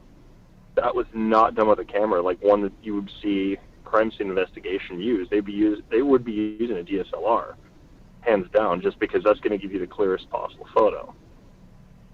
You know, but I mean, you can definitely see there's graininess there, which, I mean, I like I said, I can't blame anybody for thinking it's Photoshopped to some degree, but once again, you know, I enhanced it to show it's not. It's absolutely not Photoshopped.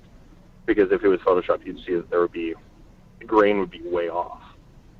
So I don't care how good somebody's at Photoshopping. There's no way they're getting that level of grain like that to replicate that perfectly. So. Well, you can if you you fix it, you Photoshop it, and then you take a photo of the Photoshopped photo. There are ways to go about that. I've done it, but you know, however, I would like I said, I would love to see somebody do it. I am 110% they cannot perfectly replicate it. But We took a class. The whole thing is, though, is that like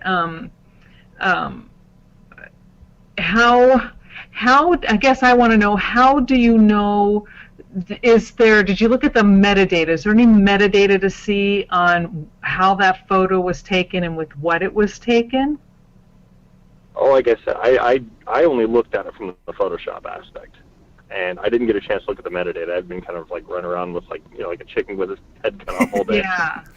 Join the club, William. But I did, like I said, I looked at it through Photoshop, but I'm assuming it is, like I said, it does appear that it was done with a flip phone. Wow. So maybe somebody because took once again, it like I said, it had to have been a flip phone, because if you look at smartphones, their cameras they're way better than that. That was not done with a smartphone. Well, did they have smartphones back in 2014? I know it sounds like a stupid question, but I don't know. Okay. Oh yeah, no, they totally did. I think there is a photo in either the Apple Valley PD or the BCA that shows one of the detectives with a flip phone. Mm-hmm. So. And I mean, the thing is, this is the other thing. I'm not sure if you guys have talked about this yet, but really, this had to have been done. I mean, I think I already posted it. Maybe it was on the infographic, but this had to have been done by one of the officers who entered and cleared the house, because they would have picked the gun up and everything. That would have been done in clearing the house. Well, could it have also been someone who legally or illegally had access to a crime scene photo, was able to see the photo and snap the real crime scene photo image with their phone? You mean like somebody got into the crime scene and used their phone to take a picture? No, like somebody was shown crime scene photos, a friend, an alleged friend, and they were able to just pull out their camera, pull out their phone, and snap a photo of it. I don't believe so. There would be, like I said, I'm going to be doing some tests this weekend, just to go and double check, able to actually get a hold of a flip phone. So I'm going to go and see if I can actually go and run some tests with that. So I don't believe so, because once again, there would be things like gloss. If they're taking a picture, let's say on another phone, on a computer, something like this, there would be some glare to it. You definitely see some, like, for instance, if you guys have seen the pictures, I take a picture when I'm working on my tablet. I'll just take a picture of what's on my tablet, right? Or monitor, graphics monitor, whatever you want to call it. And you'll definitely see there's like some lines coming down. That's all just, I mean, that's standard when you got like electronics and stuff. You're taking pictures of, you're going to see that kind of stuff. And there was nothing like that. This is just pure grain, which, like I said, that tells me, A, there was bad lighting, which once again, we know there wasn't great lighting in there. You know, they didn't do anything, to lighting so that way they could see everything clearly. On top of that, this had to have been done with a really cheap camera, which once again, we know flip phones have. They're really, really crappy. And then, of course, if you go with a smartphone, you're going to have a higher quality. Well, and it doesn't matter. We do know that they were using professional cameras. That it's evident by that. However, you have to also consider that it's possible that someone had a printout of this photo and then took a picture of the printout of the photo with their flip phone as well. I mean, there are so many ways to make a really bad photo.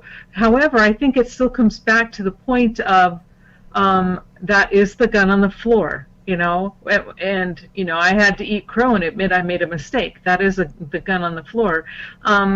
But even though that may be the gun on the floor, it doesn't change the end result of the case. True. You know, that being there, it's like, you know, so what? Now we know that, yeah, a gun was on the floor. Big deal.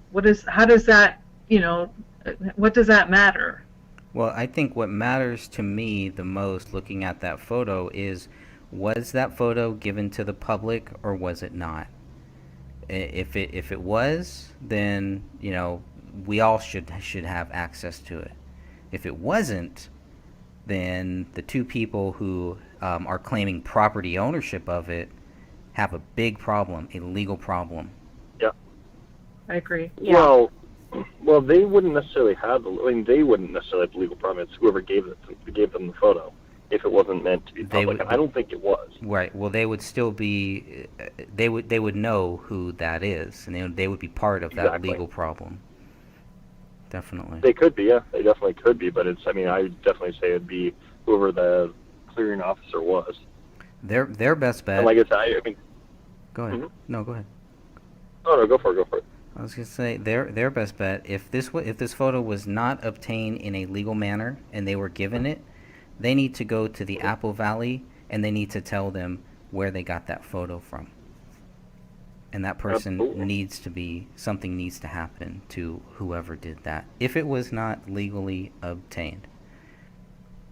If it was I don't legally think it obtained, was. And then, you know, if I mean, here's the other scenario, because there is a scenario C, that it was released but it was not supposed to be.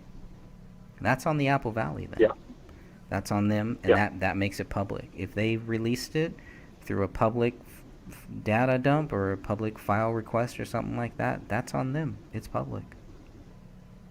I mean, last I checked, I mean, they're not supposed to be taking photos with their phone, the crime scene, something like this. You know, so any photo is supposed to be taken. I believe it's through the crime scene investigation, or they're supposed to have a camera on hand. Which, like I said, this is where I think it's kind of problematic for whichever cop took this. This had to have been done by, like I said, it had to have been one of the clearing police officers. So. Yeah, I don't. But I last don't thing know. before I gotta go is I Go do ahead. gotta go in like Go a ahead. second. But No. the other thing I really wanted to go and mention that's actually really relevant about this is we also get to see the positioning of the gun, which Yes. once again, I mean, I feel like that's really, really relevant when it comes to, you know, trying to say David's guilty or not. You know, and I think the way where it's at and everything, I do think that it does show a little more innocence here than it does guilt. I see no guilt here. Yep. So, Yeah. so I got to bounce. So thanks for having me, guys, and I will talk to you guys later. Oh, Thank you, thanks for brother. dropping in. We'll talk to you soon. Of course. Have a good night. You guys too. You too, man. That is Mr. William Rail. He is. You can catch him on Twitch. He does a lot of Twitch videos covering this case. Whether you agree with him or whether you disagree with him, he and I disagree on a lot of things. Where you can see we're still able to have a cordial chat here and just talk about this stuff. And that's what this really is. You know, a lot of the stuff that happens in the Justice for David Crowley and Family Facebook group is a think tank. We're trying to figure out what is happening. We're not acting like we know what really happened or we have it all figured out, but we're just gonna play games with other people, ha ha ha, all this stuff. Like, that's not the way that you get to the truth, and that's not how you help people, including helping this family. If you're playing games, you are not helping this family at all. Right. If you're withholding things, if you're making threatening comments to other people, if you're attacking other people, that is not helping David's family or Kamel's family at all. And you should be It's counterproductive. ashamed. It's very counterproductive, and it also, you know, does not help them. It doesn't help their cause. unfortunately, it does help us because it helps us show why these people are liars and frauds and just fiction writers. That's it. So, and that's time that obviously we don't want to be spending on this, on talking about them. And maybe that's what they really want. And that also is not helping the family, you know. So nothing that they do is helping the family. If you want to help the family, let's find out what the truth is. Let's get some solid facts of what will prove David innocent or guilty. We have thousands of solid facts of why he is not guilty. We have not seen one fact to show that he is guilty. Okay. Go for Next it. slide or Next slide. Let's see. Did we miss anything? So he had 3 points here, right? He says, "Yes, I am," and I think he's being facetious a little bit here. yeah, Possibly. sarcastic. I Yeah. guess, you know, smartass kind of way, which is okay, you know, because it's the only way to deal with these people. Yeah. So You're right. He does seem frustrated, and he does seem like he's just, you know, fed up. I mean, he does not support our cause. He does not support what we're doing, but at the same time, he also makes it clear that, I mean, he posts in the group and gives us all of this data. So there must be something there. There must be some common ground that we've been able to find, and we found that with, I mean, I've spoken with many people who believe that David Crowley is guilty, and we've gone back and forth on private chats and things like that, and that's fine, you know. So he just believes that everybody should have access to information in regards to this case. yeah, And a decent human being would believe that. So, yeah, I think the only thing that I didn't like about what he posted yesterday was he said, "I don't agree with this group's theorization of what happened." And I think that's a very general and broad statement because obviously, you know, we all, and I think, Catherine, I think you commented on that too. You know, we all have kind of our own views, our own things. You know, I've made it very clear that I do not have a theory. So when I hear people, you know, telling me that, you know, about a theory, it's like, wait a minute, I don't have a theory. I've made it very, very clear. I've made 2,000 videos, you know, making sure that, you know, people understand that I do not have a theory. I do not have one working theory. I will entertain many, many theories, and I will keep going back to several theories. And maybe there's I think that somebody even asked me one time, you know, if you had to like rate different theories. I've been able to really do that, but they're just theories. But I don't think that the group itself, the Justice for David Crowley Family Facebook group, has a theory. We have not come up with just one theory and then just kind of ran with it. Whereas this fiction group has the theory that David Crowley is guilty, and they just kind of run with it and just, you know, have the blinders on to anything else, to thousands of pages of documents, Well, yeah, photos. and that's the frustrating thing is they spend their time slandering anybody who says David is innocent, and they, you know, they go through all this effort to rip and tear them apart on social media in their videos and all this other stuff, but present not one thing to back their position. But we are trying to back our position with evidence, stuff that is given to us by the police themselves. Right. And like you were saying, there isn't one theory. I think I've read, it's like everyone who looks at the case and then comments on the group page, everybody has a different idea of what they think happened.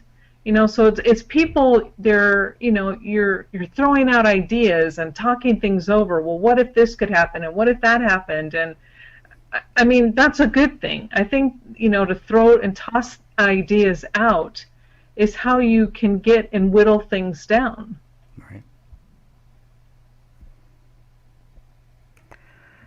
What else? Okay, so we're gonna look at some of the files that are included in this quote-unquote data dump. The image of the gun found at the crime scene, which this for me, like I said, this is the big one, because I've been asking for this. I know I'm not the only one, but we've been asking for this for six years, And I believe in the 21 questions for Detective Gummer, this is one of the questions that I asked. I said, hey, give me a censored photo. A censored photo. I don't want to see the bodies. All I want to see is where the gun is. I want to see where the butt of the gun, I want to see where that gun is facing. That's all that I wanted for 6 years. And it took our hero, Tony Floyd, and his data dump to get that. And again, people have been withholding this photo, have been withholding this thing, and I do hope that this was legally obtained. And if it was, then Detective Gummert and I are going to have hopefully we're going to have a chat here in the very near future to figure out why I was not given this photo when I specifically asked for this. Now, Detective Gummert has been nothing but professional. The Apple Valley Police, same thing. The BCA has been more than that, as far as my personal dealings with them. But it's kind of weird. The BCA has given us so much stuff, and the Apple Valley Police, I did 2 or 3 requests, and I got 464 photos and 94 pages of police reports. That's it. That's all I've ever gotten from them until a couple days ago, until Wednesday. All of a sudden, there's all of this other data. Whatever, that's fine. Whatever. Just as long as you give it, just give us the public data. This is stuff we could have had 6 years ago, and we could have gone through all of this and a lot of the speculation, a lot of the things, well, maybe he did it because of this. Well, the David's journal, his Day One journal shows this. None of that turns out to be true. I mean, Greg, can I interrupt please, for a second, please do. Okay, because some in the chat are asking. When I sent my FOIA request this last time, I was extremely specific about the things that I wanted. I gave item numbers, I gave the name of the files that I wanted. So when you send your FOIA request, you have to be extremely specific. Otherwise, they'll just say that they don't have the information, or you'll just get the regular 93 pages, I believe, or is it 94 pages of the police report that's redacted, and just the photos, just like 400 and something photos. We get that did every that. single time. Well, we did that. Dan Hinnon specifically asked for certain things, and they didn't give him. It looks like the video that is on this list is one of those things that we should have been given. Yeah. The gun photo, I mean, I asked Detective Gummer specifically for that. So now what you're saying is, okay, and I'm going to do this probably Monday, hopefully.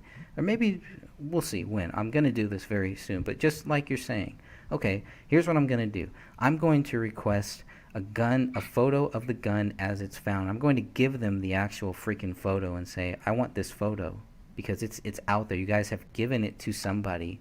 And if you have not given it to somebody, please let me know that. Because then maybe I won't put it up there if it wasn't legally obtained. Or maybe we should look into how somebody was able to get this. Maybe there should be an internal investigation or something. But I think the very first step, like you said, I have to be very specific. I'll give you the model number. I'll give you everything that I know about this gun.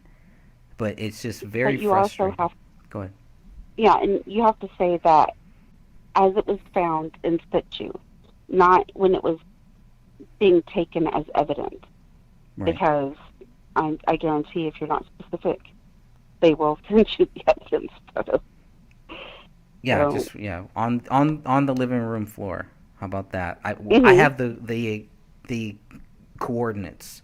It's because it's in Joe Cooksley's notes of how the gun is found. These coordinates, this day, this time. What do you guys need? You know what I'm asking for. They know what I'm asking for. But okay, fine, whatever. But that's all that I want. I want that photo, and that does tell me a lot, and it does. Well, we're not there yet. We'll get to that photo, and then we'll kind of go over that a little bit. But so that's the image. David's Day One Journal, which is a redacted version. This is not the same version that we have. Tony did the redactions, a very classy person, because he redacted more than I would have. It sounds like he redacted what you and Catherine were kind of having to do, and that was going to take a while. And then it's like, well, he's already got it, and it looks like his version is actually a clearer quality version, which does make me think that this was an older version. On his website, he also talks about things that he took out that was given to him. So there are things that he has that he is not even sharing on his website. That is technically public data, whatever they have given him. But then there's some electronic reports. I believe that's the 360 or 317 pages of David's searches and what is in the Day One Journal. The medical examiner photos, which again we do not have. We only have 464 photos. Thanks to the BCA, we have over 700 photos that at least give us some, it gives us a lot more than what the Apple Valley did. Where did these photos come from? If these were requested, if these were given through a FOIA from the Apple Valley, then why? It doesn't make sense why some of the photos are given to some people and some aren't. Are they given photos to? If I were to say that I believe David Crowley is guilty, would I have received thousands of more photos if I would have lied? So, and then we have this crime scene photo here too. That, like I said, Dan Hinnon requested. I know he requested audio. He requested other things too. We wanted photos. I mean, and so, like you said, maybe we didn't fill it out right. Maybe we weren't specific, and this person was. Whatever the case, the main thing is that the public has this data. That's what matters. Not my feelings about this. Not because, I didn't get this or that or whatever, which does frustrate me, but it's not about me. As long as this stuff is out there, we're going to make sure that the public will have access to it. This is public data. This is not my public data. This is not public data that some people get and other people don't. That's what Sean Wright, that's what people like that were telling us. They had things that proved David Crowley guilty, but they couldn't share it with us right now, back in 2015. But if we just kept our mouths shut, if we didn't act like David Crowley was guilty, then at some point they were going to share it with us. That's total BS, man. I mean, that is just total BS. That is not something, and those were red flags, huge red flags. And when I posted the text messages between me and Sean, people could clearly see that. I didn't have to leave any comments on it. A person like that, you just let them talk. And this is a known felon. This is someone who has a criminal record. And this person, who David in his Day One Journal talks about, and not in a good light, this person is acting like he's David's savior and David's friend, and then you have this fiction group that has this criminal in their group, and people are supposed to take them seriously, and you really think the family really is going to side with them, with known criminals? Oh, yeah, he's not the only one in there that got a record. That's crazy. Anyway. It's crazy. Any thoughts on that before I move on? I know there's probably some great comments that I'm totally missing in the chat room. I do apologize for that.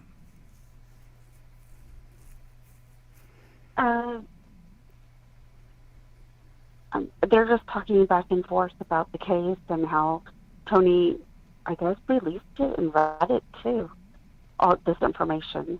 Oh, great. So That's he's great. making sure it gets out everywhere. Get it out there, they Tony. must have really pissed him off. They woken the beast. Go get him, Tony. And I'll upload the electronics crimes report and Detective Vaughn's report Basically, it's just saying what types of tests that they ran, forensic tests ran on all the electronics. Mm-hmm. And Greg has already released the blacklight report to, I think it was item 5, Mm-hmm. Item which was 5 the and then searches. item 8. Okay. The other one really didn't show anything, so it's not of use at all. And I think that's the only reason why we never posted it. Okay. But that would be the laptop that was on the island. Okay. And so we'll make sure that everything is in the group for people. And do you have it all on your website too? Currently I just have the journal and the 317-page electronic report that we covered. But if you could get any of the stuff that you have, if you could add that to the group files, that would be very, very helpful. I'll add everything except the journal, only because we have not redacted those sensitive. Can you But they could get it off of Tony's website. So. Yeah, that's the one that I have on my website too. Maybe you can download it from my website and add it to the group files. Is that possible? Yeah. Okay. I can do that. Okay. And shall we move on to the next slide? Or? I think so. If I have another slide, is that it? Oh, I was like, wait a minute. I thought I had more. Okay. Oh, maybe is that all I have? I thought I had one more. Maybe not. Okay, I guess that's all of the slides that I have, but we do have the actual website here. And I'm not sure what this video is here. I don't want to get a copyright strike or anything. I have no copyright strikes on this channel, which is really weird. Could but we great. Go ahead. move past the photo? Because I don't want you to get any strikes on your YouTube channel. I'm not worried about that. Actually, I actually do want to talk about that. Well, I guess I did already talk about it. So I don't know. I mean, this is all I wanted right here. I just wanted to see which way the gun was facing. Okay, a guy shoots himself with his right hand, and the gun ends up here, where his left hand is, and you look at where his... No. This is exactly the whole thing. Now, that is just really weird, because we were kind of told the gun was kind of down here where this lemur was, and then... Are you going to show the photo? I'm not seeing it. Are you not seeing it? It's there. I see it. Oh, okay. There it goes. I'm sorry. Yeah, for some reason Greg, my laptop was slowed down. Okay, now I see it. Thank you. Okay. Greg, you can actually enlarge that part so everybody could see the gun. Okay. I know that I can do it on my phone. Yeah, it is kind of blurry right there. So I don't know if that's... But, yeah, it's just such a bad image right there. There you go. Unfortunately. So that's it right there. That's where that gun was found, as far as I know. I mean, this is where the gun is found. You shoot yourself with your right hand. The gun is found here, and the police are not disturbed by that at all. At all.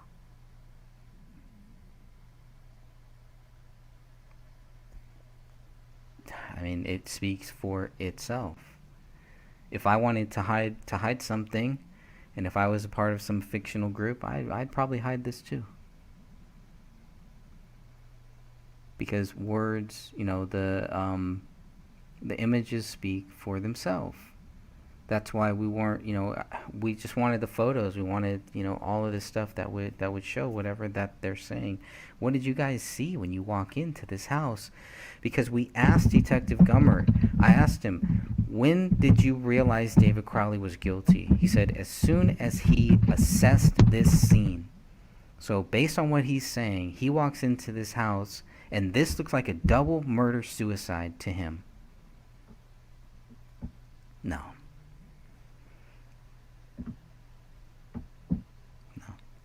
Sorry, just not buying it. He's a police officer. It's not his job to do that. First of all, to just walk in. Oh yeah, double murder suicide. Cool. Okay, done. It's a big problem there. Anything on that photo, or else I'll just keep moving on here. I'm a little frustrated. They were asking if the gun could have been moved by the dog. I don't think so.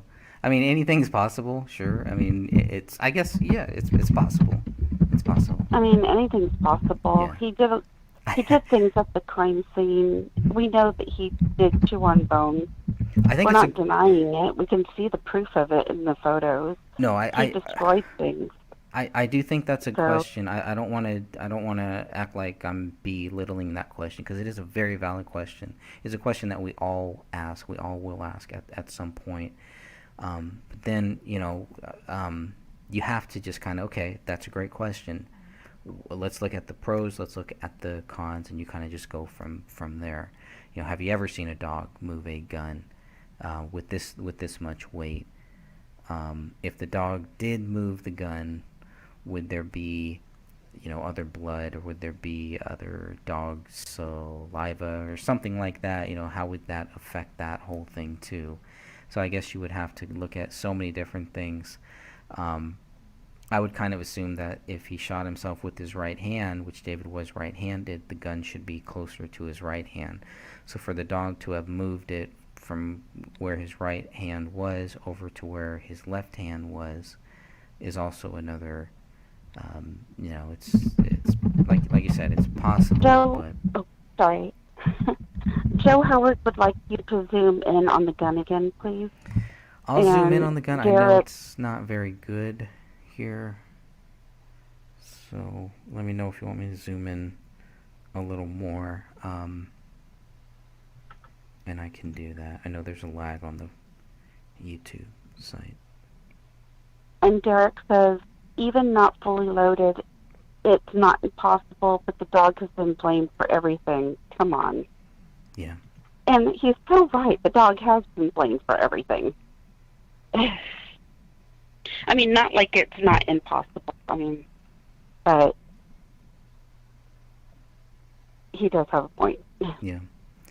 And even when you look at the gun, when they put it on the table next to the Christmas tree, next to that front window, it has hair on it. It has blood on it. We know that there's blood on the magazine too. If I remember correctly, it's David's blood on the magazine, Kamel's blood on the actual gun. I mean, and then hair. Why would there be hair there? It's very, very odd stuff about this gun. So this, to me, for the gun, is pretty much the final piece of the puzzle. This is just more proof to me. So I don't know if that image is clear. On my screen it looks very, very fuzzy. So I see what William is talking about now. When I zoom in, yeah, it's like, whoa, that's grainy. Because when you're not zoomed in and you're just looking at it from the website, I was like, well, that looks like a pretty decent photo, actually. But the more I zoom in, yeah, the more it does not. So I hope that helps. Greg, please go to the red on David's leg. Okay. Let's I guess it's right across from where the gun was. Okay. On his leg. Yeah, so there's right there. There's a big red spot, flesh. Yeah, and this is interesting because there is no wound on David's leg, as the ME states. They don't mention any wound, anything. I mean, they do mention, quote unquote, evidence of animal or possible evidence of animal scavenging. And that's in relation to his neck, face, and his hand. Oh, interesting. So they're actually specific about the animal scavenging and where they think the animal scavenging is. Well, because the rest of his body was intact, so they don't mention any other injuries to his body. So I'm saying, I mean, people are more than welcome to read the autopsies that are either on your website or in the group, and they'll see for themselves. Yeah, this makes me want to go back through David's autopsy to see if when they mention animal scavenging in relation to David, are they specific about where the animals... I don't think they are. I think they're very, very vague. And that's just the final report, right? There's obviously notes and there's recordings that they're doing as they're looking at the actual body, which is the real stuff that we really wanted. Again, I'd rather just have what the medical examiner is seeing. I'd rather have a recording of that than really see the actual bodies, but whatever. This is what happens when you have to go digging for things.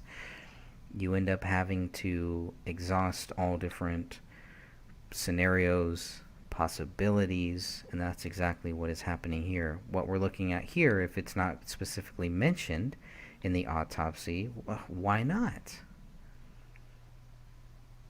Why not? If they thought this was animal scavenging, they should say possible animal scavenging on David's left leg. Or I don't know. It does say with defects on left front and left lower pant leg.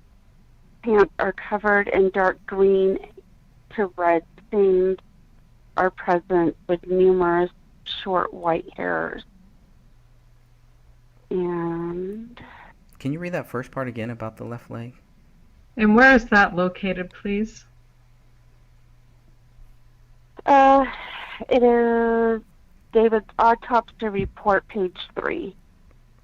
David's autopsy report. Thank you. Clothing and personal effects. And I believe it's bullet point 4.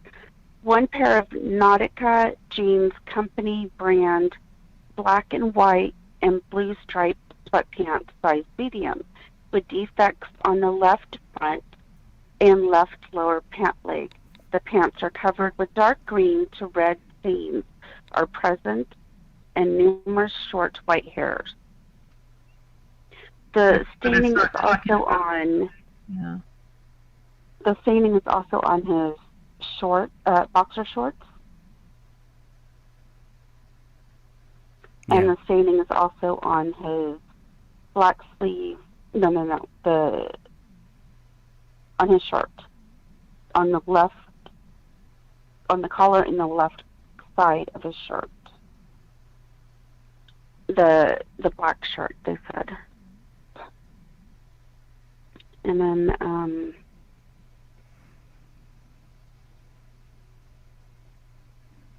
looking over his body.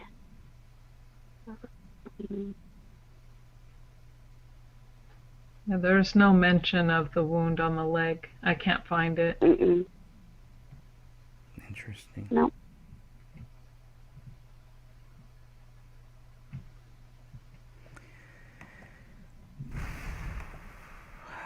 Very disturbing right there.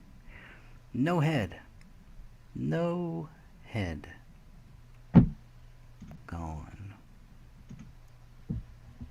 They said they also found red-brown blood-like material on the dorsal left hand between the thumb and the first finger.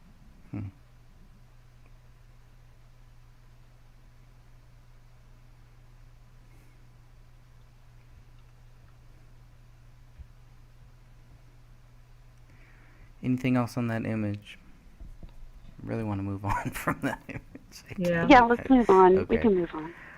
Okay, the photograph was obtained through Luis Gibson and Joe Tomaso, at the Crowley Case Facts versus Fiction.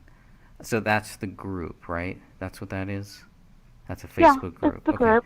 So they obtained The this. We Are David Guilty group. Is this the image they try to copyright? Is that what happened here? Yeah. Really? Yeah, Wow. that's the image that they try to copyright. They wouldn't copyright it if it was legally obtained. I don't know. I mean, that would be weird. Well, here's what he says. Let me keep reading on. They initially claimed that they obtained this photo through a source at the AVPD who was assigned the case in 2015. But after building a relationship with them, That's not. I mean, Luis was in our group at that time, and she was one of the big, one of the people speaking up that David Crowley was not guilty. Who? Miss Louise? Gibson, yeah, for years, Really? for years, yeah, up for many years, up until she got booted out. Oh yeah, she was, anti-Judy, totally thought David didn't do this, etc., etc. Anti-Sean, too. Anti-Sean, they were all crazy, yeah, talking smack about all of them, and no, something wrong there. So it sounds like Tony doesn't believe what they're saying either. I mean, geez, look at these. This is crazy. The lies. Well, Louise used to tell me stories about how she owned Judy. Judy would say that the couch was in one position or something like that, and she had this huge argument with her. I don't know. It was just, and now seeing her all buddy with her, okay, whatever. Oh yeah, But she's very proud of that, Yeah, she's told me that Okay. for years, for many years. We have a lot of data backing that up, what she really thought about Judy back then. So that's kind of weird. Or Rob or Sean. There's lots of proof. Yeah, Rob just, got caught. He got caught in some lies because he was yeah, he definitely got caught. So he was probably not being truthful for a very long time, and maybe other people were too, but it just shows that they're not interested in truth. Because See, if and you I- are, you don't I act like came that. into the group at the tail end of that when Rob finally got booted or left. He got called out and could And- not answer a couple questions, simple questions, and then backtracked, And and it- then yeah. Yeah, and that was interesting. And he was the first one, he and Mark Anthony were the first ones who were claiming that you and Dan were withholding evidence. And that is still the mantra to this day with the other group. And we Like, know for a fact what type that- of that what the, evidence? What evidence do they think we're withholding? Evidence that the police doesn't that have? David's guilty and that you guys are milking this for all it's worth. But here's the thing: though, the cops don't even have that evidence. I So know, how right? how would we have it? I don't get it. I mean, the cops even say it throughout the report, even at the very end. Even the ECU paperwork. We have no proof. We have no motive. But because they don't have, I guess, quote unquote, proof of somebody else, Hmm. David must be the guilty party. Even though the backslider was unlocked and slightly opened. And, No signs so much of somebody forcing their way in, though. That is a fact. yeah, no proof of forced entry. No forced You entry. don't need forced entry with an open door. I know, right? Well, or no proof of missing items from the household. right. Well, you don't need to steal anything to kill a family. No signs of a struggle, even though there is Yeah. a knife. There is a knife on the living room, but You know- no signs of a struggle, people. And yeah, an open knife. An open knife. And Right there. bullet holes in the floor, and casings on the floor or like an unfired bullet that had jammed. More shots to Kamel than needed to be. Hmm. No struggle, though. No struggle. And the crime scene is chaotic, but yeah, there's no sign of a struggle. He says, although when I later confronted them about the legality of obtaining this photo after being lied to on numerous occasions, I want to hear more about that from you, Tony. They changed their story, because he probably has all these screenshots too. He probably has all this stuff. They changed their story and claimed that they obtained it through a legal records request, meaning that apparently anyone could obtain it. This is a lie. He's got them right here. He's got them right where he wants them. This guy is really, really smart here. he's got all of this there, and the fact that they changed their story.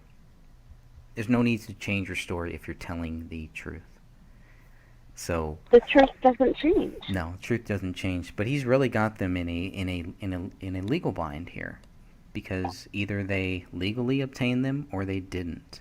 So when they first say that they didn't legally obtain them, which is what it sounds like in the first sentence here, and then the second sentence, it sounds like now they're backtracking and saying that they legally obtained them.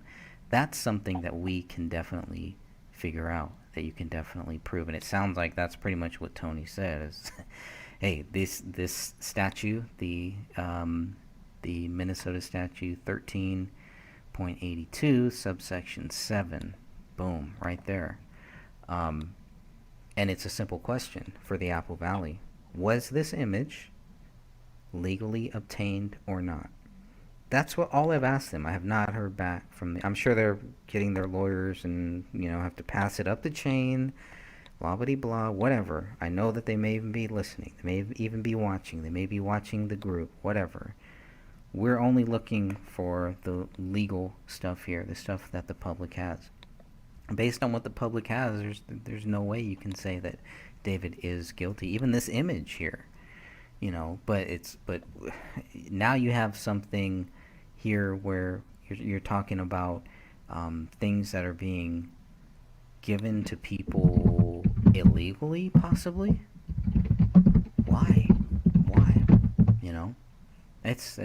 It's really, really odd. This is, when I'm reading this, it really just he opens up a can of worms here.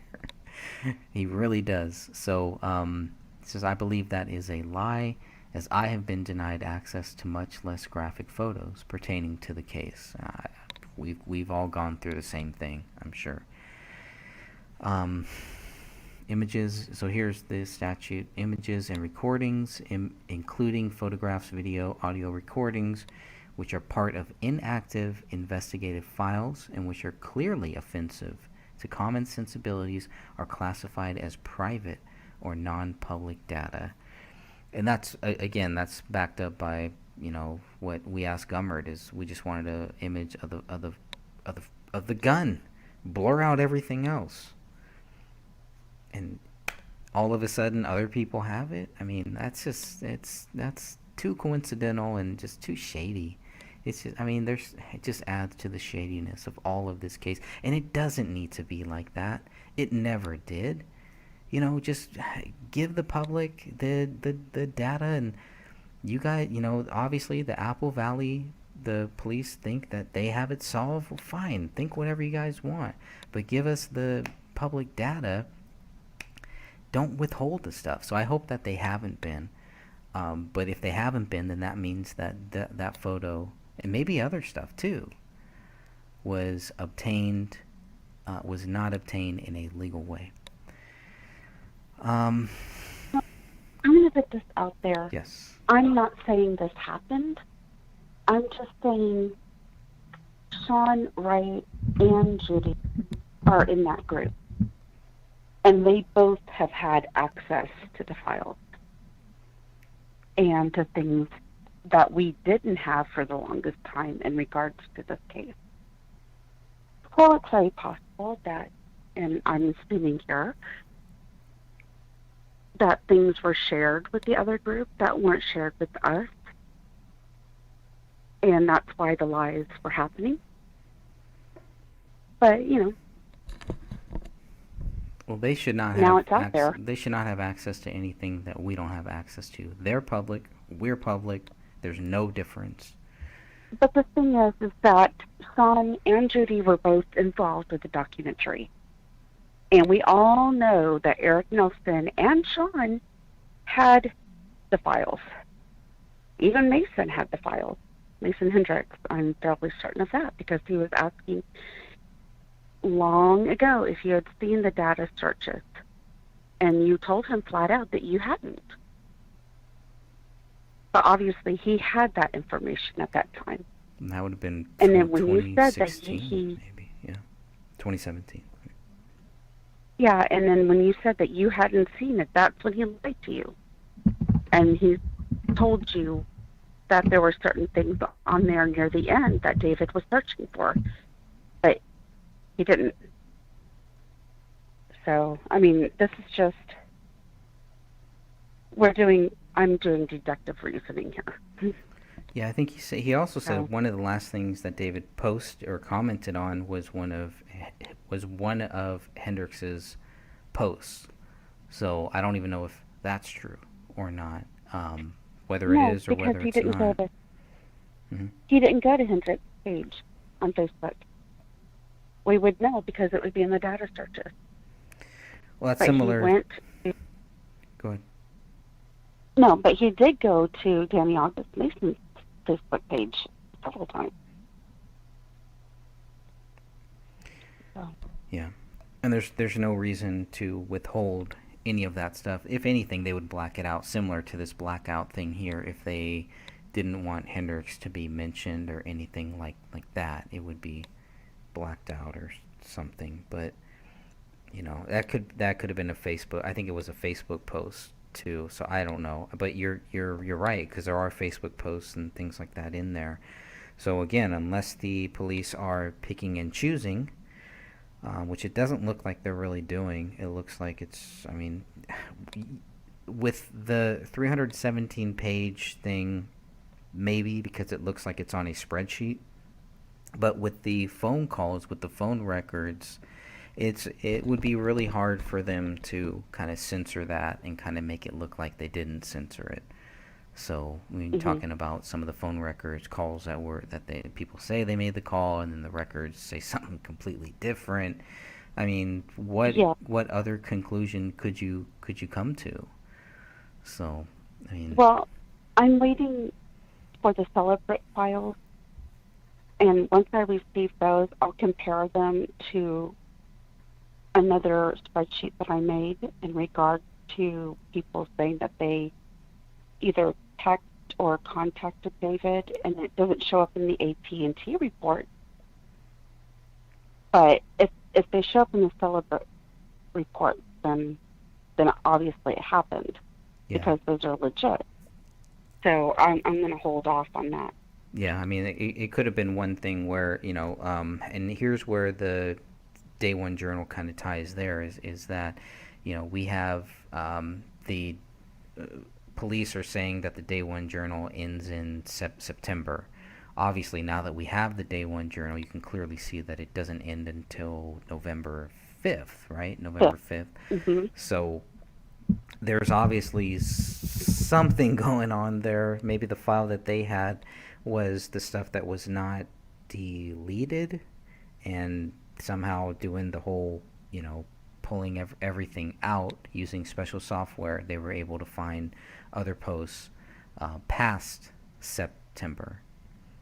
And so maybe they'll do something, maybe with these records that you're talking about, maybe we'll see something with those phone records too, whatever it is. But because these are text messages, and I'm not sure exactly whether they're emails, but definitely text messages from David's cell phone. Right. So we'll definitely be seeing if he was actually contacting. But they should have shown up on the AT&T record. So I'm a little confused about that. Yeah, only if they were taken off. Only if what we're seeing on the AT&T records for the text messages is, I don't know how that works. You know, I'm just trying to think of scenarios, I guess. If it was a deleted message, would it still show up there? I have AT&T. I will look at we just had our phone bill come in, so I'll take a look at it and see. Yeah, try to have somebody send a text, try to delete it and see if that still comes up there. It should still come up because it got pinged, so it should come up. You sent it through the service, it would come up, even if it was deleted off of your phone. Yeah. It still went through AT&T service, that satellite, and got pinged. So yes, it would show up. I'm not a techie, but common sense would say that it would. Sure. article, and he has the day one journal, 162 pages there. He says, I obtained this via records request a while ago, and we just got this a couple days ago. I received it on August 4th. Okay, I just received mine on Wednesday, so I mean, I gave it to you to read, but yeah, you just received your copy. Yeah, I received my copy. Even I've been asking for this for years, or whatever.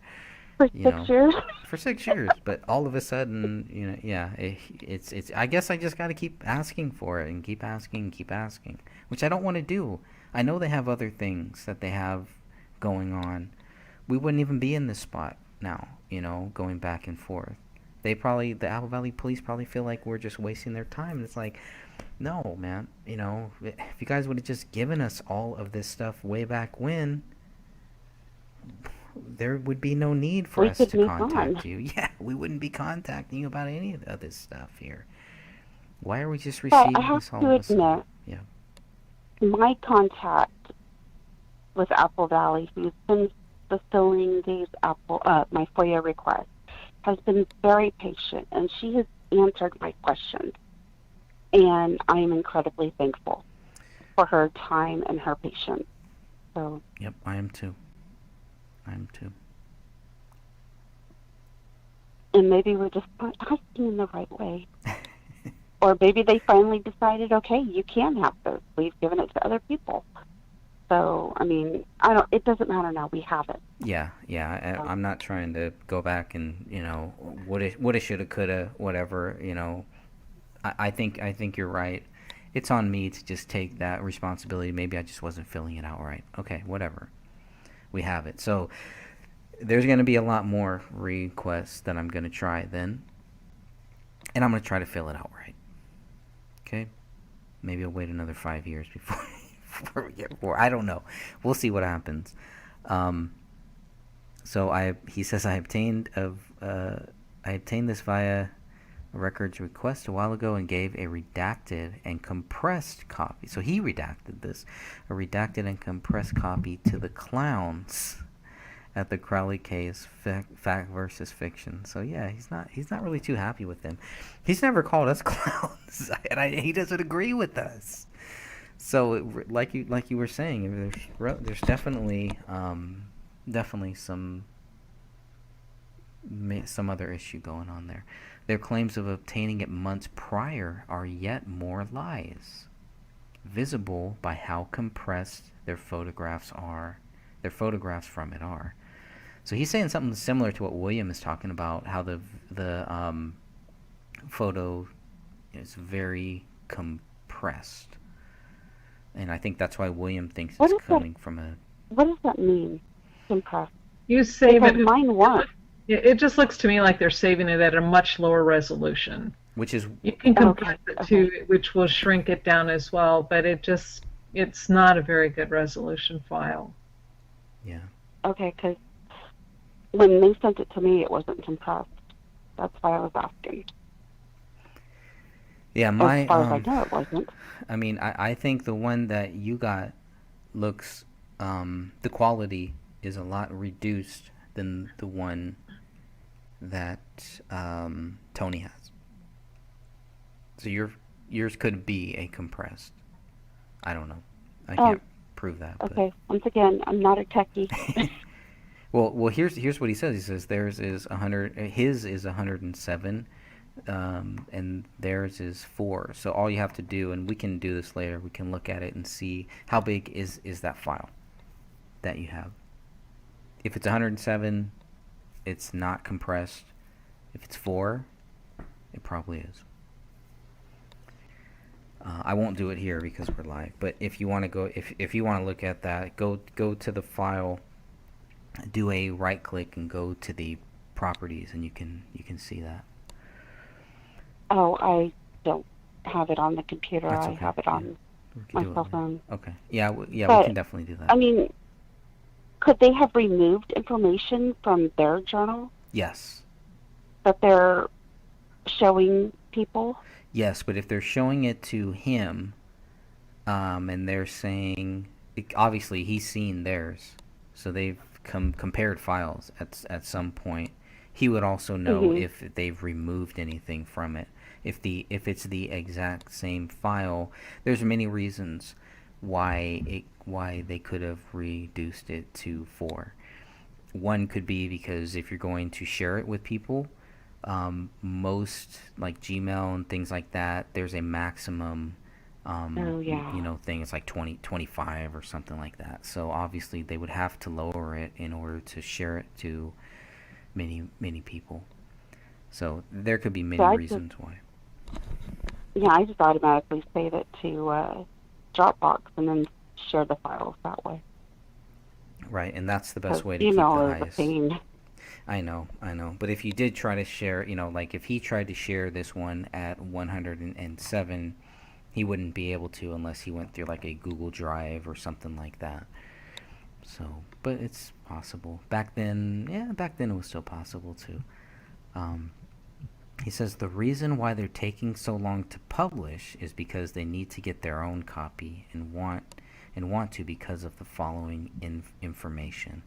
So that's pretty interesting too. So they want their own copy. Yeah, so it's like what copy were they using? His? They may have taken his and lowered the quality, compressed it, shared it with a bunch of people, and then showed him, hey, we have the same copy too, or something, and probably took out things where he had redacted. They probably just said, oh, we're just going to redact that whole thing, and that's all speculation. I really don't know. Really does not matter. What matters is what he's saying here. This is a very articulate person who is making a very strong case to let anybody know why this group is completely fiction, no facts. They are challenging facts because they're fiction. I don't understand why he wrote the original file is 107 MB. I mean, I don't understand the point of that, but obviously he's making a point. Yes, that is a big point because that shows how big that file is, and that will also help us too. Now I can go look at my file and make sure mine is 107 because it should be. So that is a big point. Right. Yeah. Maybe the email will tell me. It may. I don't know. You'd have to download it somewhere, but you still have to look at the properties to see. He says the reason why we already covered that because they want their own because of the following information are redacted very small portions of the journal, as it sometimes detailed the couple's intimate life, and on 2 occasions with photographs that should not have been provided to me. So these are the ones, obviously, that I'm interested in here. 2 photographs that should not have been provided to me. I'm curious about that. In the journal. So it sounds like it's just stuff that's in the journal. So it's not like any crime scene or anything like that. But it's like, okay, what was in the journal that would need to be taken out? And maybe it's not relevant. I'm sorry to interrupt. Go ahead. That's okay. My day one spreadsheet, redacted copy.pdf, is 7.35 MB. And that's small. It's very small. So, I guess it was compressed. I apologize, Derek. My mistake. Yeah. So. And later I'll go look at mine. I doubt mine was 117. Mine is probably the same as yours, probably about 7. Okay. Now we can always go back and ask them why. Why did we get a spot? Is it because you had to compress it? I don't believe that that's the case because the way that it was sent to me, at least, was through a secure server where I know that they could have uploaded it at a much bigger rate. So we'll see. It seems like he says, as such, I notified the AVPD of this and will not be sharing these files, although you can find the aforementioned copy of the journal and original uncompressed copies and images contained within it at the links below. So the only reason I'm curious about what those photographs were, or just because what is the proper context of those photographs? Was it more of the intimate stuff? You know, was it something else? So that would kind of be the only thing. And obviously that's kind of a little, you know, everybody's going to, reading this, we're all going to kind of wonder, oh, what is he talking about here? The mind wanders and wonders, et cetera. But hopefully maybe Tony can kind of clear that up to just, I mean, I know you can't say exactly what it is or whatever, but maybe you can at least give us, you know, some proper context on that. To just let us know kind of what it had to do with, you know, is it personal stuff? It's just stuff between them. I don't know. I don't need to know too much. I don't need TMI or whatever, but you know, it would be nice to have just a little more information about some of the proper context of that. So anyways, if not, that's cool. None of my business. Not really obviously not relevant to this case, like you and Catherine have both talked about. The stuff that was redacted is not really relevant. So there's the two documents if you want to see them, if you want to read them. I do have the Day One journal on my website, so you can go to thegraystage.wordpress.com and you can check that out. And you can probably figure out what size it is too. I can guarantee it's under 25 megabits. So the original metadata from the spreadsheet suggests it was exported from Day One into a PDF by David on his iPhone and had been completely unchanged. The photos embedded had no discernible file names or metadata. I don't know if you two have had a chance to compare those either, but if you compare them, some of everything on Tony's PDF has all the dates in blue. The one that we have does not match that. It looks like it's like photocopied or something, like it's added back in. So it does make me, you know, based on that, maybe you can kind of see what stuff, where, you won't see what stuff, but you'll see where some of the redactions were done by the Apple Valley after Tony let them know that, hey, you gave me this stuff, this stuff should not be here. Maybe. Let's see, okay, there's that. The electronics report. So that's the big one. I believe that's the big, or no, this is just like one page here, maybe 1 or 2 pages. But we'll make sure that everybody has access to that as well. She says this page was obtained through Joe Tomato at the Crowley case, Fact versus Fiction. As you can see, it clearly reads not for public release and was redacted from the copy of the full report I have provided below. So even Joe Tomato had something here that Tony did not have, is what it sounds like. How would he get that? Better have been legally. Well, no, go ahead. I'm not gonna. I mean, No, if it's I'm not just gonna keep legal, it. So, and I mean, this is that pretty much says it right there. He says this is more evidence of a shady, less than legal methods to obtain these materials. Right there. And of course, he often brags about having a special relationship with the Apple Valley detectives.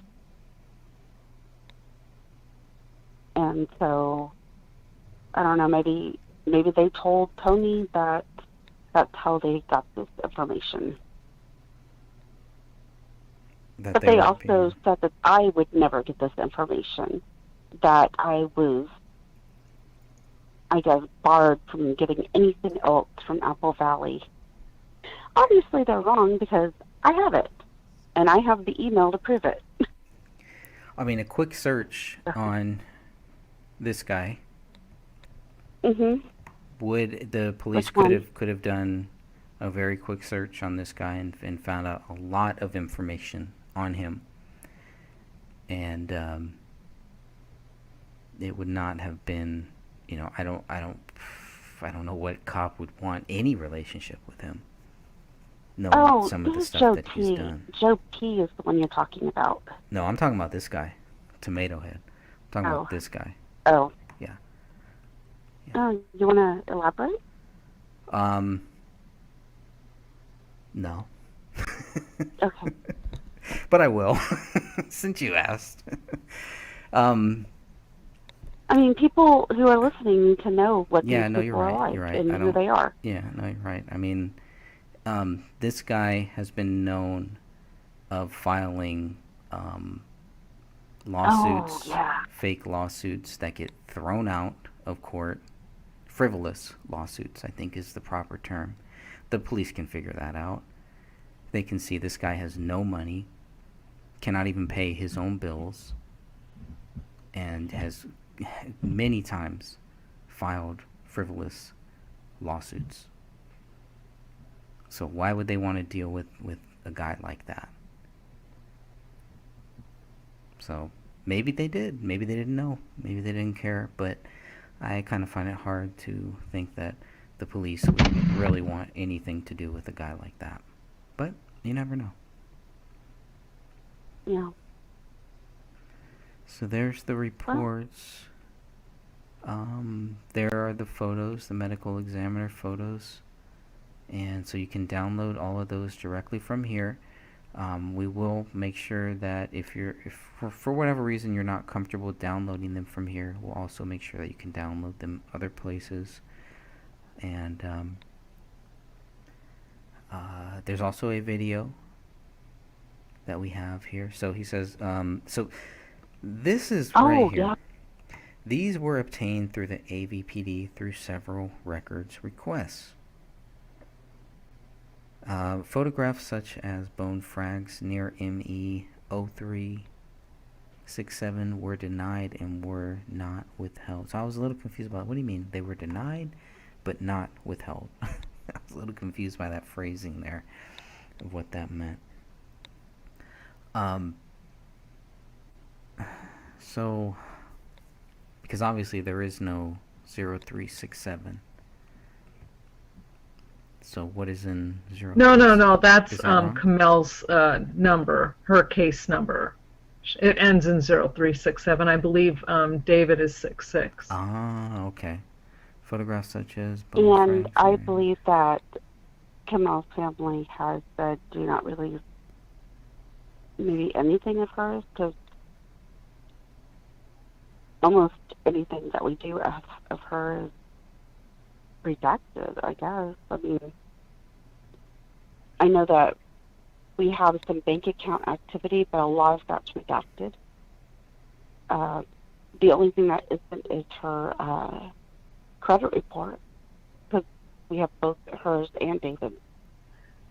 Well, I mean, we see her tattoos here, and this is what bothers me about this part of it, is I specifically asked for photographs like this from not only the AVPD, but from the Hennepin County Medical Examiner's Office, and I was turned down both times. They wouldn't give me anything, because I specifically was asking too for where you see on the bottom one where it says skull frags near ME15- that's David. Those are the ones that were collected near David, sent with David, because I wanted that photo of that skull cap, and they said no, we're not releasing these to you. And then look, they give it to him. They were obtained. Yep. Through a records. I was request. denied, and they were granted to him, and that, I'm not happy about that. No, I mean that doesn't make sense because again, they don't get to pick and choose. Now, they have said that there's still data that they're waiting on. When I spoke with them, or when I had when I conversed with them, they were not specific as to what data. So I let them know what data, at least what data needs to be included in that. And when they fulfill that request, I am expecting all of this data that we're looking at here. Nothing less. I'll take more, but nothing less. Or else there's some legal issues there. And they know that. I don't have to tell them that. They already know that. So they know that they have a problem here. Unless they're going to say, no, this was not legally obtained. Which, you know, if they say that, okay, then, you know, I understand why you're not giving it to me. But it has to be one or the other.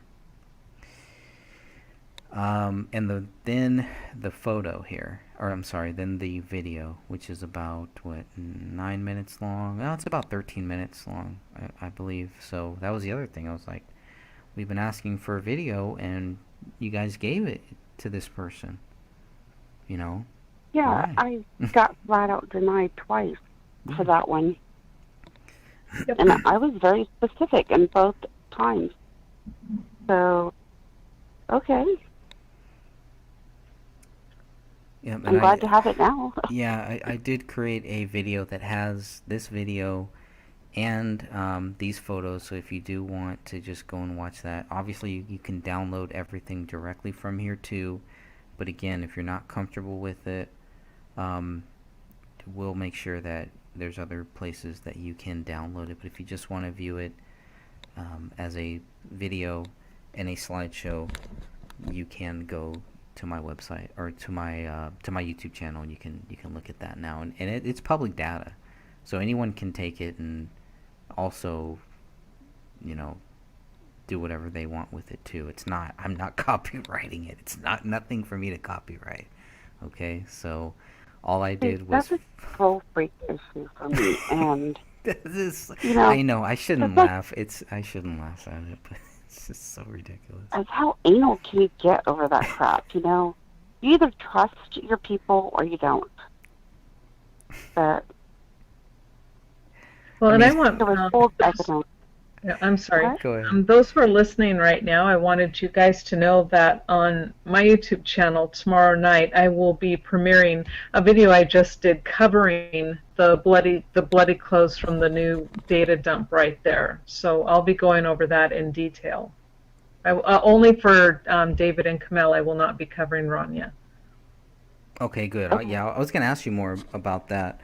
I'm glad you're using that function, you know, but I was going to ask you more about that. What can we expect to see from that video? So I'm glad you covered that. And I hope everybody here is subscribed to Catherine's channel, because she has a lot of great data there, a great reach, and you know, make sure that you are subscribed to that channel. She posts all of her videos in our group too, but if you want to see it first, if you want to see it quick, if you want to make sure that you don't miss anything, that is the best way to make sure. So if you just go to YouTube, search for Catherine, Michele, 1L, and you'll definitely find it. I will be watching that too. I may have to sneak away for a few minutes. Can you tell us about how long it is, Catherine? It's about half an hour, almost about 30 minutes, I think. So it's not too long. Okay, and if people go to your YouTube channel right now, will they be able to set their reminder? Yes, yeah. Okay, great.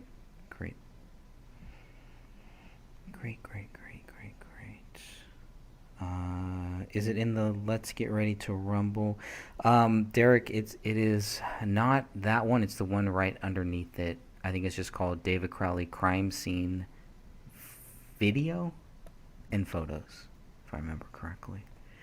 That's the name of the video that has pretty much the 13-minute, 14-minute video, which, you know, we could always play here too, and then it has those photos. But I know it's late for both of you, so I do appreciate you both being on here. It's late for me, so I know it's late for both of you here. But we're coming to a conclusion, to the end here, as far as all of this is the interesting part. Lies, confidentiality, and shady dealings. Yeah, at the Crowley case. And that's the other thing. Why don't they just say, we believe David Crowley is guilty? That's the name of their group. That's what it should be. David Crowley is guilty. David Crowley murdered everybody and killed himself. You know, I mean, the name just gives it away that they're just trick people. Would people seeking the truth join a group No. saying David Crowley's guilty, join us? Nope. We can hate on everybody who thinks he's innocent? Nope. But if these people really thought that David Crowley was guilty, they would use a name that backed that up. And they don't. Mm-hmm. And the thing is they lure these people in, and they bait them. Mm-hmm. Share your opinions on the case. We welcome all views. And the minute that they start talking about the case, they get attacked. And then booted. And then they sit there and they talk shit about them when they can't even respond. So, Right. yep, that's the people that you deal with in that group. Okay. And, of course, we'll see it right here. And Tony backs it up, too. Yep, says they like to claim that they're good people who would never disclose things told to them by the family in trust, hurt them, or play games with such a case. That's pretty much what they're all doing. Their entire stick is dragging out drama to virtual signal about how respectful and smart they are, saying that they are on the side of the families who likely only tolerate them, and while they, behind the scenes, share graphic photos and confidential information the family entrusted them with complete strangers. So they're still saying they're acting like they're getting all this stuff from the family. It's hard for me to believe, but maybe they are. Whatever. Let's give them the benefit of the doubt. Tony would definitely know more than me. I have no interest in this group. No interest in paying attention to anything that these people are doing because it is complete fiction. You know, if you really want to figure out what's happening here, I wouldn't spend too much time. I wouldn't spend too much time there. Just read what Tony says here. You'll get the kind of the whole bullet points of what it is. So save yourself a lot of time.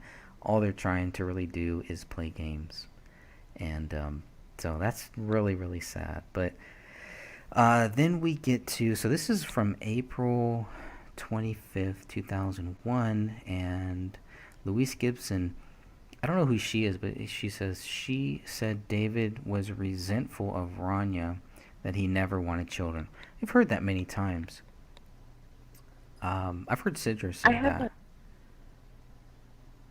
I have a feeling that she's speaking of Sidra. Yeah. Because there's even more intimate details.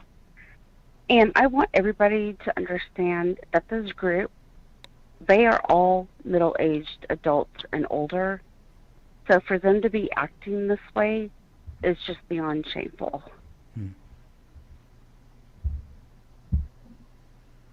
But Emmy said no signs of pregnancy or recent pregnancy or anything.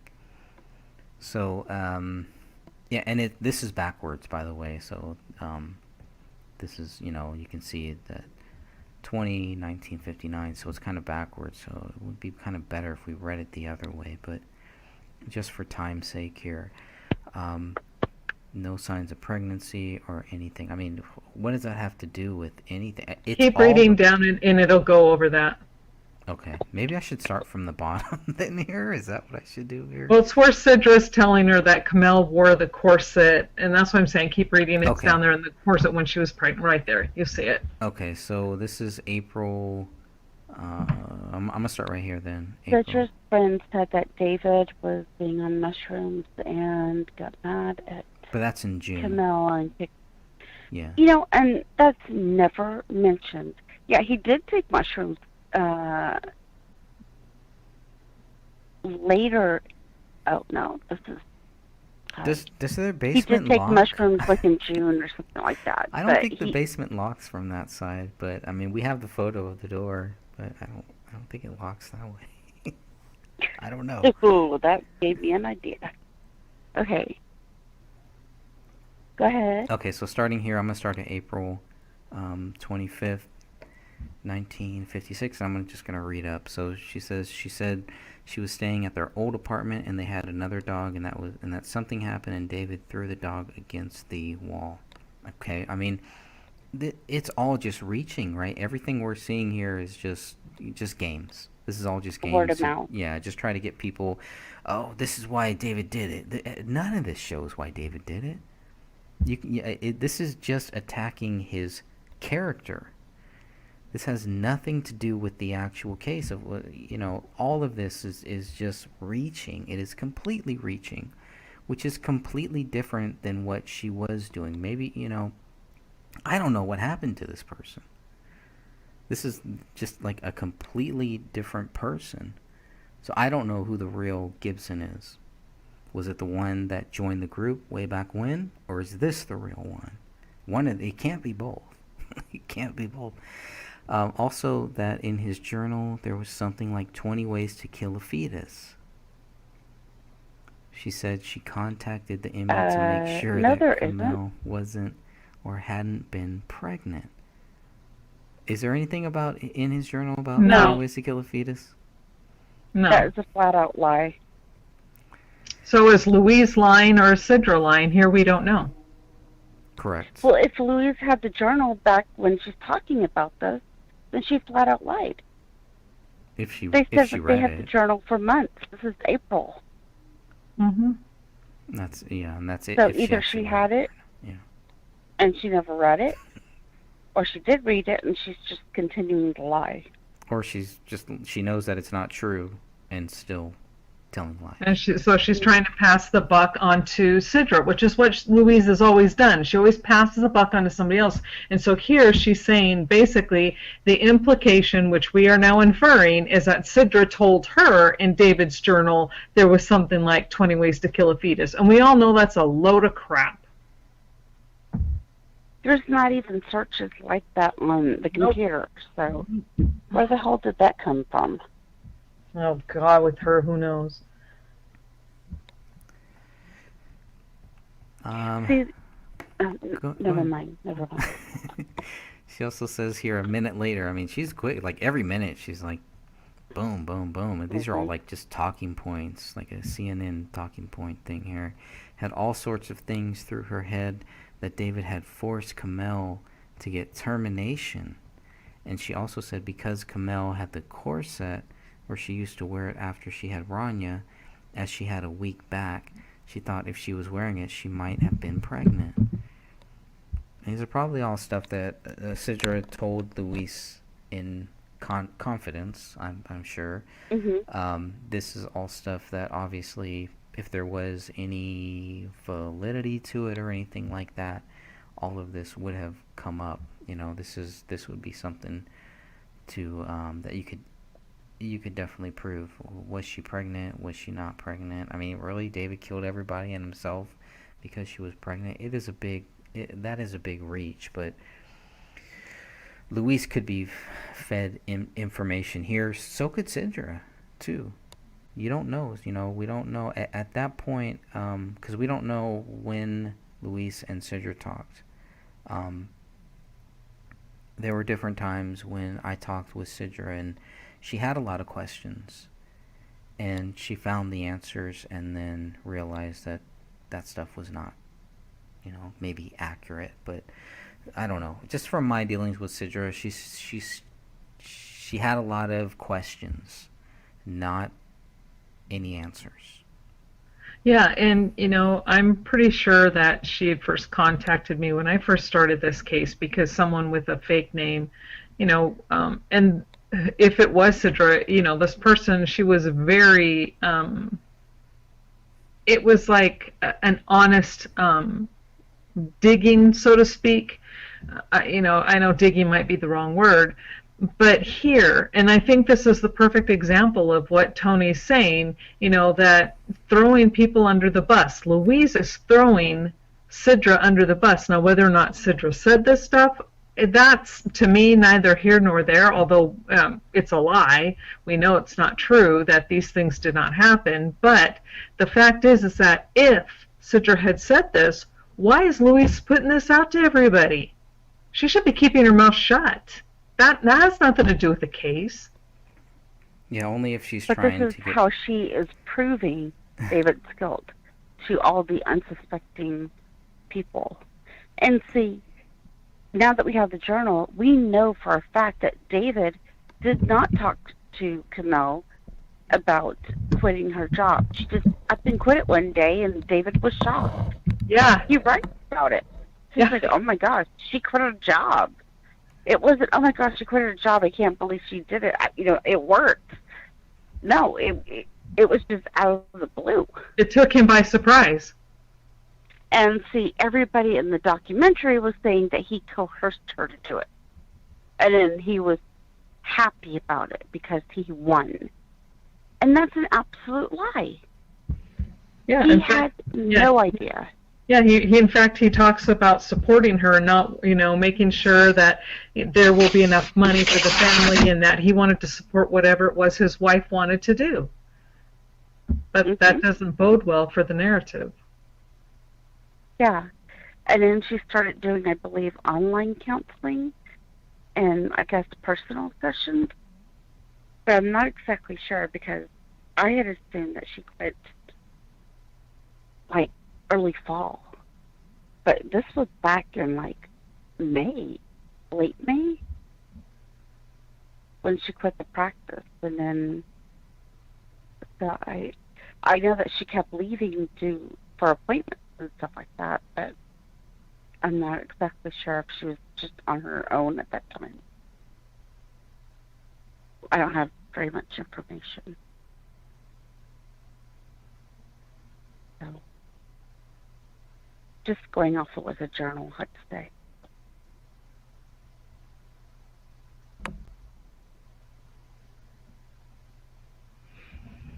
And the corset thing, I've always thought that was weird.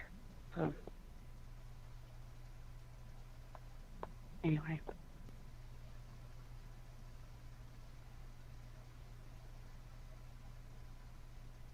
Greg? I know, did we lose him?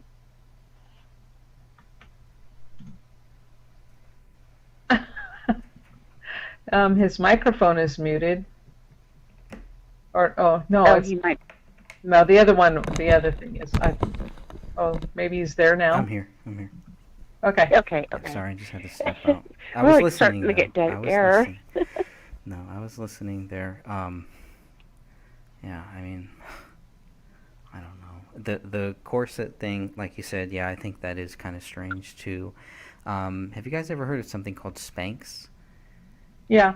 So maybe it's like an early version of that. Women just kind of use it to kind of keep their body in shape or something, or you know what I mean? I don't know. So. Well, she might have been having back pain, and if she had used it before while she was pregnant with Rania, and maybe she tweaked her back or something with all the exercises that they were always doing because they loved to exercise together, maybe it helped her. I mean, we're just kind of, grabbing at things here, but, it makes sense. Sure. I mean, that's, and I think that's what this group is really trying to do, is they're trying to plant those seeds. And Tony has proof of that later here too. They're trying to plant those seeds to get you to go down false trails. Yeah. And I don't, anyone that has happened to, I don't want you to feel, don't feel bad, man. People fall for that stuff. There's nothing wrong with it, but it's about what you do with it once you realize that it's not true, that it's all fake, that people have been lying to you. I said this years ago, people don't like to be lied to. If you lied to them, these are the consequences. You get a guy like Tony and he doesn't agree with us, probably doesn't like us, I don't know. But these are the type of things that happen. This is why you just need to be honest, be truthful. There's nothing wrong with saying, hey man, I think David Crowley is guilty. I can't prove it, but I think it. We get that stuff. I totally get that. I understand that point. I was there. I wanted to believe it, but when I looked, I was like, wait a minute, why? Why do I believe it? Oh, because of the, the FEMA thing, the police, here we go again, the conspiracies, blah, blah, blah. But, take all that stuff out of it. Take all of this stuff out of it and just look at the facts, not the fiction. Look at the documents. Look at what all of these documents say. And I know that it takes time.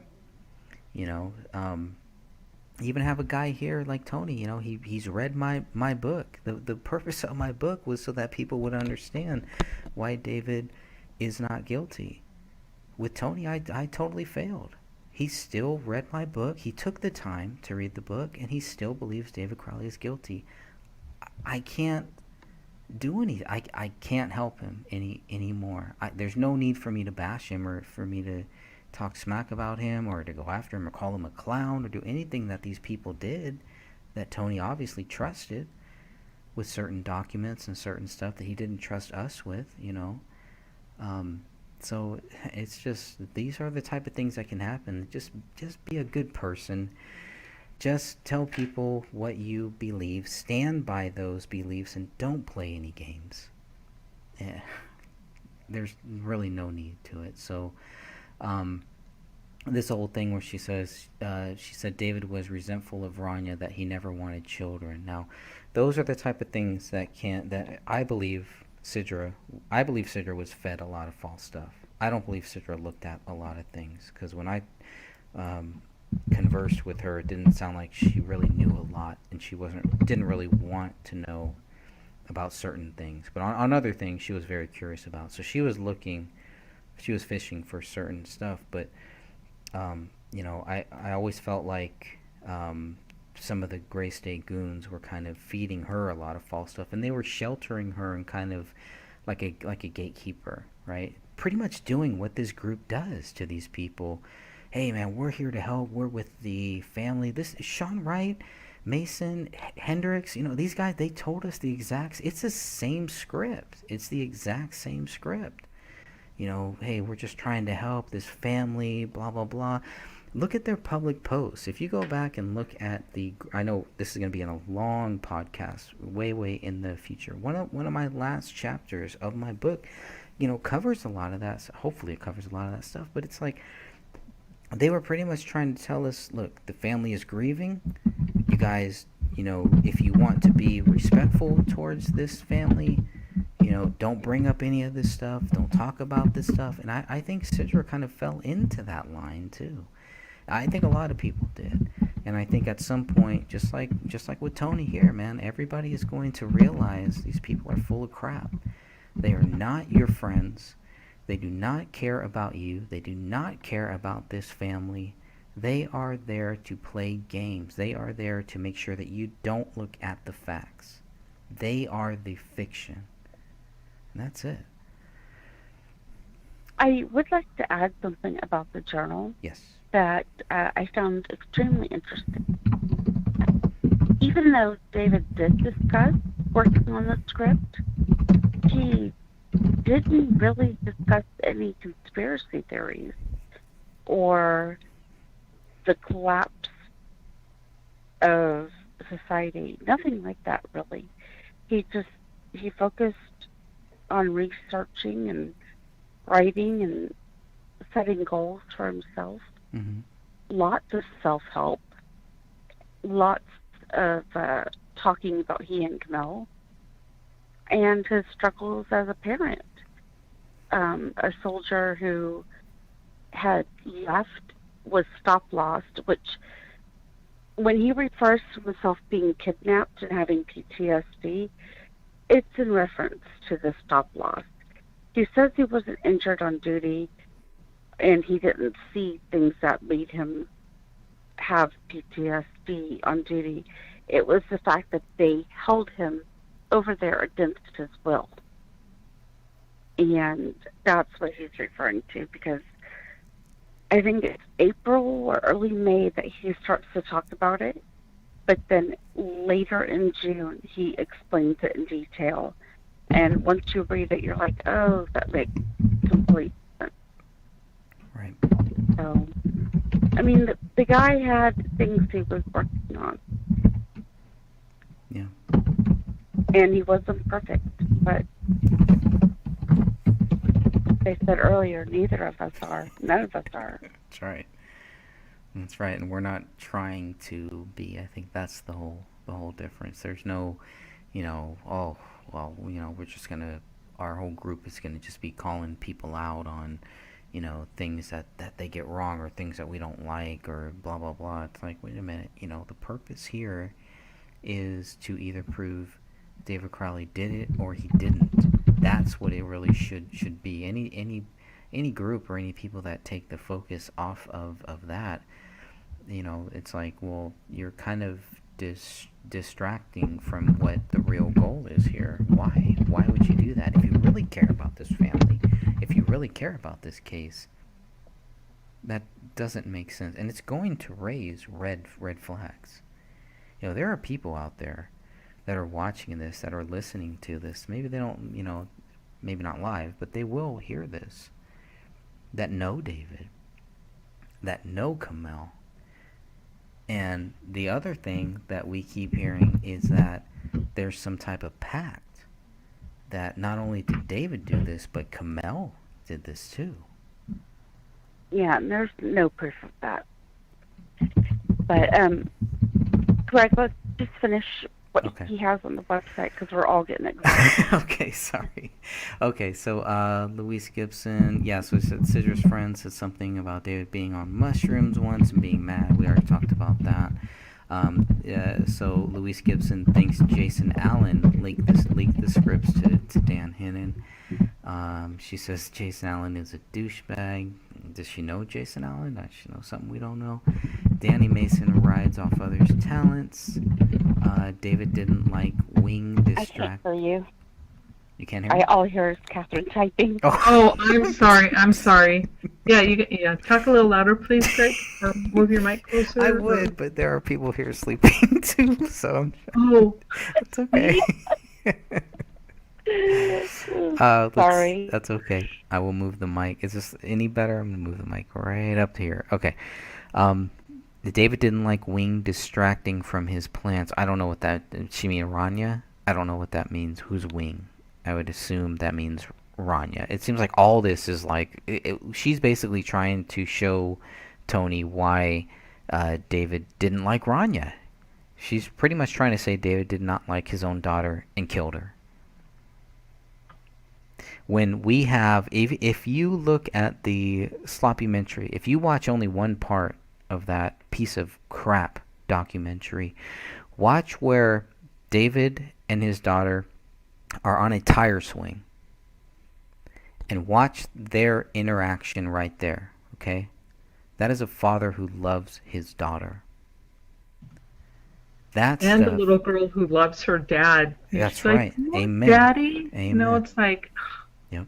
That should have been at the end of the film. That's how I would have closed the film out, right there. Yep. And there's a part in the journal that really melted my heart. Basically, David says he wants to track down his lineage and Kamel's lineage. And I guess do like a tree and write the story of him and Kamel and their families and give it to Ronnie when she graduates. And so, I mean, that's extremely special. And that doesn't sound like a father who doesn't like his child. Yeah, he is being extremely thoughtful, trying to do something for her for the future. Right. I know that this was either June or July, but it doesn't matter. No, that's a big. No, that's a big thing where you can see he's not only planning for his future, he's planning for her future too. Mm-hmm. For her 18th birthday, and then you're going to tell us a couple months later he decides to kill her? No. I mean, all of the evidence that you see in this Day One journal proves that David didn't do this. I mean, if there's nothing in here, if you read the Day One journal and you think that David did it, you obviously already have some preconceived stuff that you already want to believe that David Crowley is guilty there. There's nothing in there. The cops also say that too. So anyone who reads the Day One journal and thinks that, you know, that proves David did it, I don't personally understand that. I just don't understand. Everyone is free to believe whatever they want. This is the greatest country ever. We have freedom. Believe whatever you want, but don't try to tell me that because that's not going to work on me. Definitely. It's like they're going to warp David's worst days ever into the actual reason why he snapped in December. Some of these worst days that he had were in July and June. Right. And yes, he's down sometimes. Who doesn't get down? And he does admit that he deals with mood swings. But, you know, I don't know him personally. So it just seemed like he had a lot of stress. And he and Kamel were trying to work through things. And obviously through the journal, they were definitely working through things. And they seem to be in sync. He writes that numerous times. So yeah, I mean, I've never come across any soldier that served for this country that has not had stress and things that they will carry for the rest of their life. But what I read in the Day One Journal is David trying to, first of all, to recognize those problems and then to get over them. And that's what I see when I read the full journal. And that was the old David. He was trying to shed right those feelings, those emotions, so he could be a better person. And you see that with all his searches and the different things that he was doing with yoga and meditation. He's trying to help himself become a better father, husband, in person. Right. And that's the first step is admitting your faults. Most people don't do that on paper. They don't do that, you know, they don't type that stuff out, you know. So it takes a really strong person, first of all, to really do that. And you can tell reading the journal, David planned on doing something with this journal too. You know, I think he was, you know, once he made it big and made it famous and got rich and all that stuff, I think he was going to go back and use this journal as a documentary, or maybe have Rania use it. Mm-hmm. You know, I think there was a lot of reason why he was doing this Day One Journal, to document everything. It's more planning for his future. You're not going to do all this stuff and then kill yourself all of a sudden. And if you do, you're going to delete I don't know. I mean, I really don't know. That's all guessing. But she also, or Tony also says about Louise Gibson that Louise said that David didn't want any more kids. Rania was a little slow. I don't know where that came from either. I mean, I did not get that from any of the journal stuff. Yeah, I didn't really get that either. Kamel was David's #1 fan. Kamel was more upset with her parents for not listening to her views, getting chemo, the dietary things. Yeah, I think that's definitely evident in the Day One journals. Felt offended that they wouldn't listen to her views. So, I mean, it's like she can speculate on all of this different stuff here, but nobody else can. You know, oh, there's something wrong. We're disrespecting the families and everything if we even talk about all this stuff. Like, screw you. You know, whatever. You know, everybody, you can talk about whatever you want to talk about. You know, believe whatever you want to. But, man, I mean, when it really comes down to, if you're going to try to act like you have facts, you better have them. And if you don't have them, don't be shocked when people call you out, which is exactly what's happening here. She says, he says, sorry, this is Tony now, getting back to it. They told Sean at the time, but he didn't think it was odd. If someone isn't prepared to hear you out, why bother with them? Well, consider the source with that. I mean, the fact that they have Sean in the group at all is like the biggest thing that discredits anything that they have, anything that they do. If they don't know who this guy is, they're just not looking. They're not researchers. Research this guy. Run a background check on this guy. Find what you'll find what you need to know about Sean Wright. David and Kamel nearly split in early 2014. Again, speculation. We don't have anything like that. We know that there's been things said in news articles. So this is all just repeating what all of those hit pieces said. Whether it's true or not, we know that they stayed together and they were working it out. And David talks about that in his day one journal. So it's just really odd, the things that they want to make sure that you understand. It's all a mind fuck. It's just subconsciously just, get you to just, oh, this, that, oh, okay, well, maybe he's guilty. I mean, these are just zombies, and they just want to turn you into a zombie too.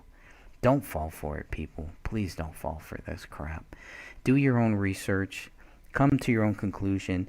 If you come to the same conclusion like Tony did, Tony came to the exact same conclusion that these fiction groups did, but at least he did his own research. He's articulate. He hasn't really expressed why he thinks David Crowley is guilty or anything. He just says that he agrees with him, but at least he's done all of that, and it doesn't sound like he's playing any of the games that this fiction group is playing. So that's something. There's something to be said about that. David makes an effort to be more empathetic and understand. They pull closer. All stuff from the whole journal, everything. I mean, this is all stuff people read it for yourself. Read the journal. Just David's dark places was in June-ish. He thought he was a god. I didn't see anything like that. But here's the main thing. When you're going to tell... Go ahead. There was one part, I think, in July, and I believe that he was euphoric over the whole getting to speak with the producers and everything. And so he kind of mentions at that point that he could do anything, that he's a god. He's a god, okay. And I think, if you just got called out to LA to speak with producers about something you worked extremely hard about, and you had all types of other spin-offs for this idea, and you literally could see it all in front of you, everything laid out of how your future is going to be, you would feel a little invincible too. Mm-hmm. Tom, I mean, anyone who thinks Tom Lydon is a decent person, I definitely gotta question that one, because if you look at just the way Tom Lydon reported on this case, man, I don't know. I'm just not seeing it. Like, we're living in two parallel worlds, if that's the case. I have to do the mommy voice, Greg. Okay. Now we have to ask Tom Lydon's kitty cat how he feels. I think a kitty cat would think he's decent. That guy, somebody better call PETA or somebody. That guy should not have any cats at all. He should not be allowed to be anywhere near any cats. Anybody look at his Twitter page, you'll see he's a slime. Oh, he's so gross. Well, let's just talk about that. Let's talk about what tweet are you guys specifically talking about here? Tom Lydon said he wanted to F a cat. Is that what we're talking about? Yeah. Is that what we're going for? Okay. So I know we have people listening, watching this that have cats. So imagine if Tom Lydon said he wanted to do that to your cat. Okay. And this is a real tweet, people, and it's still on his Twitter account, so you can still find it. And he's still with Fox 9 News for some reason. He's still there, and he's still reporting. And of course, he just happens to be the guy who was able to lob a bunch of softball questions to the Apple Valley police. Sean wanted him to report real news. I mean, to me, that tells me that Sean was trying to tell him, hey, you're not reporting real news. Can you report real news? I mean, I don't understand this. What does this mean? Like, what does that mean to report real news? I think what Sean really wanted was for Tom Lydon to agree with them that David was guilty and make sure that you don't stray from that, which is very similar to what Sean Wright had told me, too. report real news. Sean Wright's version of real news is that David Crowley is guilty. He killed everybody and himself. He went into a dark place, and Kamel did this too. In Sean Wright's view, that is the real news, that there was a pact. Well, to everybody else, maybe not so much. Eric Nelson is a good man. Again, here we have another thing. If you watch Eric Nelson's documentary, you can decide for yourself what you believe about Eric Nelson. And this is the whole thing. It's all about character, right? It's not about, well, you know, what do they do that proves. It's all about the character. Tom Lydon is a decent person. You know, Eric Nelson is a good man. I don't give a shit about any of that. What did they say about this case? I need to interject. Okay. Eric Nelson took recordings and edited them. He cut and pasted to make these two sound like they were insane. He picked and chose which journal entries would be taken out of context throughout the whole journey of the documentary and manipulate the viewers. This is not a decent person. A decent person would have done everything. They would have revealed everything about this family instead of making them the villains. I mean, when the dad is sitting there reading some of those journal entries, they are highly out of context. Right. And now we have that proof. And yeah, and it's very sickening. And then, like I said about the so-called rapture video or whatever, if you put headphones on or you listen it with earbuds, you will hear every time they stop the tape and sliced. It's there. You can hear the clicking. But, you know, he's a decent person. He's a decent person. Well, we know that he didn't do right by the family because if he did, then Kamel's family would not have had all of their footage taken out. So he did not do right by the family. So I don't know what that means exactly, but I don't see anywhere where he did right by this family. He accused the family's son, if you're talking about David's side, he accused their son of being this crazy person who killed everybody and himself, and then, you know, he also tried to throw Kamel under the bus too, so he didn't do right by their side of the family. So to say that he did right by the family, I don't know what that means. I really don't. He did not make anybody look good. Nobody looks good in that film, except me, maybe. I'd say me, maybe Dan too. Maybe Dan. But, you know, we're the only ones who really look good in that film because we're the only ones who are telling the truth in that film. I would say David did too, but they've taken a lot of his stuff out of context. You know, they had, you know, we gave, Dan and I we gave them as much data as we had at that time. We didn't have much, but we had enough for them to put in there. If they really wanted to give the other side, they would have put everything we told them about the bullet hole, item 57, which I believe is this one of the smoking guns. They would have put a lot of things that we were talking about, the facts. There's a reason why there's only 2 or 3 minutes of our footage in there when they recorded over 1 hour, not including our live broadcast that Dan and I did that same day, live, no edits, while they recorded that too. And they put like 2 or 3 minutes in there. But yet they put Joseph Seaton, Sean Wright, all these losers, all these guys who David was trying to distance himself from. They put all of them in there. And these are all these people that thought David was guilty.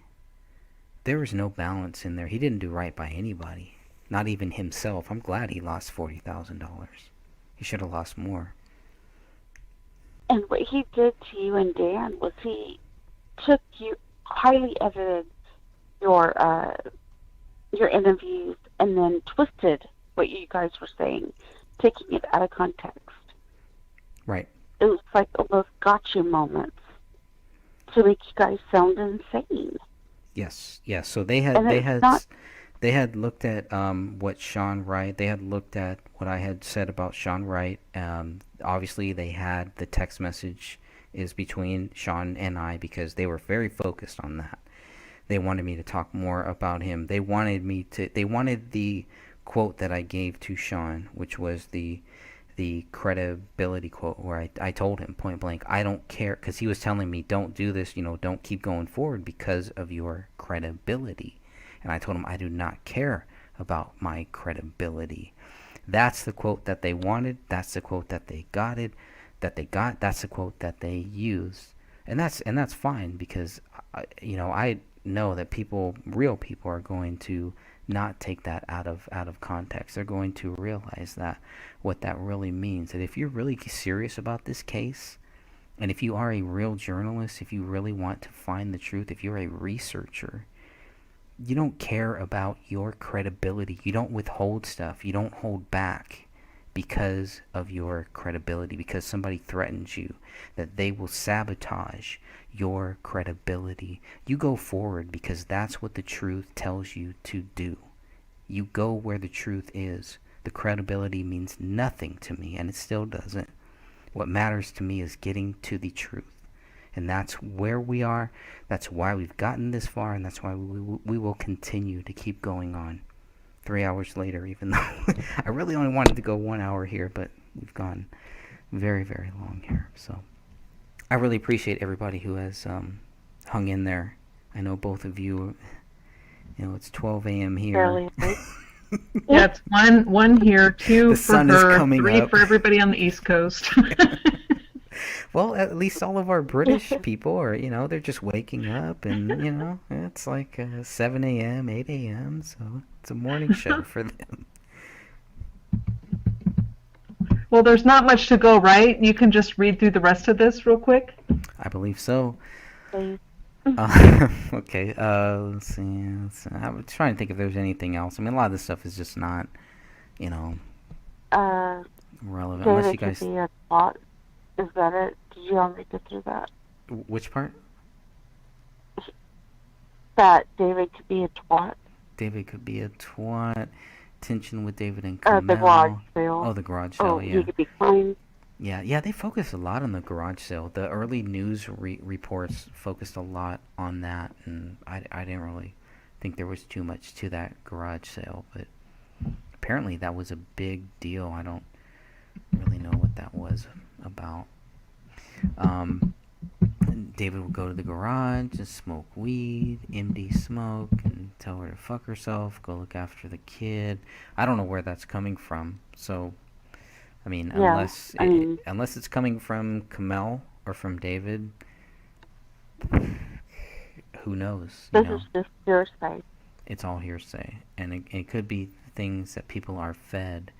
That's it, So I don't know. I don't know what relevance any of that would really have, but you can see what she's trying to do. She's just trying to get people to think that there is some distance, that there is something here when there really isn't. There's nothing there, She's trying to show emotional abuse. Right.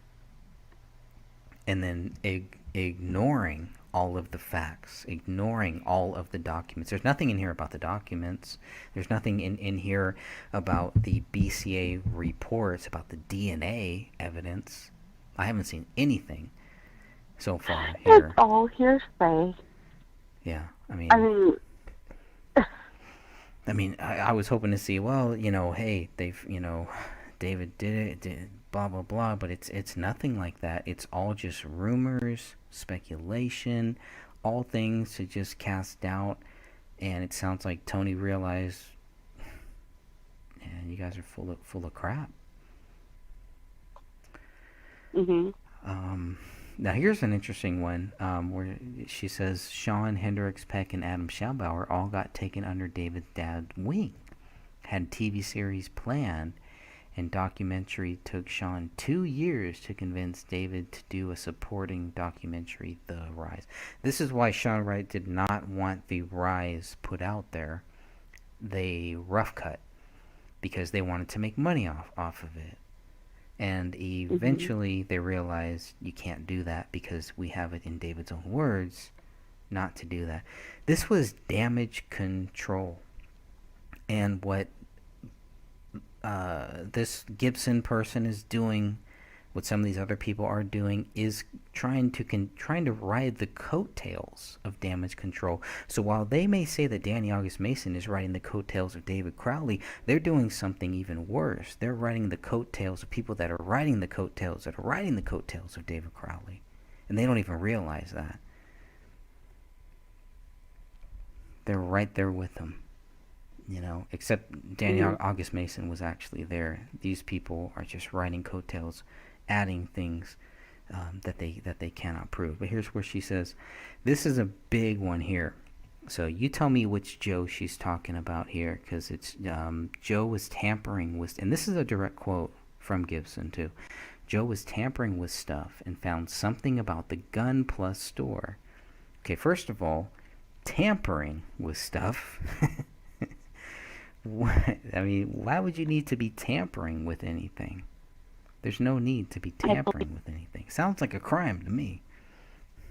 I believe it was Joe T. And found something about the Gun Plus store. I mean, is that the Gun Plus store? Is that the one document that the police gave us that shows that she purchase the gun? We don't really know what it means. She doesn't even know what it means, if anything. We haven't got anything with the Celebrate. We're just sending the group. We're just sending the Justice group into a spin. So it's there's their goal. So everybody that is in our group, in the Justice for David Crowley and Family Facebook group, if you've joined that group for whatever reason, that is their goal. It's not to find the truth. It is to send you into a spin. Why would you want to join a group like that? I honestly don't care what they have. I'm working on my own to get my own stuff. So they can sit there and pretend to have whatever. I mean, she pretty much, she's admitting they don't have anything, but they're trying to send the group into a spin, and it's not working. Though that's the other thing, it's not working. But they get off on trying to send people into a spin. It's just like, well, why don't you try to get people to understand why you believe David Crowley is guilty? Focus your efforts there. That's why you're frauds. That's why you're phonies. That's why nobody takes you seriously. That's why you fail. Because you're not focused on that. You're focused on a spin. You're focused on these lies. You're not focused on truth. That's why nobody takes you seriously. They may act like they do. They may be fishing you. So then there's something here about the disclosure.